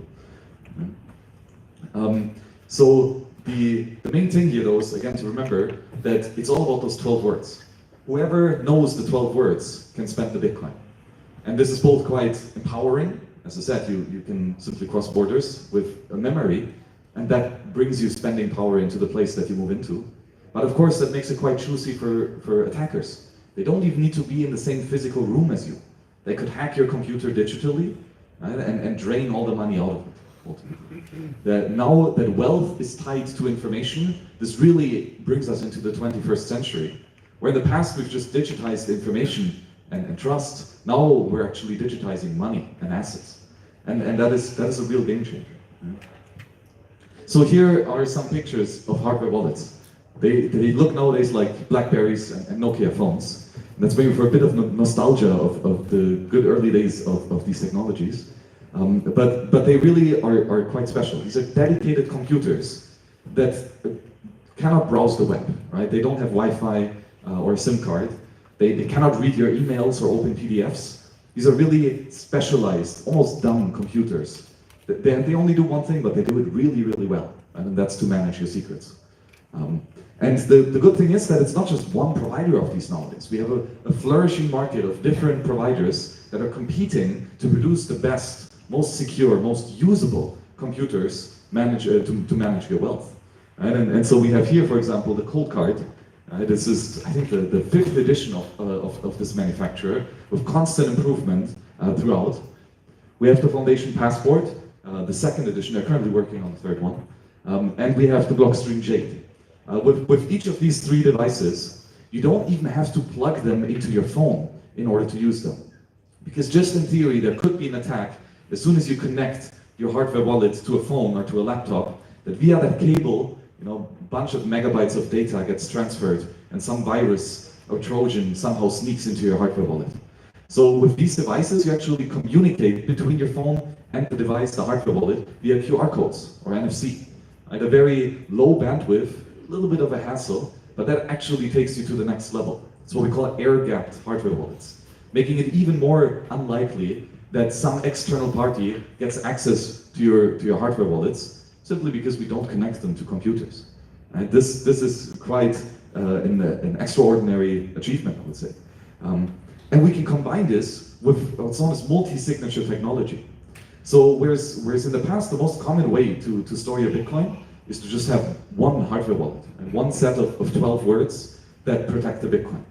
And this is quite easy and fast to move the money, but let's be honest, if we're talking about multi-generational wealth, we actually don't want to make it easy and fast and cheap to move money. There should be a little bit of friction here. You don't want to spend all of your life savings like this. So with multi-signature, now all of a sudden you need to have 2 out of 3 signatures from 3 different devices with 3 different sets of those 12-word private keys. And the beautiful thing is, now you can separate the access rights to control your money into different locations. Right? It might be that your house burns down, but you have another 2 hardware wallets that are in your office and at your mom's place, for example. All of a sudden, it becomes much easier to distribute the risk of losing access, either forgetting it or getting unauthorized access to your hardware wallets. And this extends to jurisdictions. If you're really paranoid, you can have one of these hardware wallets on each of the continents, and you need 3 out of 5 of these hardware wallets in order to move your money. So if you want to move your money, you need to book plane flights, right, and go onto another continent, which increases the complexity of an attacker to get to you. Even if someone comes with a $5 wrench, hits you on the head, and says, hey, give me all your money, you can be very cooperative and say, yeah, sure, let's do it. We gotta book our flight tickets first, though, right? And go on a little trip together. Where it's going to be difficult to take the gun of the attacker with him, because there's a lot of security, etc. at these airports. So this really is a next level enablement, something that we've never seen. And it not only works for a single person to protect his wealth with this multi-signature technology, it actually works for groups of people. Bitcoin is not just for individuals, it's for corporations, for organizations, for companies as well. Right? So if you have a business owner, a CEO, and the accountant, so to say, they can now have a 2 out of 3 multi-signature wallet to protect the wealth, the assets of the company. Now we have a 4-eye principle that at least some other person has to review a transaction before it actually gets authorized and succeeds to settle. And this really enables us to have a new type of corporation that not only has full self-custody over their assets. Nowadays, most companies trust banks with everything. And if the banks violate this trust, then the corporation is gone. Here, we not only enable to have a secure self-ownership of those assets, but even further, we have it more secure than most bank vaults are nowadays. So this is really a game changer. And there's yet another additional security feature that makes self-custody even more bulletproof, and that's a passphrase. Right, so here you see the usual seed: apple, banana, cat, dog, elephant, etc. This is a Bitcoin wallet. Right? Whoever knows these 12 words gets access to a private key that can sign transactions that moves the money out of these addresses. But what you can do is add a second passphrase, which, let's call it Satoshi. Now, to get to the private keys, 12 words is no longer enough. You need 12 words plus a passphrase. And so this is almost a 2 out of 2 scheme, where we can now store 12 words in one location and the passphrase in another location, enabling us to again distribute the access to our money, such that if any one person gets access to only the 12 words, he cannot, in fact, spend the money. And the cool thing is, passphrases you can use as many as you want. So if we use the same set of 12 words, but change the passphrase to Nakamoto instead of Satoshi, all of a sudden that leads us to a completely different wallet, with different private keys, different addresses, and different amounts of money on it. So to get back to the guy with a $5 wrench, if he comes to him, you can be like, yeah, sure, I'll give you my money. You log into your hardware wallet, and you type in the passphrase Nakamoto, which leads to 0.1 Bitcoin. You know, not a trivial amount, he's hopefully going to be happy with that. But actually, your real hundreds of Bitcoin are stored under the passphrase Satoshi. Right? So with this very easy trick, it's possible to manage multiple accounts on the same device with having plausible deniability that there's any or 100 wallets in this hardware. This is, again, just the power of cryptography and what's possible when having a money that is native to cyberspace. So backups are quite critical. Probably the largest amount of pain and suffering in Bitcoin self-custody is not that a guy comes with a $5 wrench. Right? That's rather rare. It's much more likely that you're going to forget exactly the system that you've used to protect your money. Right? And this is unfortunately quite common, where we all try to make this quite paranoid and super secure scheme of protecting our wealth, but in the end, we're actually locking ourselves out from access to the money, because in 5 years' time, 10 years' time, right, you're going to have forgotten a lot of those little tricks that you used to generate your passphrases, for example. So backups are absolutely essential. And backups can be extremely easy. A paper and a pencil already goes a very, very long way. A pencil lasts forever on this piece of paper, and that will be a final straw that might just save you or your money if push comes to shove. But of course, paper is very easy to burn. Right? So maybe put it into a fireproof safe. And also it's quite easy to get destroyed by water. So consider laminating it. Right? Could be just some tape or professional laminator. They're not that cheap, they're not that expensive actually. But ultimately, the gold standard of backup security is good old steel. Right? Stainless steel doesn't rust, doesn't scratch, it doesn't burn, it doesn't melt or get water damage. This really is a game changer. So we've now started to stamp our seeds in steel, which can be quite an interesting weekend project, you know, to sit there with a hammer and a stencil to get all of your private keys set up. And now the next generation of this is to let the machines do it for you. Right? This is a special steel engraver called the seed hammer, made by a bunch of paranoid Bitcoiners who really don't want to lose their backups. And this is a free and open source device that makes it easy and repetitive to engrave not just 12 words, but entire QR codes and encrypted payloads on steel. Right? And now all of a sudden, with the click of a button, you can duplicate your backups. Right? Instead of having one steel backup, make 5 of them. Why not? Put them in different locations. Right? It's done in 5 minutes or so per steel plate. So it's much faster than doing it manually by hand.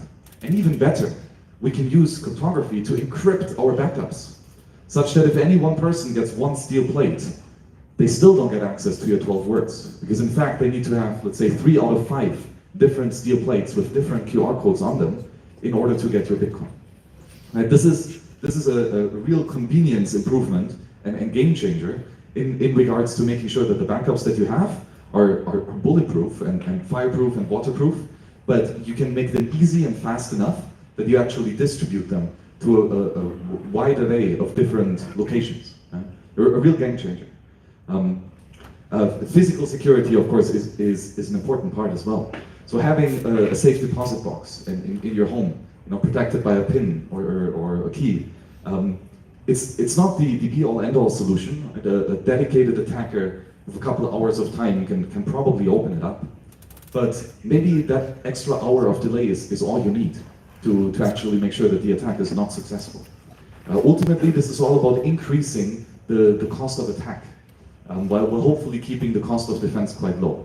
And deterring the attacker for just a little bit longer, where he has to make a lot of noise, maybe wake up the neighbors.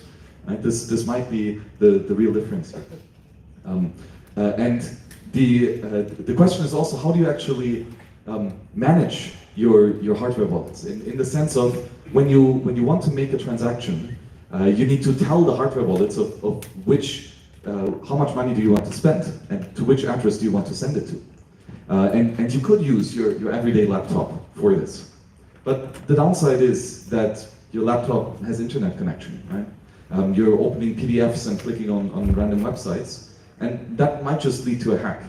So just as we're using hardware wallets to actually protect the integrity of the private keys, a dedicated computer, right? We can also use a dedicated phone or a dedicated laptop to manage the wallets and to generate those transactions and the receiving addresses. So here, a real great game changer is finally the Google Pixel phone. Usually we don't really like big trusted third parties like Google. But the interesting thing is that Google is the only phone producer that allows you to load an alternative operating system called GrapheneOS onto the hardware itself and securely lock that down. And GrapheneOS is a fork of Android that is quite security and privacy conscious. It basically turns your phone into a hardware wallet, making it extremely difficult, even with physical access to the phone, to get any access to the data that is inside the phone. So a dedicated phone with a free and open source operating system, again, is a big improvement in the managing of your wallets. And the big question is, how does your phone find out how much money you have? And with Bitcoin, in order to be sure how much money is on any given wallet, the nasty design part of it is that you actually have to verify every single transaction that every user on the network made since 2009. Those are many millions of transactions that need to be downloaded and verified for authenticity. It's a bit too much for a phone to do this all by itself. So what we use for this is dedicated servers, dedicated computers that you use to do this verification. Might take you, a day or two to catch up with the network. But then you have the ability to connect your phone to your own full node to make sure that the Bitcoin that you've received is actually valid Bitcoin. Bitcoin that adheres to the rules that you've defined for yourself. And this is not just a security improvement in the sense that you won't be fooled into buying fool's gold. You're actually going to verify that this is the real deal that you're receiving here. But even further, it has the privacy upside of you not having to tell any other person, hey, these are the addresses that I have. Please tell me how much money I have on my phone, right? This is what a full node really enables you. And now once you have a home server, a little dedicated computer that's always online in your home, in your office, we can install much more than just Bitcoin software. Start9 is the survey hardware that I would recommend. And it comes with a bunch of applications. We don't just have Bitcoin, a Bitcoin full node. We also have BTC Pay Server, which is an application that allows you to be your own payment processor. If you have a web shop or you want to receive Bitcoin from people and manage those invoices and the accounting, BTC Pay Server is great for that. It comes with your own Lightning Network node, meaning you can send and receive very cheap and fast Bitcoin payments by using some second layer technologies. We also have your own block explorer. Some of you might know mempool.space. Right? This is a way where you can easily browse the activity of the Bitcoin blockchain and see how much money is on addresses. Well, you can run this yourself on your own computer, making sure that you actually verify and don't trust a third party. We also have additional non-Bitcoin related software. My favorite here is Nextcloud. This is a way to replace Google Drive or iCloud. Right? You don't really want to store your sensitive family pictures on some other company computer that might not give you access to this account anymore, right? And hijack your pictures. Or of course get hacked, as many celebrities found out with iCloud not being as secure as they thought they would be. And so once you have a server in your home, you can use it for a bunch of activities that in the past we would have trusted third parties to run that server for us. So this really is a great improvement.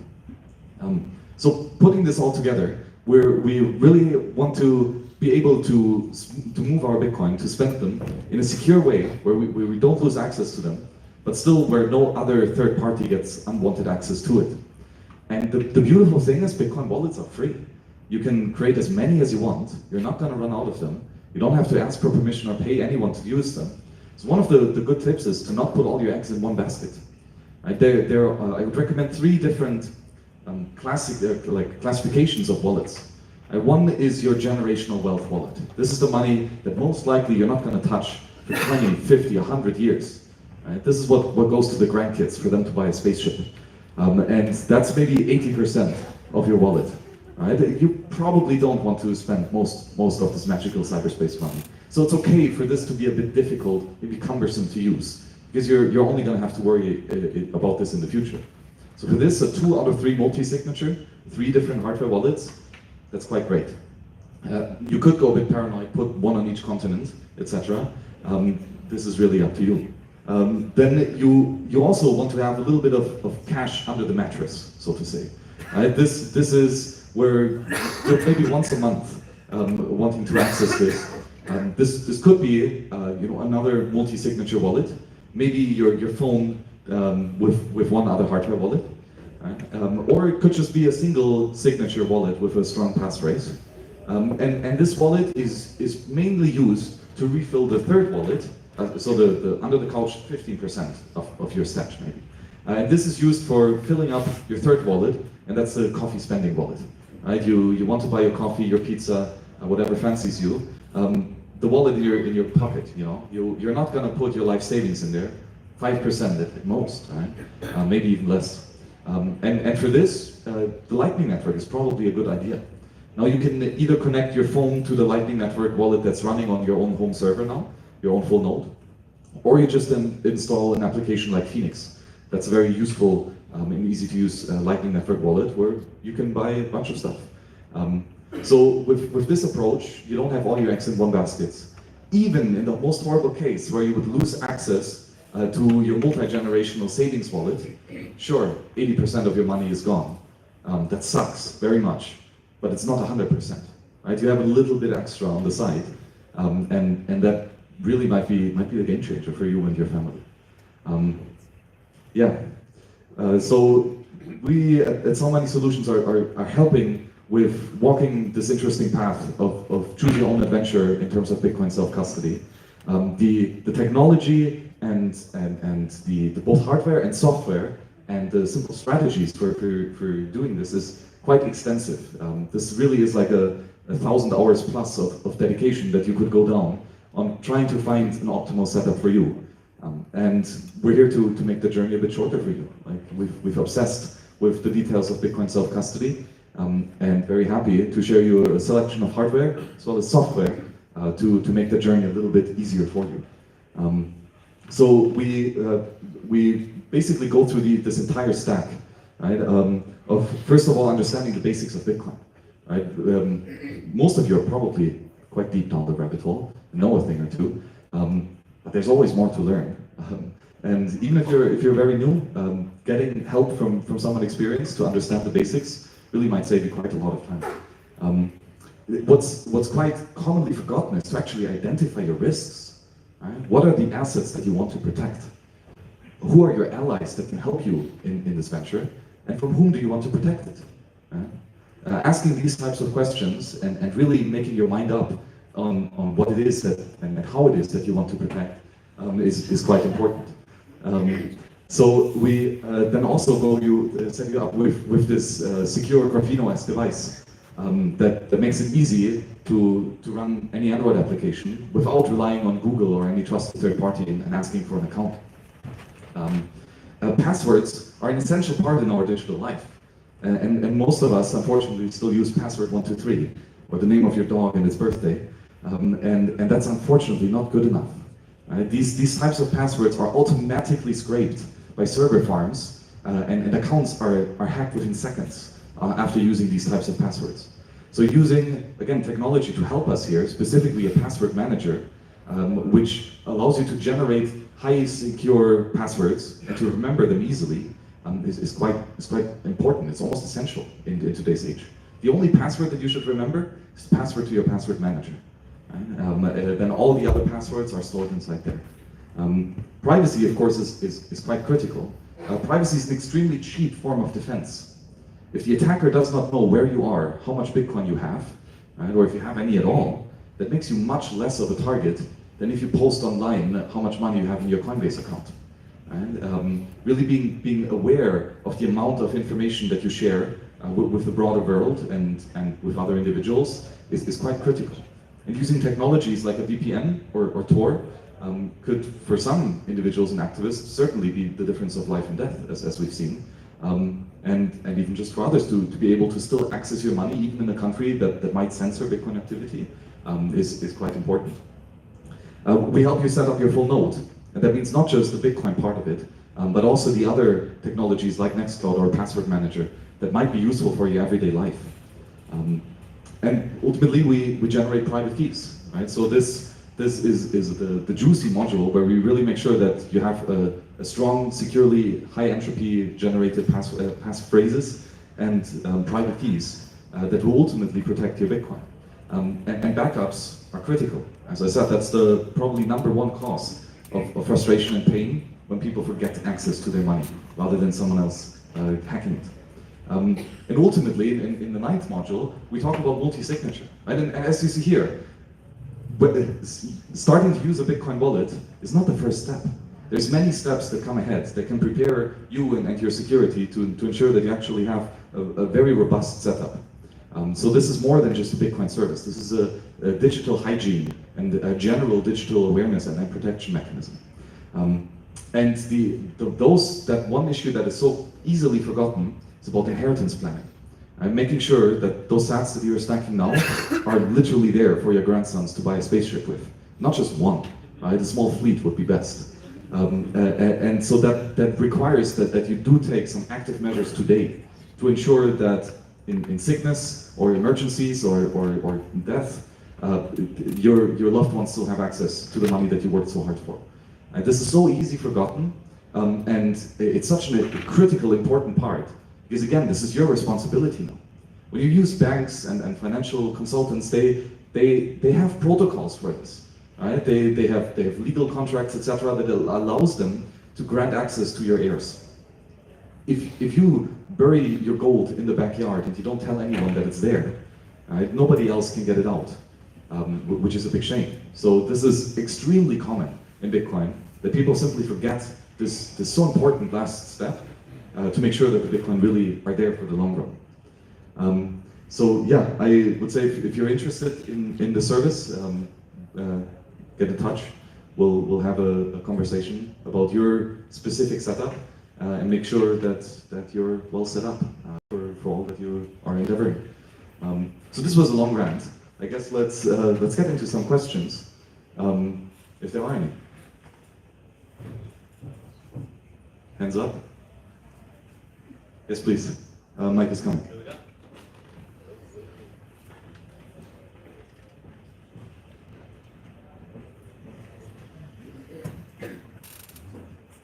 Hi.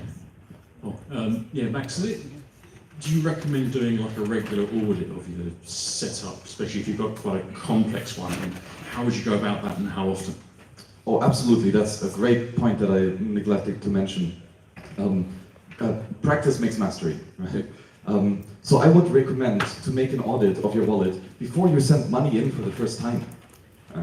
I would, when I generate a new wallet, I go through the entire setup. I generate 12 words, I write them down on paper or steel.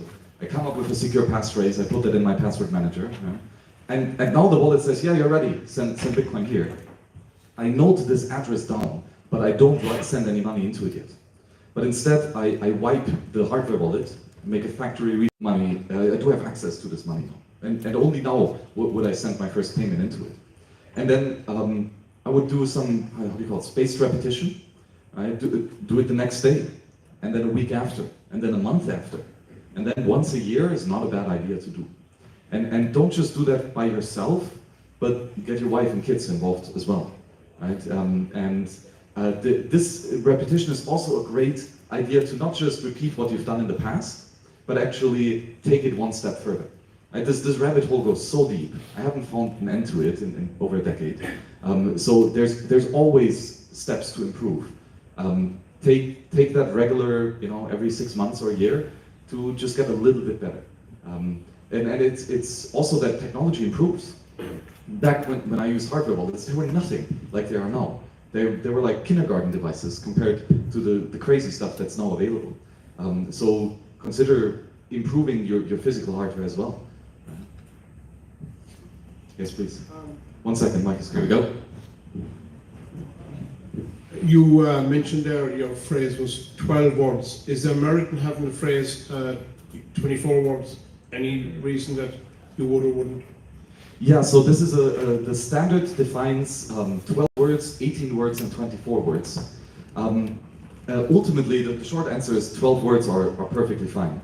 The reason why 12 words was actually invented is that you can split them in half, right? Make 12 and 12 words. And you can keep those in different locations. And if someone gets access to those 12 words, half of your 24-word seed phrase, they will not be able to brute force the other half, right? To guess the other half after a lot of repetition. If you have a 12-word seed phrase and you cut it in half, 6 and 6, that's actually very easy to guess the other 6 words of this passphrase, or of these seed words, right? So I guess 24 words are probably the more paranoid decision, right? Longer passwords are better, full stop. Of course, it's a little bit of an extra hassle to write it down, import it again to the hardware wallet. But you're gonna do this like maybe once in a lifetime for your multi-generational wealth. So probably worth to spend the 2 minutes extra that it takes for the 24 words versus the 12. But ultimately, 12 words are just fine. Yeah. Just one last question. Mike is coming, 1 second. What are your thoughts on Ledger's backup, where they'll back up your seed phrase for you? Yeah, a great banking service, right? Trusting someone else, or 3 corporations to keep your private keys. It obviously is made to protect against the most common risk, and that is the user forgetting his passphrase, right? Or the seed words. Most people just aren't very technically adept, right? And Bitcoin money is for anyone. So this is in some cases it absolutely makes sense to use trusted third parties for these types of services, because you're more dangerous to yourself than other people would be, right? Especially professionals that have a business, etc. For me personally, I would not use such a service. And specifically, I would actually be quite afraid that the company designed to protect secrets are offering a service in the software that makes it easy for those secrets to be leaked. So if you see here on the set of hardware that we are recommending, Ledger is not on it. Even though they have quite an interesting hardware that is rather secure, all of these devices here are exclusively focused on Bitcoin, right? Ledger has 1,001 shitcoins to support, and that means they simply don't have that much engineering power and brain left to really dig deep on the Bitcoin-specific security. This is specifically the cold card. Doesn't work with anything else. But this means that there is so many incredibly useful advanced features that are quite unique to Bitcoin that really make this a special device. Yeah. Any more questions for Max? Over there to the right. Okay, last one.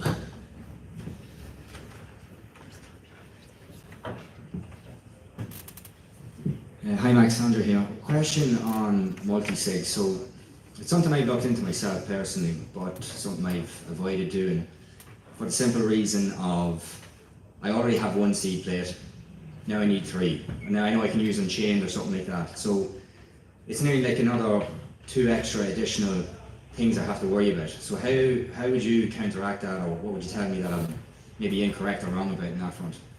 No, that's a really good observation. Having 12 words plus a passphrase is not a bad setup. It really is quite fine. And as you say, as soon as you increase the number of private keys and the number of passphrases, things increase in complexity. So let's walk through it. If you have a 2 out of 3 multi-signature setup with hardware wallets, what you're going to need is a place to store the hardware wallet 3 times, right? A place to store the PIN to the hardware wallet 3 times. Right? The PIN is what unlocks the device, like the screen lock on your phone. But then you need to remember have 3 places for 3 passphrases, potentially. Right? Plus then 3 places for your 12-word backup. So we're now all of a sudden at 12 secure locations, right? Which, considering that this is now multi-signature, they don't need to be bulletproof secure, because if any one of these places gets compromised, that doesn't lead to a loss of funds. Right? But it certainly shows that multi-signature increases the complexity.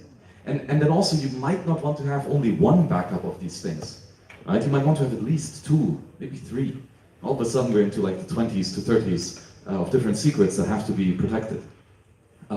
So this is ultimately where really introspection and the one-on-one analysis comes in terms of the risk assessment. What are your assets? Right? This includes not just the Bitcoin that you have, but it's like, do you have a stable home? Right? Do you maybe have a vacation home or a cottage? Do you have friends and family that you trust with your money?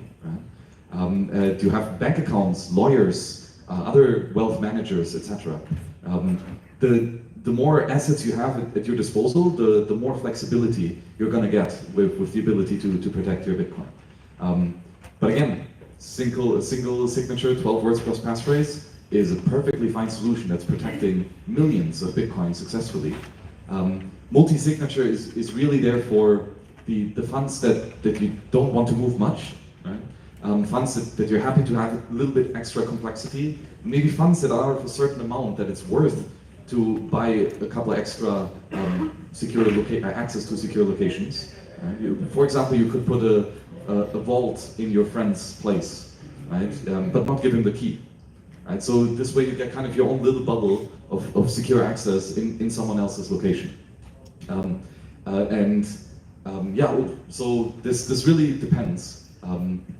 Single sig is fine. Multi-sig is especially interesting for businesses. Right? If you have multiple people managing access to some funds, that is where multi-signature shines. Yeah. Final questions? If not, I say thank you very much and keep your staff safe. Bye-bye.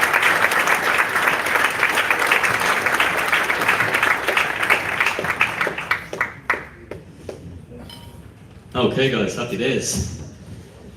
Next up we have an interesting panel, where is the Bitcoin price going?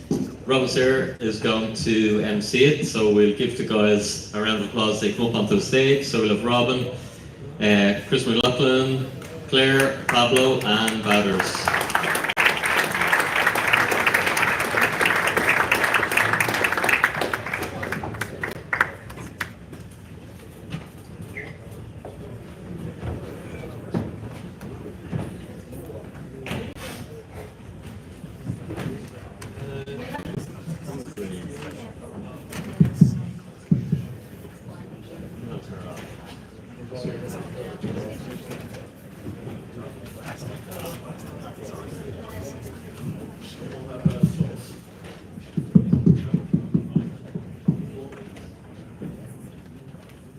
Let's give up 1 more minute so we have a microphone.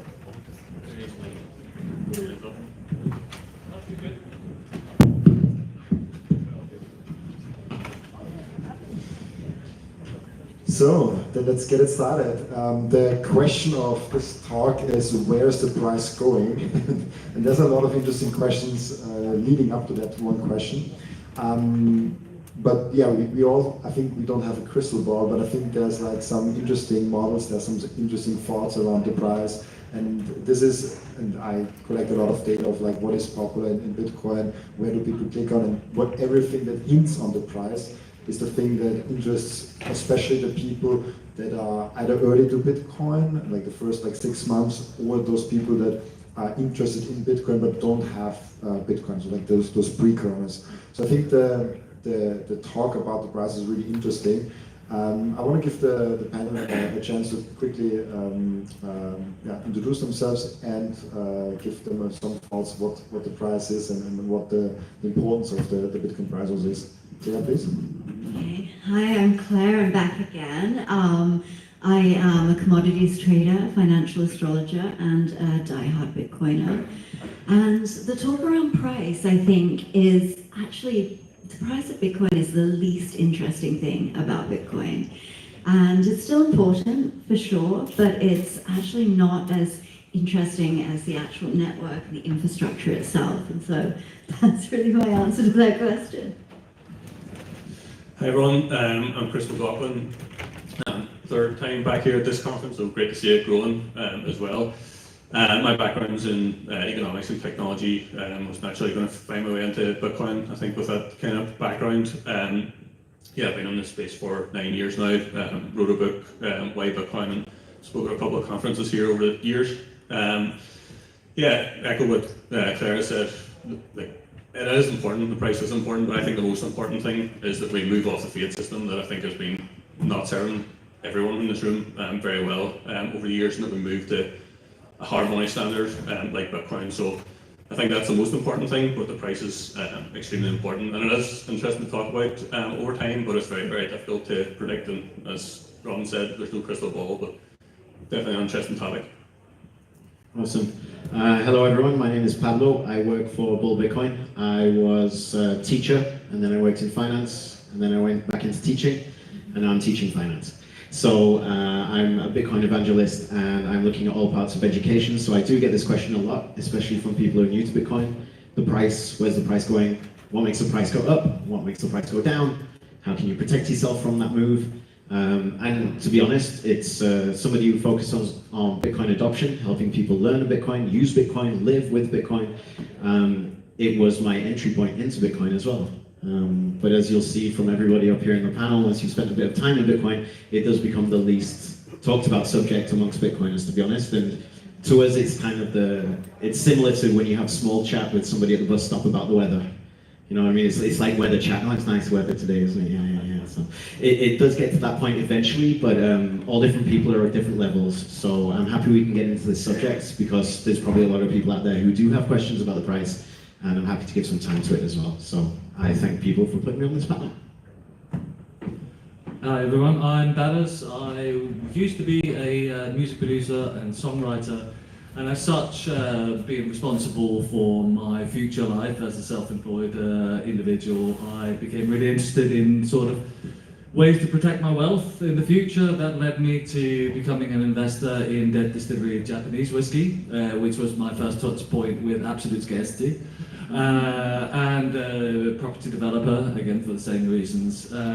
I got completely disillusioned with my industry and metropolitan life, and so I decided to retire, and that's about 10 years ago. Since then I've been building a autonomous citadel in the south of Europe where I have energy independent electricity, heating, spring-fed well water that supplies our house and animals, food. I have about 3 years of food walking out in the fields, and it was when I sort of opened up my peripheral vision to all the things that I didn't have time for before that I discovered Bitcoin almost as soon as I turned my back on fiat life. I would second your opinions on the price. It's a very useful metric for adoption and these sort of things. But once you see the number go up technology built in to Bitcoin itself, you sort of just live in the confidence that price is going to continue to go up. But more important than that, my purchasing power is going to continue to go up because price is still measured in the vaporware, that's my Danish accent, So yeah, it's interesting to sort of pontificate about, but ultimately I think it's a little bit like reading tea leaves. So yeah, anyway. It is really interesting. I like to reframe or re-perspective the price, not from, oh, how high is Bitcoin going, but how bad is the fiat system actually going? and having that perspective change from a scoreboard of how bad the fiat system is currently doing. This is the most interesting perspective that I can see in the price talk, because then we can see, okay, when we switch from Bitcoin, from euro or like dollar or whatever the fiat currency is denominated into Bitcoin denominated, we all of a sudden see a chart that's going down. So we are denominating things in Bitcoin, and so like the price chart, the Bitcoin price could also be the euro price or the US dollar price measured in Bitcoin. And I guess that's also the scoreboard of how bad the fiat system is going. Maybe when you were talking, actually, I came about that thought. What else is the price showing us? Do you have something to add to here? Yeah, I suppose on that point that you made, when we think about price and Bitcoin going up, and like even forgetting about Bitcoin for now, prices are going up in general. Like, why is that happening? What's causing that to happen? And when you dig deep into it, you realise that inflation can be attributed by a natural phenomenon. Some people say, which is nonsense. Population growth, greedy corporations, whatever it is. There's always reasons for people saying why goods and services and assets are going up. But the underlying fundamental challenge with that and problem with prices going up constantly is because we're introducing more units into the system constantly. And that's a symptom of the fiat system that we have and we've been running for the last few decades. So, and then you kind of get into the thought of, again, flipping it on its head, our house price is going up. Using house price for an example, you could buy a house today, and in 10 years' time, fair enough, you could renovate it, you could build an extension on it, you could say, yeah, that's added value.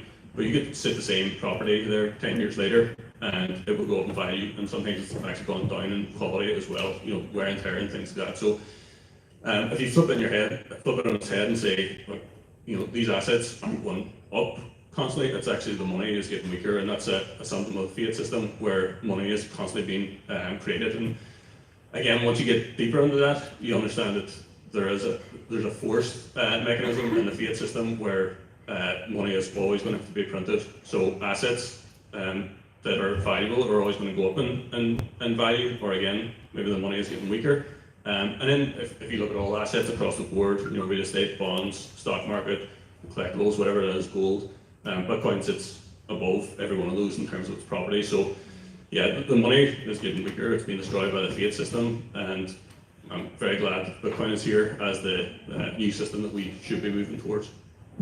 One interesting aspect is also what it does when we all of a sudden switch to Bitcoin standard and everything is going down in price. So that the Bitcoin price in everything else. What do you think is the consequence of that once you get on a personal Bitcoin standard? Okay. Well, a couple of things. I mean, just to add to what you were saying, I think it's a really useful kind of metric to look at. We just had Bitcoin Pizza Day, and the story is always focused on, oh my God, this guy spent 10,000 Bitcoin on 2 pizzas, and that 10,000 Bitcoin is worth so much, this much now. I don't know the maths this year, I haven't worked it out. But the focus is never on the flip side of that Papa John's pizza, I think last year the maths was it would cost you 10,000 sats. So over, I think, 10 years, that's depreciated 100 million times. Like, surely someone should be getting fired for that, right? That their product is depreciated that much. So I think it's always interesting to sort of flip that around. But I think from a personal level, it really realigns what you're going to spend your money on. Like when you're on a fiat standard and you're just in this cycle of like, I need more, everything costs more, I've got to get more, and keep going, and you're just on that hamster wheel, you don't think so much. Whereas for me, to get me to spend any of my Bitcoin or a single Satoshi, you better be creating something of like real tangible value. And I think that's such a great thing for society, because we need things of value. Our society is full of crap. And we really need things that are of value, and I think that's really what Bitcoin brings to the table. Thank you. Yeah, I'd like to second that point as well, because Bitcoin gets a lot of heat from certain people, maybe more politically on the left, but without getting into politics. People give capitalism a bad name, but essentially making profit is good, and we can level up as a society through a free market. But people conflate capitalism with consumerism.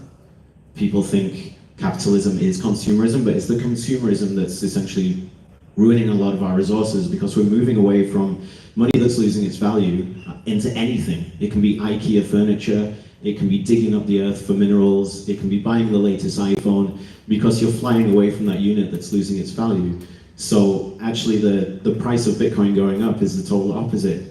You reverse your behavior of moving out of a unit of account that's losing its value into holding something that's gaining value, and as a result you don't need 90% of the crap that's in your house. So you start living really frugally, and you start gaining other side advantages such as time. You have to work less. So it comes with a lot of advantages outside of this price going up, just because the mechanics of Bitcoin encourage frugal spending and savoring time and essentially fighting consumerism. So I always like that point of Bitcoin with the price. Yeah. It's a really good point of once you get to the Bitcoin standard, you really live it. I'm just curious what your thoughts are, Vedas. Well, I mean, if you can take it in many different directions. I think one of the second, third order effects of sort of monetary debasement is that all of our lives are becoming, less in terms of quality, for example, because as a producer or whatever, you have three options if you're dealing on a fiat standard, right? It's you are basically you're either increasing your prices and keeping the product the same, or you are debasing the quality of the product to keep the price the same, or there's you as a consumer will suffer the consequences in one way or the other. Whereas if you are changing to a Bitcoin standard, it's kind of the inverse of that, right? You can carry on spending the same level of sats, but instead of buying polyester blend clothing, you're all of a sudden wearing cashmere, right? Or you're just living much cheaper than you were before. So I think the price of Bitcoin is not just giving us freedom in terms of owning our time and all of these sort of things, but actually the quality in every aspect of life will improve. Slight sidebar there. But, Yeah, it's really interesting. One thing that is also an interesting conversation point around the price, because like short-term price movements, I think we can all agree, like we have no clue, but we have a directional view on where the Bitcoin potential is, what kind of market caps Bitcoin could eventually reach once it's successful. How do you look at that, Chris? Yeah, I think that's one of the nice things that we're on at the minute when it comes to Bitcoin adoption. We've got this new, real engineering work of art that was designed in 2008, released in 2009. It's very early adoption at the moment, and maybe to put it into perspective for your question, like of the total assets in the world at the minute, Bitcoin sits at 0.2%. Like that's minuscule compared to all other assets.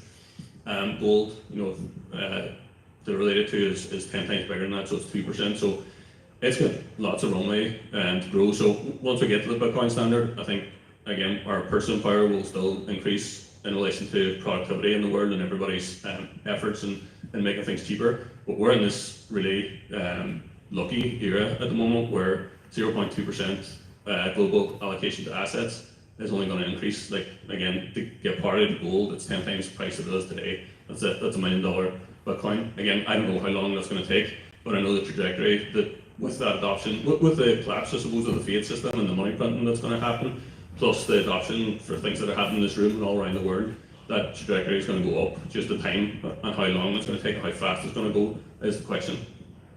I'm often wondering like how the fiat system is still existing. For me, it's how this money printing can already have gone on so long. How do you say the astrology, the monetary astrology? How do you look at that? I don't look at the fiat system through astrology because it's pointless, it's dying, it's on its way out, you know. But yeah, I mean, I think in terms, even just talking about price, right? I come at this from 3 different perspectives. Like, number one, I'm a Bitcoiner. There's never a bad time, in my opinion, to buy Bitcoin. Number 2, I'm an astrologer, so I do know that everything is cyclical. And number 3, I'm a trader, so I do know there are better times to buy Bitcoin, right? So from this perspective, at this point in time, we've just had new all-time highs, and we're technically in price discovery. We've had a little bit of a pullback in the last couple of days, but that's okay. So we are quite high in this cycle. Do I expect it to continue higher this cycle? Yeah, I do. But there is also that chance that we've had the top now, and we're going to come back down into a bear market. There is that possibility. But I would still recommend that people continue to buy Bitcoin and DCA in and see this as a savings mechanism. And the way that you can do that and feel good about it is that you extend your time horizon. So if you're only looking to make money on Bitcoin price, this cycle, I'm sorry, it's a bit risky, and you're probably a little bit too late, right? But if you continue to DCA into Bitcoin each week, each month, whatever, and use it as a savings mechanism, and extend that time horizon out, then you're still going to be in good standing, because no one has ever lost money by holding Bitcoin for more than 5 years. Well, I think it's just it's a matter of sort of time horizon and perspective, right? Like, the total addressable market for Bitcoin is fucking everything. And it's just a question of like, how long is the right-hand tail of fiat? I think we're seeing governments now sort of like co-opting Bitcoin in a way to maybe make that tail as long as possible. So who knows? Maybe actually their sort of adoption will keep fiat alive for a lot longer than we are hoping for. But ultimately, Bitcoin as global money is everything divided by 21, right? 21. Knud. Yeah, and what was I going to say? So I think when people ask the question about price, behind that question, there's the fear of volatility. And that's really where, we always deal around like fear and hope. And I think the fear of volatility leads people to ask the question, so where's the price going? But to come back to the time preference thing, a really sweet place to be in Bitcoin is even when it hits its lows, you're still in profit, but that does take about the 4 to 5 years. But then after that, you become very agnostic to price, and that's why there's a few of us sat on the stage now, because we've been involved in Bitcoin for long enough that even when it dips, and some people are having a really bad month, we're having a great 5 years. So it is like a longer thing that you need to look out to. But that volatility, that fear of volatility, it's volatile up and to the right. Whereas if you want stability, you can choose fiat, because fiat will be stable down to the right. The inflation is very stably eroding your purchasing power. So if you do want that stability short term, keep in fiat and you'll have stable inflation. But if you want the up and to the right, just stretch out the time frame. I absolutely agree, and this is why I think educating yourself is the first step, right? Because in order to become immune to market movements, you have to have conviction, and then you will see every dip as a buying opportunity. So like, down days are brilliant, up days are brilliant, and your life is just all around brilliant. So I think it just has to come from conviction, because how are you going to allocate your capital, like a significant share of your capital, if you're not convicted that this is the best choice for you in your life? So this is why I've sort of tried to stop pilling quite as much as I have in the past, and maybe just try to encourage reading instead. One thing I always give as an anecdote when I was early into Bitcoin is I saw the price moving up in a month, and I had my rent money sat in my bank account, so I thought, hey, I can flip this really quickly. So I put my rent money when I was a student into Bitcoin, and 2 weeks went by and I saw a minus 5%, and then a minus 7%, and a minus, I don't want to say how much, but essentially my rent money got eroded away, and I had to ask a friend to cover my rent money for that month, and I paid him back the month after. But the lesson to learn there is that on a short time preference, you don't want to overcommit, because drawing down on a loss is really not very fun. So the conviction is super important to the reason why you're getting into Bitcoin, but also to overcommit and want to draw that money out when it's not the right time is a painful process. And I'll just share that anecdote as an example. Yeah, and that's why I kind of wanted to highlight that there, there's sometimes, every time's a great time to buy Bitcoin, but there are sometimes better times. So just allocating steadily is a really good way to do things. Because as I've spoken on the other panels that I was on, I've spoken about this period that we're in, this really unique time in history, astrological history as well. And we're straddling two worlds at the moment, and that can be kind of like really destabilizing or, unnerving. We don't know what the future holds. We don't, and we're sort of, as I said, straddling two worlds. But it's also the time of like greatest opportunity as well. And so you kind of have to be able to step into that too, and embrace that opportunity and that fear. Yeah, and I think one of the important things is, obviously, as people understand this more, they gain more conviction, but there is probably a downside to that as well. As humans, leverage comes into play after a while, and especially in this early adoption phase, I don't expect to up and to the right straight away. As we're saying, it's going to be volatile. I remember Amazon stock in the mid-2000s, 2001 to 2009, it had multiple 80-90% drawdowns, and that's because people kind of had a feeling that the internet was going to be a big thing, but they weren't so sure about it overall and how it would plan out. And e-commerce was going to be a massive thing, but they didn't know how it was going to play out and how everything would work out. And I think we're kind of on the same path as Bitcoin. I think a lot of people understand that this could be a huge thing, but come back to the leverage piece. Once you get a lot of comments around it, it's very easy to take out loans or take out, and sometimes manage risk and things like that is everyone's own choice, but it can get carried away, and that's a lot of what's caused previous dips in the market. So I would just say be careful about that, and as Claire said, a lot of it's cyclical, a lot of human behavior is cyclical as well. We might think that there's a new paradigm and everything's going to go up forever. Bitcoin's going to get carried away, and we end the Fiat, next year, but it usually takes a lot longer than that. So it's kind of tempering your expectations and looking at this over a long-term, multi-decade, multi-year period. Yeah. I think an interesting question is also, especially for Bitcoiners that have a substantial amount in Bitcoin, how to deal with the short-term volatility if there's something coming up of a car breaking down and dealing with to sell some Bitcoin or to borrow against them and all those things. Just walk. Just walk. Yeah, please. Well, I think as part of the whole price thought process, whatever. I also think about how much is my time worth, and so the price. So the price of my time is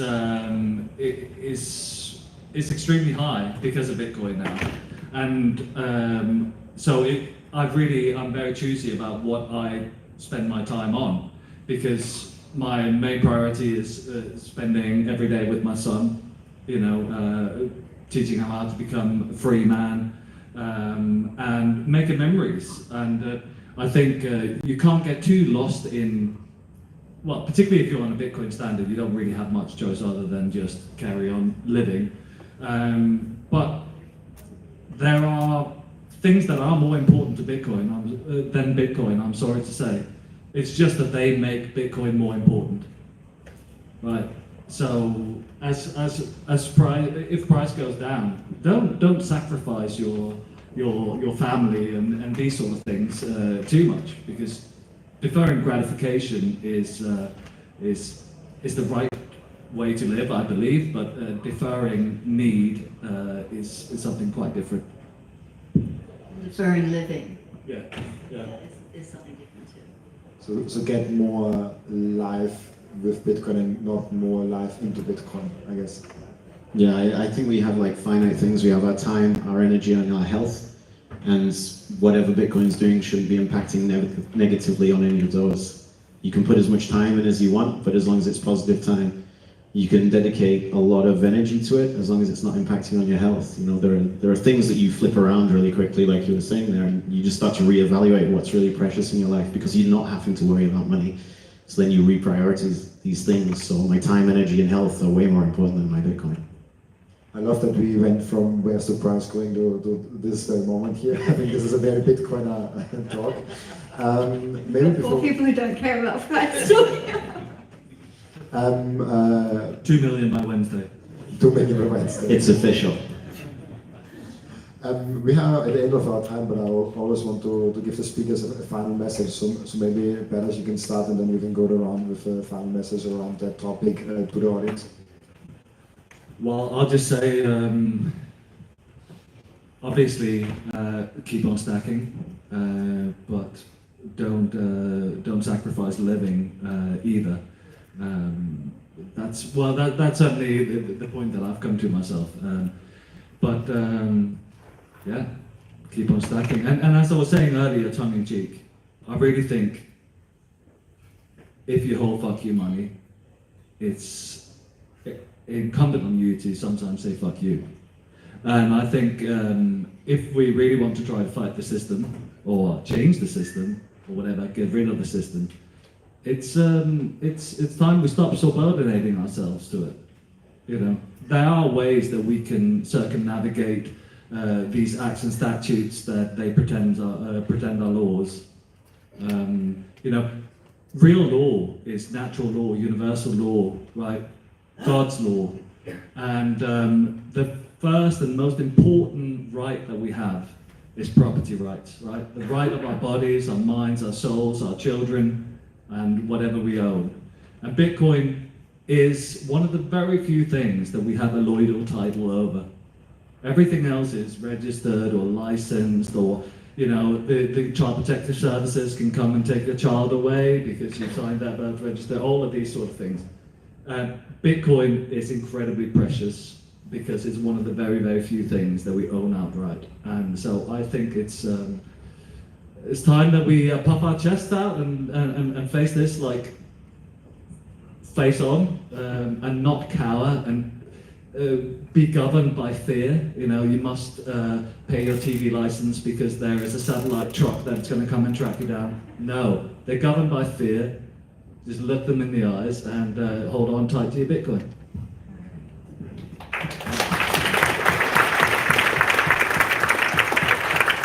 I would probably conclude on, because we're getting towards the end as well, so I've been listening to the talks, talking with some amazing people, getting to know some new people as well, and there's so many great big ideas out there. There's a lot of tech information, there's a lot of speculation information, there's a lot of big ideas. But with all of that in mind, what I recommend as well is like, have fun. You know what I mean? Like, this is an amazing opportunity. It really is. And we can try and work it all out. I overthink things. Like, I had analysis paralysis for a long time before getting involved with Bitcoin. I was thinking how, when, why, with who, you know, all these big questions. But just taking a small step and just really realizing that this is an amazing opportunity and we can smile. So yeah, enjoy.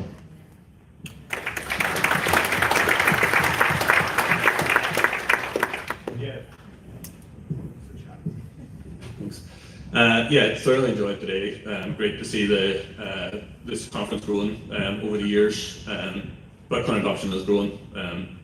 I think it's unstoppable at this stage. I know there's always a lot of work to be done.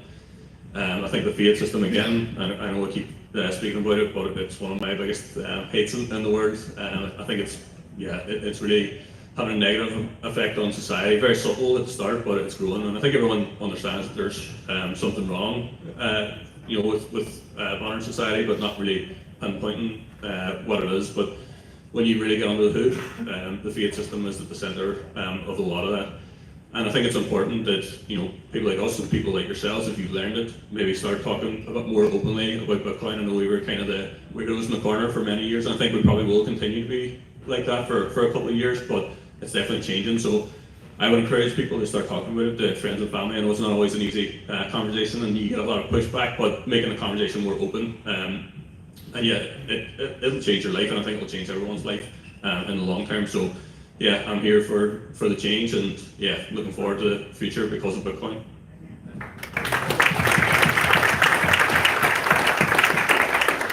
Yeah, and I just want to thank Lawrence and Dinny for putting this on. It's been a really fantastic conference, so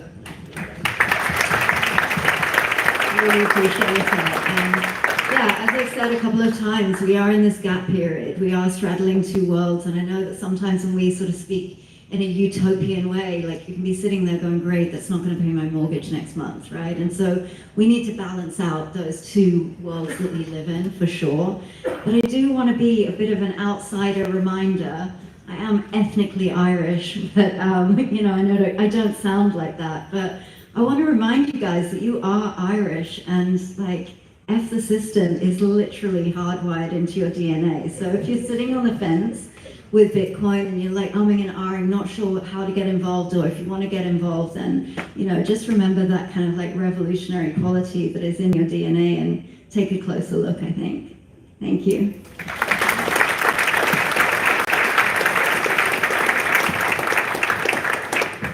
Thank you so much. I think those four speakers made me realize how grateful I am to be in this community. So thank you so much, and give it up for those amazing speakers.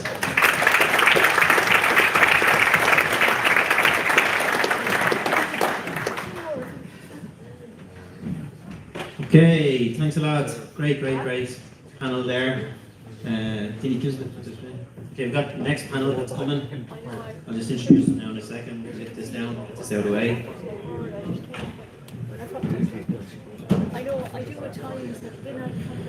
Okay, the next panel that we have that's coming up, first we'll have Daniel Prince that's going to be emceeing this. And it's going to be about talking about the strategic reserve. There's a lot of talk out there about strategic reserves. Last month, the new administration in America is talking about going out there and buying 1 million Bitcoin over the next 5 years. Other countries are now starting to talk about it and everything. And we're going to have a chat about it here today. Yeah. So next up, Knuts. Now we've seen it earlier. Knuts.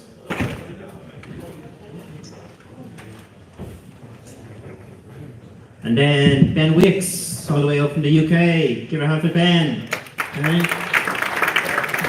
Then we have Grafton Clark from Vexel, came in from Czech Republic. Yeah. And last but not least, Theo from Bull Bitcoin, all the way from France. Come on, take it out. Okay, have you got Mike? Right, take it away there. All right, testing. Everybody's mic's working? Yep. Yep. Taylor, can I get a sound check? Hello. Yep. Ben? Hello. All right. Taylor. So we just got one mic needs work. Baddies. No, he's deep in conversation. Right, okay. Thank you. The first question is for the audience, all right? So you guys, no reaction. Do you know what a strategic Bitcoin reserve is? Yes. Who is happy that this is a possibility that the USA are talking about starting a strategic Bitcoin reserve? Hands up. Okay. Hands up on the panel if you're happy about this. All right. This is going to be interesting. I'm going to play devil's advocate because I'm with these guys. So, all right. So, Knut, why are you not happy about all of this talk and bluster in the press around a strategic Bitcoin reserve? What does it mean? First of all, what does it mean to you that the language that they're using? Well, it sounds an awful lot like a Federal Reserve, doesn't it? And that's what it is. Like everything the state says is a lie, and everything they have is stolen from someone. So, and it's true. While it's true that Bitcoin is for enemies, that doesn't mean you have to like your enemies. So, I prefer it if states had no Bitcoin and no other money at all, for that matter. That would be optimal. Like this was going to happen sooner or later anyway, so there was probably nothing we could do about it. But the US, for instance, it's all the confiscated Bitcoin that the FBI stole from Silk Road and so on that is now that is now the so-called strategic reserve, right? So it's just other people's Bitcoin that are rebranded now into another thing. And while this may make number go up short term, I would prefer it if more and more if Bitcoin ended up in the hands of individuals instead of the hands of institutions. And to be honest, it's not the institution actually holding the Bitcoin, it's some guy at Coinbase, and I'm rooting for some guy at Coinbase. Like, you've all seen Fight Club, right? You remember the last scene where the Pixies song plays and he's just shot his face off and the skyscrapers are falling down and crumbling of all the credit card companies. That's what I'm looking forward to. That's what I'm in this for. Like, it's against all this institution. This is what we're breaking. Like, Bitcoiners simping for politicians is just revolting to me. This is the problem we're trying to fix. So yeah, fuck them. Well said. Ben, we were talking about this before we came on, strategic Bitcoin reserve and nation states stacking Bitcoin. What are your thoughts on that? Well, I noticed that the title of this panel was not necessarily country strategic reserve. I think what's actually more important is, as you were alluding to, is that, you know, what's more important is that as your family have your own strategic reserve. That's what's more important. I think we're all on the same kind of view. Fuck governments. I don't want to. The way I see it is like an analogy of a thief who comes into your house every month. He takes 20% of your stuff. Now, you could argue that maybe that's the greater cause, but do I care if that thief goes away and buys Bitcoin with it? Well, I'm kind of impartial to it. If he wants to, I guess he might come and thief from me a little less, so okay. But what's more important is that my family have their strategic reserve. Grafton, Vexel, peer-to-peer, absolute advocate. Like, you know, nobody gets more hardcore than you. Well, I wouldn't say that, but when I was trying to figure out why I was put on this panel, strategic Bitcoin reserve, and then Ben just kind of summed it up, is it doesn't say nation state, it's about individuals. And when I look at what we are trying to do at Vexel is we sometimes forget what the first line of the white paper is. It's a peer-to-peer electronic cash without trusted third parties. So yeah, you should be building yourself a strategic Bitcoin reserve, but I believe you should be doing that the way it was intended to be. Not asking for permission to buy Bitcoin or to sell Bitcoin, but to go and buy it peer-to-peer the way it was supposed to be. So yeah, I absolutely believe that we should all be creating strategic Bitcoin reserves. But we should all be also spending our Bitcoin, buying and having fun. As Donald Trump liked to say, is have fun playing with your Bitcoins. Told me everything I needed to know about politicians over the last year who were simping for, you know, politicians and Bitcoin and strategic reserves is no, opt out. Don't ask your government to stack Bitcoin, stack yourself and stack no KYC and do it peer-to-peer. That's how I do it. So, Theo, you wake up tomorrow, Emmanuel Macron has announced that France somehow are going to start stacking Bitcoin. What would be your reaction to that?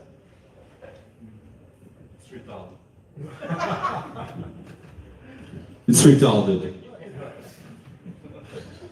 Oh, I need to elaborate. Please do. Okay, so yeah, as other panelists mentioned, like the idea behind Bitcoin, it's separating money from states. So I don't really see the point of hoping for the state to front run the individuals in this. At some point, it's unavoidable. Like, as our common friend Savdin put it eloquently, you cannot insulate yourself from people holding harder money than you. So they will have to do it at some point, but in the meantime, we have a chance to change a lot of institutions, the way they operate and the way we organize ourselves through these institutions. So the latter, the better. And also, as Knut pointed out, you basically have two ways this can pan out. First, which is more likely, because of like there is too many stakeholders, responsibility and stuff like that, they transfer custody to some custodian, some professional custodian, Coinbase obviously, so they won't own any Bitcoin. And the other way it can pan out, they actually decide to first do IT, which I think is something you should not want from a government, and they have custody of the funds. And so like 2 terms later, you will find out that, oh, it disappeared. Oh, Nancy Pelosi launched like 20 leverage shorts the day before it was announced. And like, it's just like bad incentives alignments, and at the end of the day, we also create a situation in which they will have a big incentives to create payment layers on top of that, and like trying to tell to the many people out there that are still not in Bitcoin, like, this is a new thing, here is a wallet, you will use that, you will be happy, it's sanctioned by the government.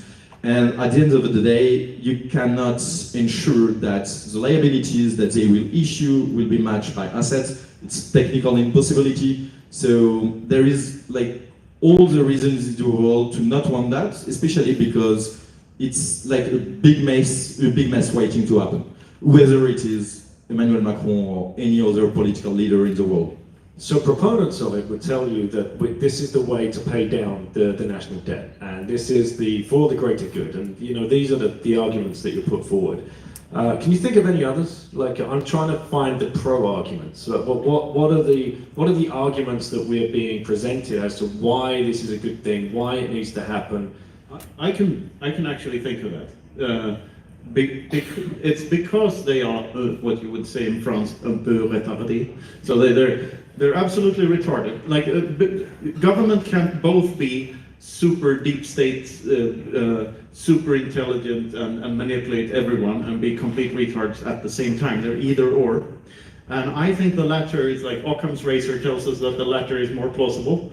So I'd say maybe this is a way to just get more eyes on Bitcoin, and the only way that the governments can use their Bitcoin is to spend them. And at the same time, like if they try to steal them, people will learn better security practices, hopefully. I mean, at the end of the day, like, what do you prefer, a pro-Bitcoin politician or an anti-Bitcoin politician? And I myself am conflicted about this issue because, like, maybe the Bitcoin is much more needed in anti-Bitcoin jurisdictions than it is in pro-Bitcoin jurisdictions. So if you have an anti-Bitcoin politician, then people will have to take matters into their own hands and think about privacy, think about security, run their own node, and so on and so forth.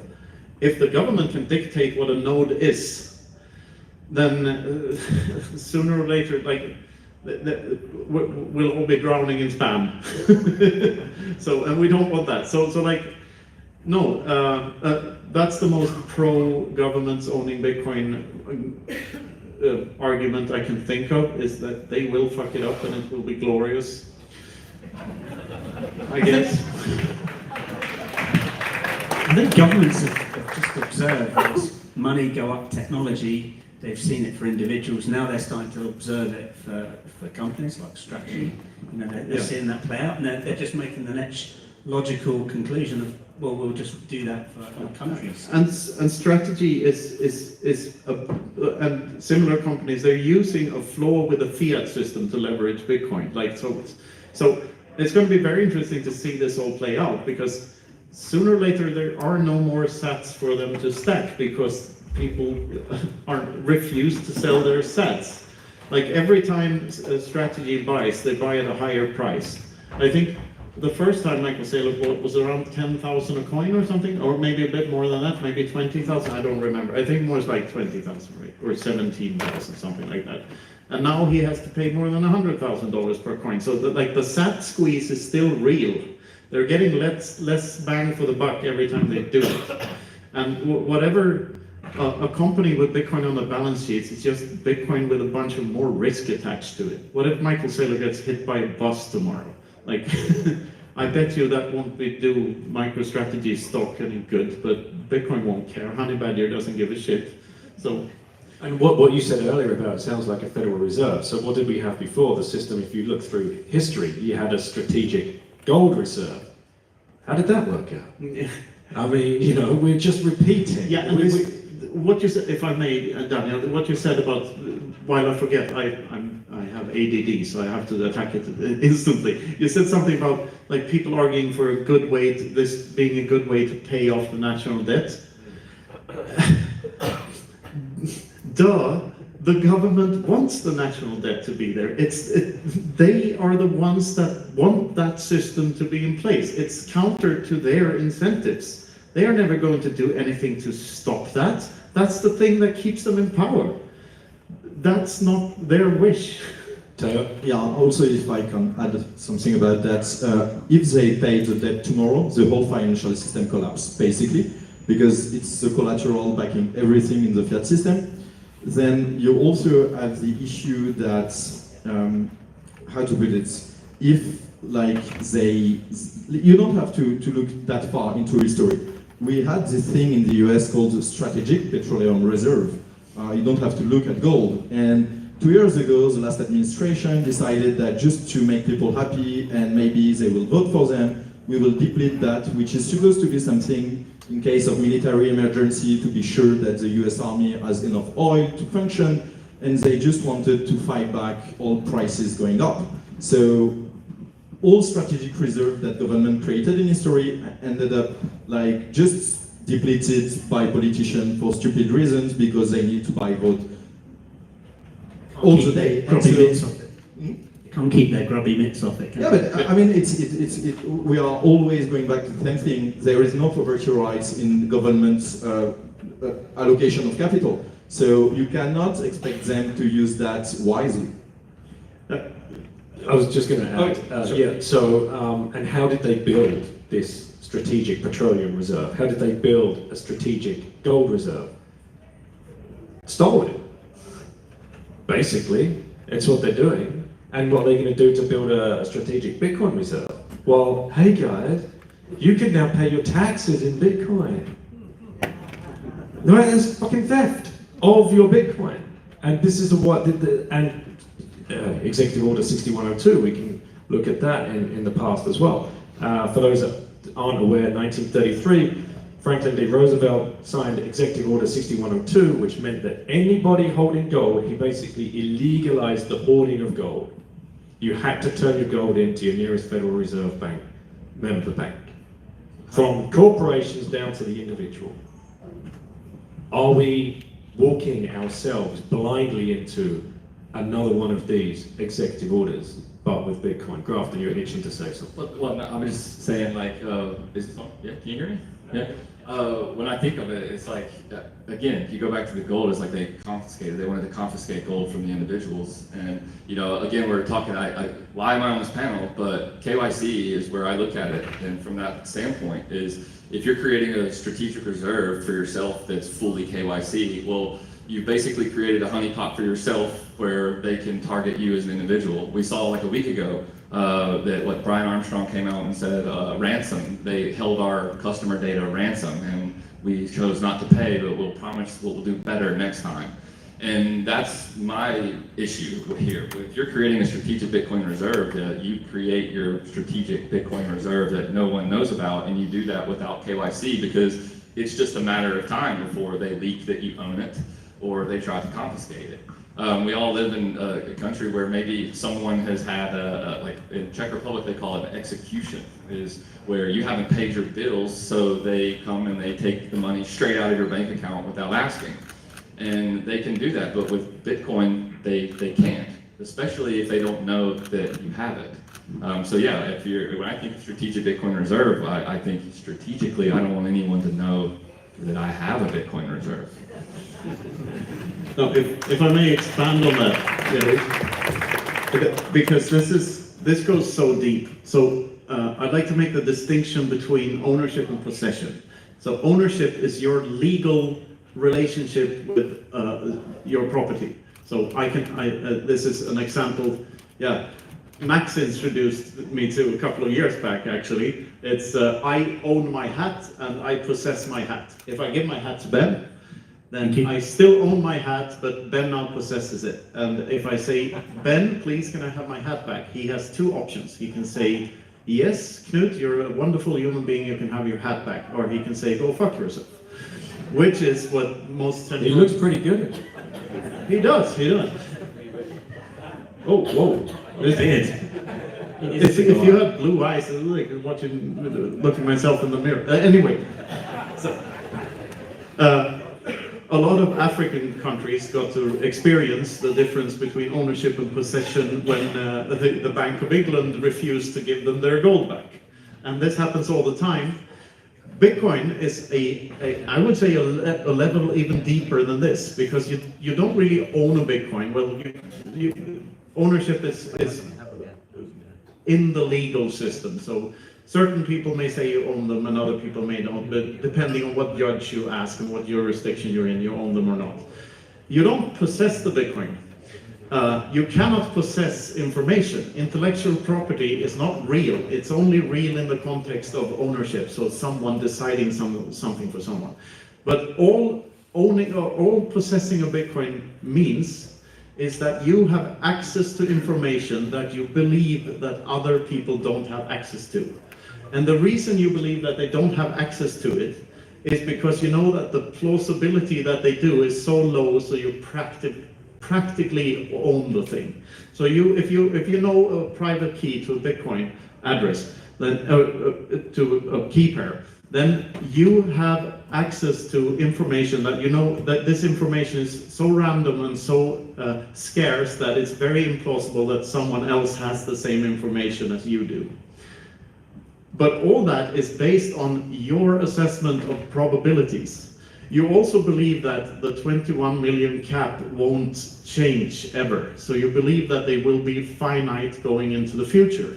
You don't think Peter Todd will win the debate. Like, you don't believe that the 21 million cap will ever change. That is another thing that is your assessment of a probabilistic thing in Bitcoin. So everything in Bitcoin is probabilistic. And this is what changes the entire map here. So whether we're talking about governments or stuff, like at the end of the day, it's just people. Bitcoin is not a system the way the fiat monetary system is a system. A system sort of implies that it's top down and someone designed it. The same way, that's also, by the way, why I don't like the word Bitcoin standard, because that implies, a standard implies that someone said it was a standard, and it implies top down. Bitcoin is just human beings doing stuff and talking to one another. And using numbers. Like every node is a person, every miner is a person. A miner is not the ASIC running in a hangar, it's the person deciding to buy the ASIC and run the software in the hangar. Like, there's always a human being behind every decision in Bitcoin. So it is us, it's a part of us. And that makes it completely different than everything else we've ever tried. Which is why this notion of governments owning Bitcoin and corporations owning it, like a government isn't a thing. That's also just people doing stuff. It's just that they do stuff with different ways. A government is just people doing stuff and some stuff with guns. And a government is just a corporation, a criminal corporation that has a gun and can take your stuff. Like, if you're attacked by a normal thief, you become more afraid and you buy maybe a guard dog and a gun and a security camera. You can't do that with the government. They keep on taking stuff every month and you can't do anything about it if you're in the fiat system, which means you have to adopt a higher time preference. The fact that you can keep your possessions over time is the thing that allows you to have a lower time preference. Imagine the highest time preference you can have. If you're robbed of everything you own, so you're naked and outside. It's Ireland, so it's kind of fucking cold and wet. So your first priority becomes, I need to find food and a pint of Guinness and some clothes. And you're probably willing to do a lot to find this stuff to survive, right? So a state of high time preference is a state of fear. And what is the opposite of fear? It's hope and love and all that cuddly nice things. And that is a low time preference. That's what that allows for. If human beings are allowed to keep their stuff, they are more likely to be kind to one another.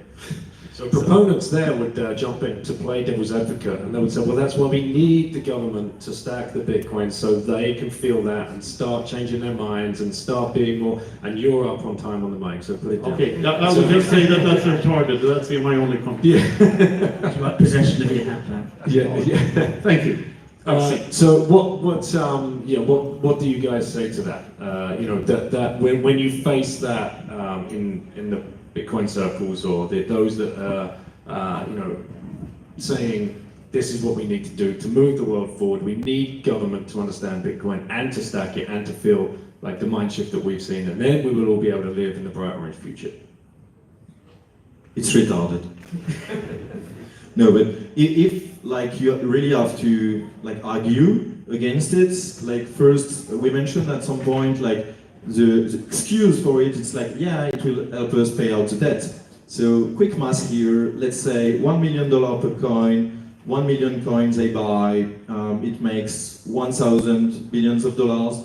It currently is the interest expense on the outstanding US debt, so it doesn't change anything at all, first. And also the thing is that like once they do that, as we mentioned before, okay, let's say they have 1 million Bitcoin and they don't have it because they don't have ownership of it or they don't have possession of it, coming back to a framework.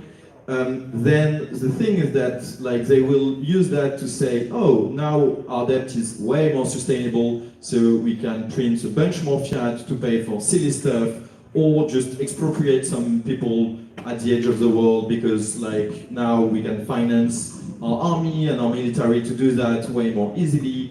But in the white paper you have like this phrase which I think is really important. I would paraphrase a bit, but which is the only way to ensure against double spending is that all participants in the network are aware of all transactions.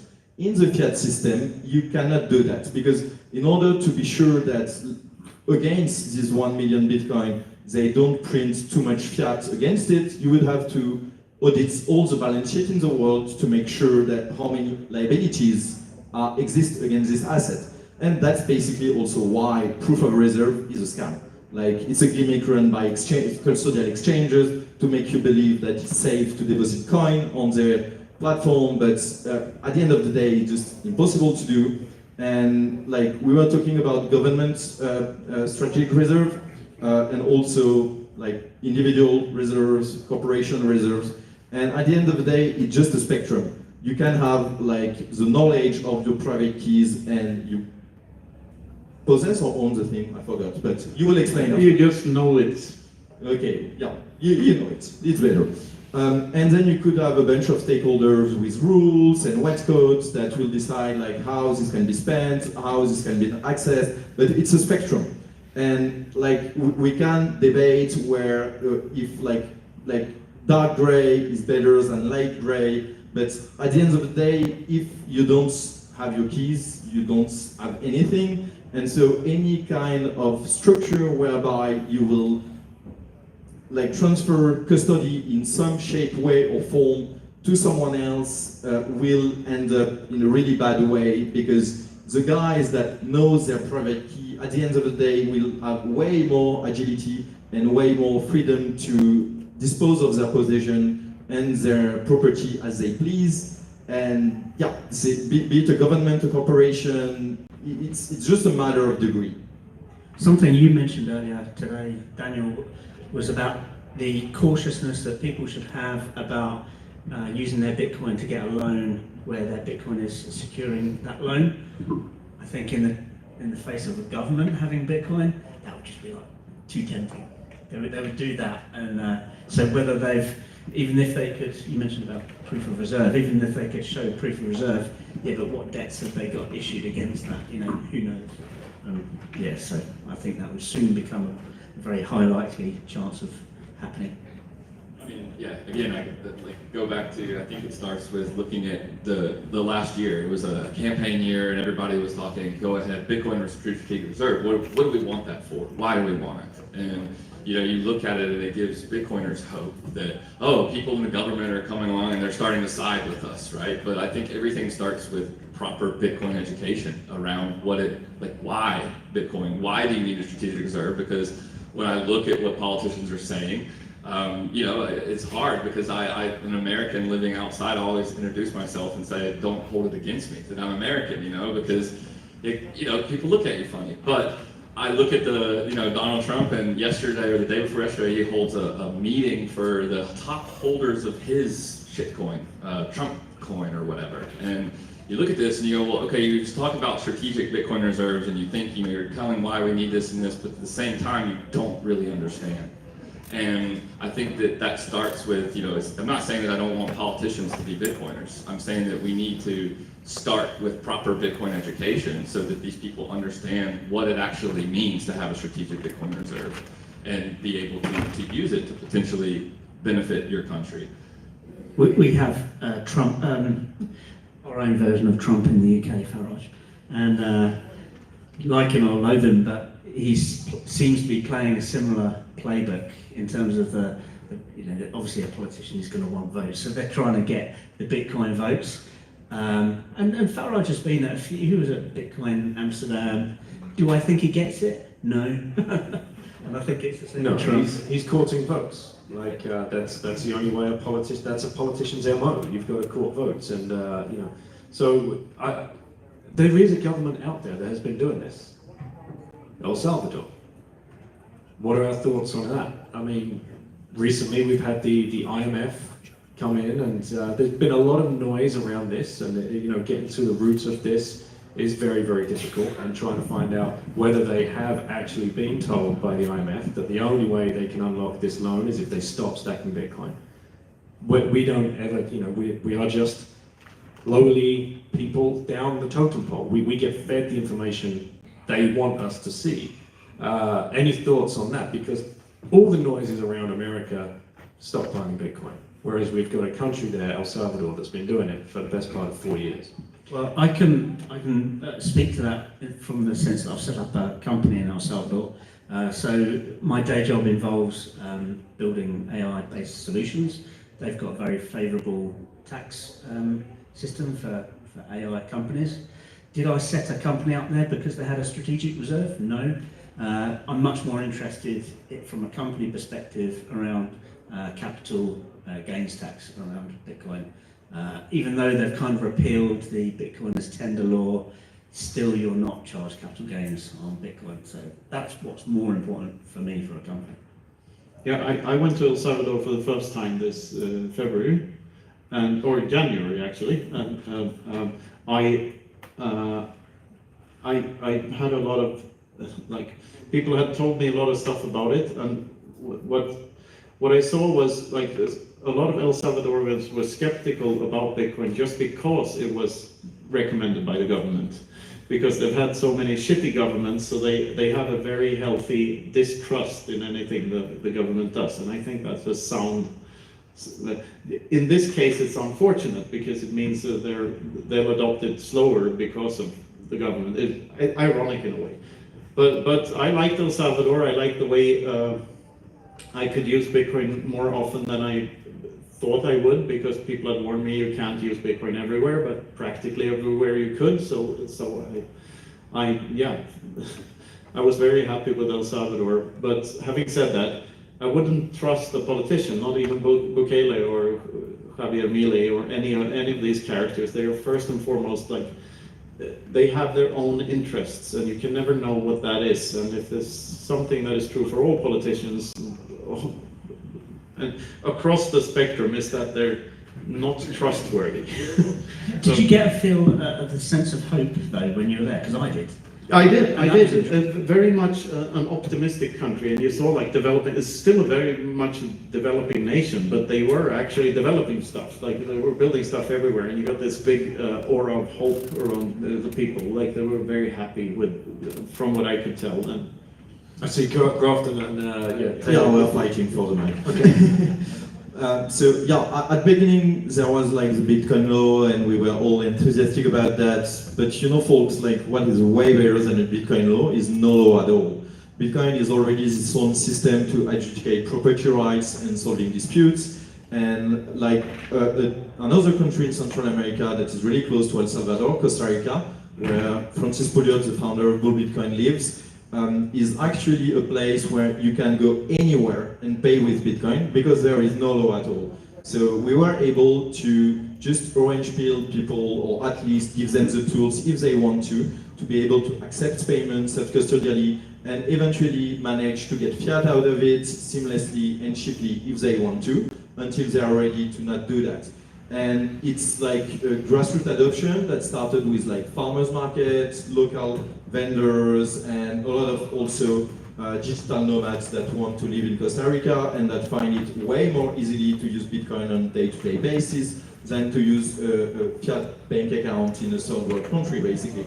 And I think it's a real contrast, because this kind of experiment will never make the headline of newspapers around the world, but it makes way more goods for Bitcoin adoption and for the use in day-to-day transaction and the resistance of the network. So I'm not exactly against what happened in El Salvador, but I think it's more the spotlight that makes that we speak about this, and I'm way more interested in this kind of experiment, be it in Costa Rica or everywhere else, where you can find the freedom to just create circular economies and just put tools in the hands of people so that they just can be sovereign and just don't need to ask daddy governments do Bitcoin thing for me. Yeah, I mean, just to add on to that is I have no experience with El Salvador, I haven't been there, but working on Vexel is one of the most surprising things for me was people reaching out from countries in Africa and saying, hey, can we get this working here? Because we need this. We don't have bank accounts. You've seen this a lot with like the women aren't allowed to have bank accounts in a lot of countries in Africa. And so I think that, again, lucky bastards. Yeah. Well, you look at that, you see, like, as Knut said, it's like if a government is telling you to buy Bitcoin or to buy Trump coin or whatever they're shilling this week, is you do lose a little bit of trust in that because your government's telling you to do it. And when you look in countries like Africa, I had a guy reach out from Namibia and he says, like, we need the Namibian dollar in Vexel. And I was like, what? Why? There's like, how many people could possibly be there? And I was like, if we're open source, so do it.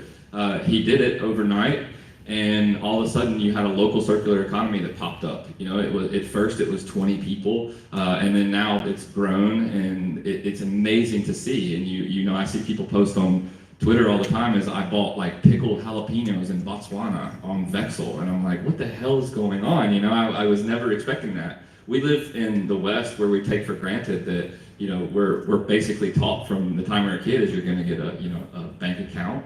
Me in America, I had my first checking account, and I did the mistake of writing my first bad check, and then had credit agencies chasing me for years and years. And you enter into this system of financial slavery in the West, and in countries, third world, where they don't have the same access to it, they approach finances and they approach things like Bitcoin differently.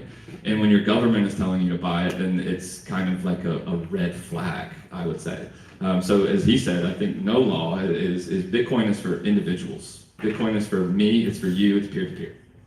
Is that time, Lawrence? Was that the...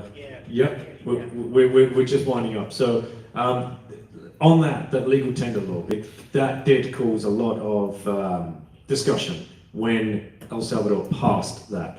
From a praxeological standpoint, an Austrian economic standpoint, Knut or Theo, perhaps you can bat this one back and forth. Like the idea of you being told what you can use as a medium of exchange is antithetical in the first place.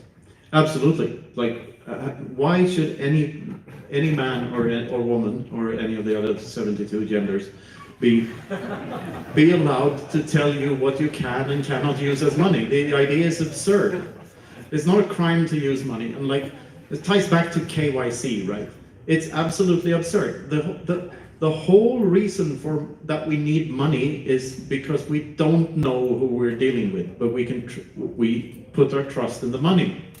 If you know the other guy, if if you have KYC, if you know the person, like within your family. You don't need money because you trust the other people.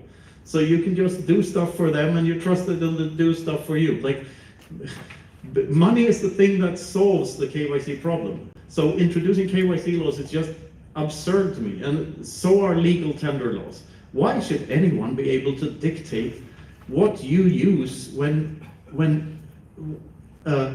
acting in appreciation of another person's good or service? Like, what money is just, I'm showing you appreciation for giving me this pint of Guinness. That was very kind of you. Here's €6.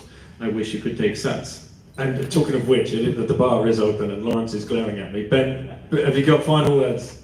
I was going to say, let the best form of money win, rather than trying to specify which currencies people should be using. But if there's scams, then stop that. But yeah, let the best form of money win.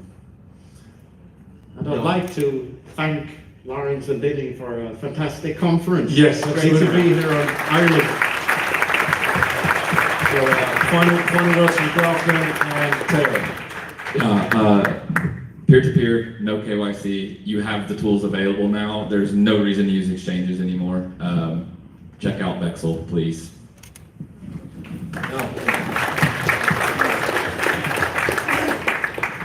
No, I will just second that, like compulsory legal tender, like it doesn't make anything. I don't see what the business the government has to say to two consenting adults what they can physically or digitally exchange. When you think about it, it's kind of crazy. And so, yeah, it's kind of self-defeating, like Bitcoin will win because of incentives and because it's just better. We don't have to force it on people. So last question for you guys in the crowd. Hands up if you want your government to start stacking a strategic Bitcoin reserve. Just one dude. Are you from the Vatican by any chance? Yeah. The spook has shown himself. North Korea, maybe.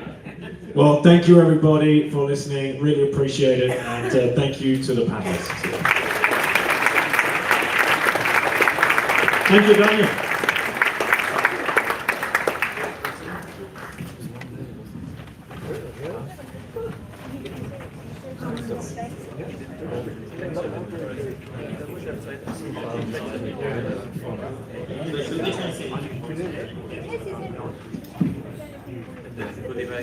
Hello.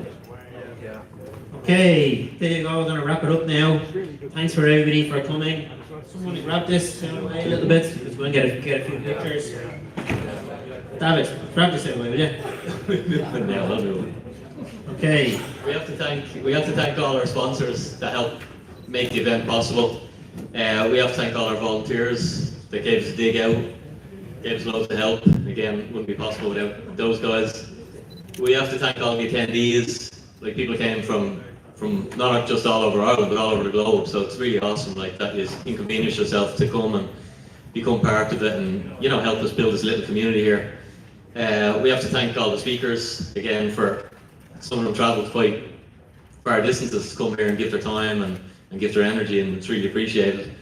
And of course the venue again for putting up with myself and Lawrence for the last few weeks. Yeah, I'd like to thank all the authors as well. There's some great books out there. There's a few books left, so at the end, when we're finished here, after we get a few pictures, go out and get a book signed. Yeah, I think they've only got 6 or 7 left each, so first up, you can get a book there. And yeah, I'd like to thank the audience as well, all you for coming. Really much appreciate it, and hope to see you again next year. Okay? So we're going to come up and get a picture. So everybody, come on up, everybody. Get all the speakers up. Come on up, everybody. Knuts, come on up. Vexel, Grafton, come on up. Max, come on up. Everybody, come on up. The artists, come on up. Alan. And there's more speakers out there. They're probably waffling and talking and whatever. Is anybody out there? Come on up, everybody. Come on up. Come on up. Come on up. Come on up. Come on up. Everybody. Yeah, come on up there. Come on. Keep going. Keep going. Keep going. Gonna get a few pictures here now. Okay. Hang on. Come on up. Come on. Everybody up. Come on, slide. Let's go. Everybody up. Mark, come on. David, you want to come up? Aiden. Get a picture here with everybody. Come on, quick. There's more room. Come on. Come on, Clive, come on. Travis, come on up here, ready? Okay, 3, 2, 1.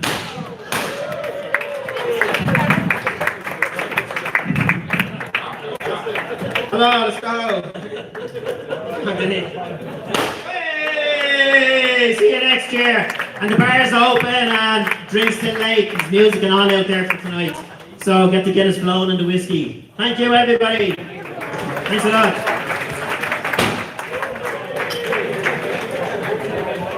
Don't forget your goodie bag.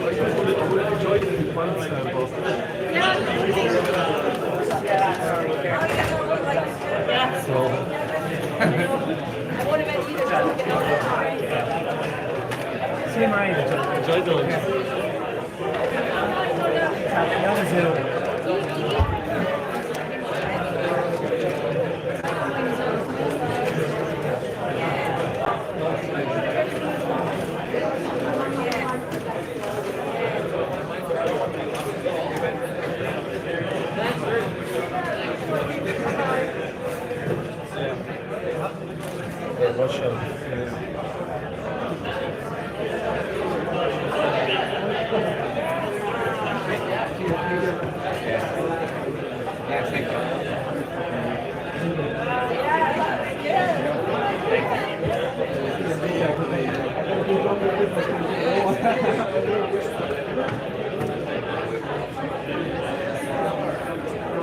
Oh, you're a good man. Thank you so much for that progress.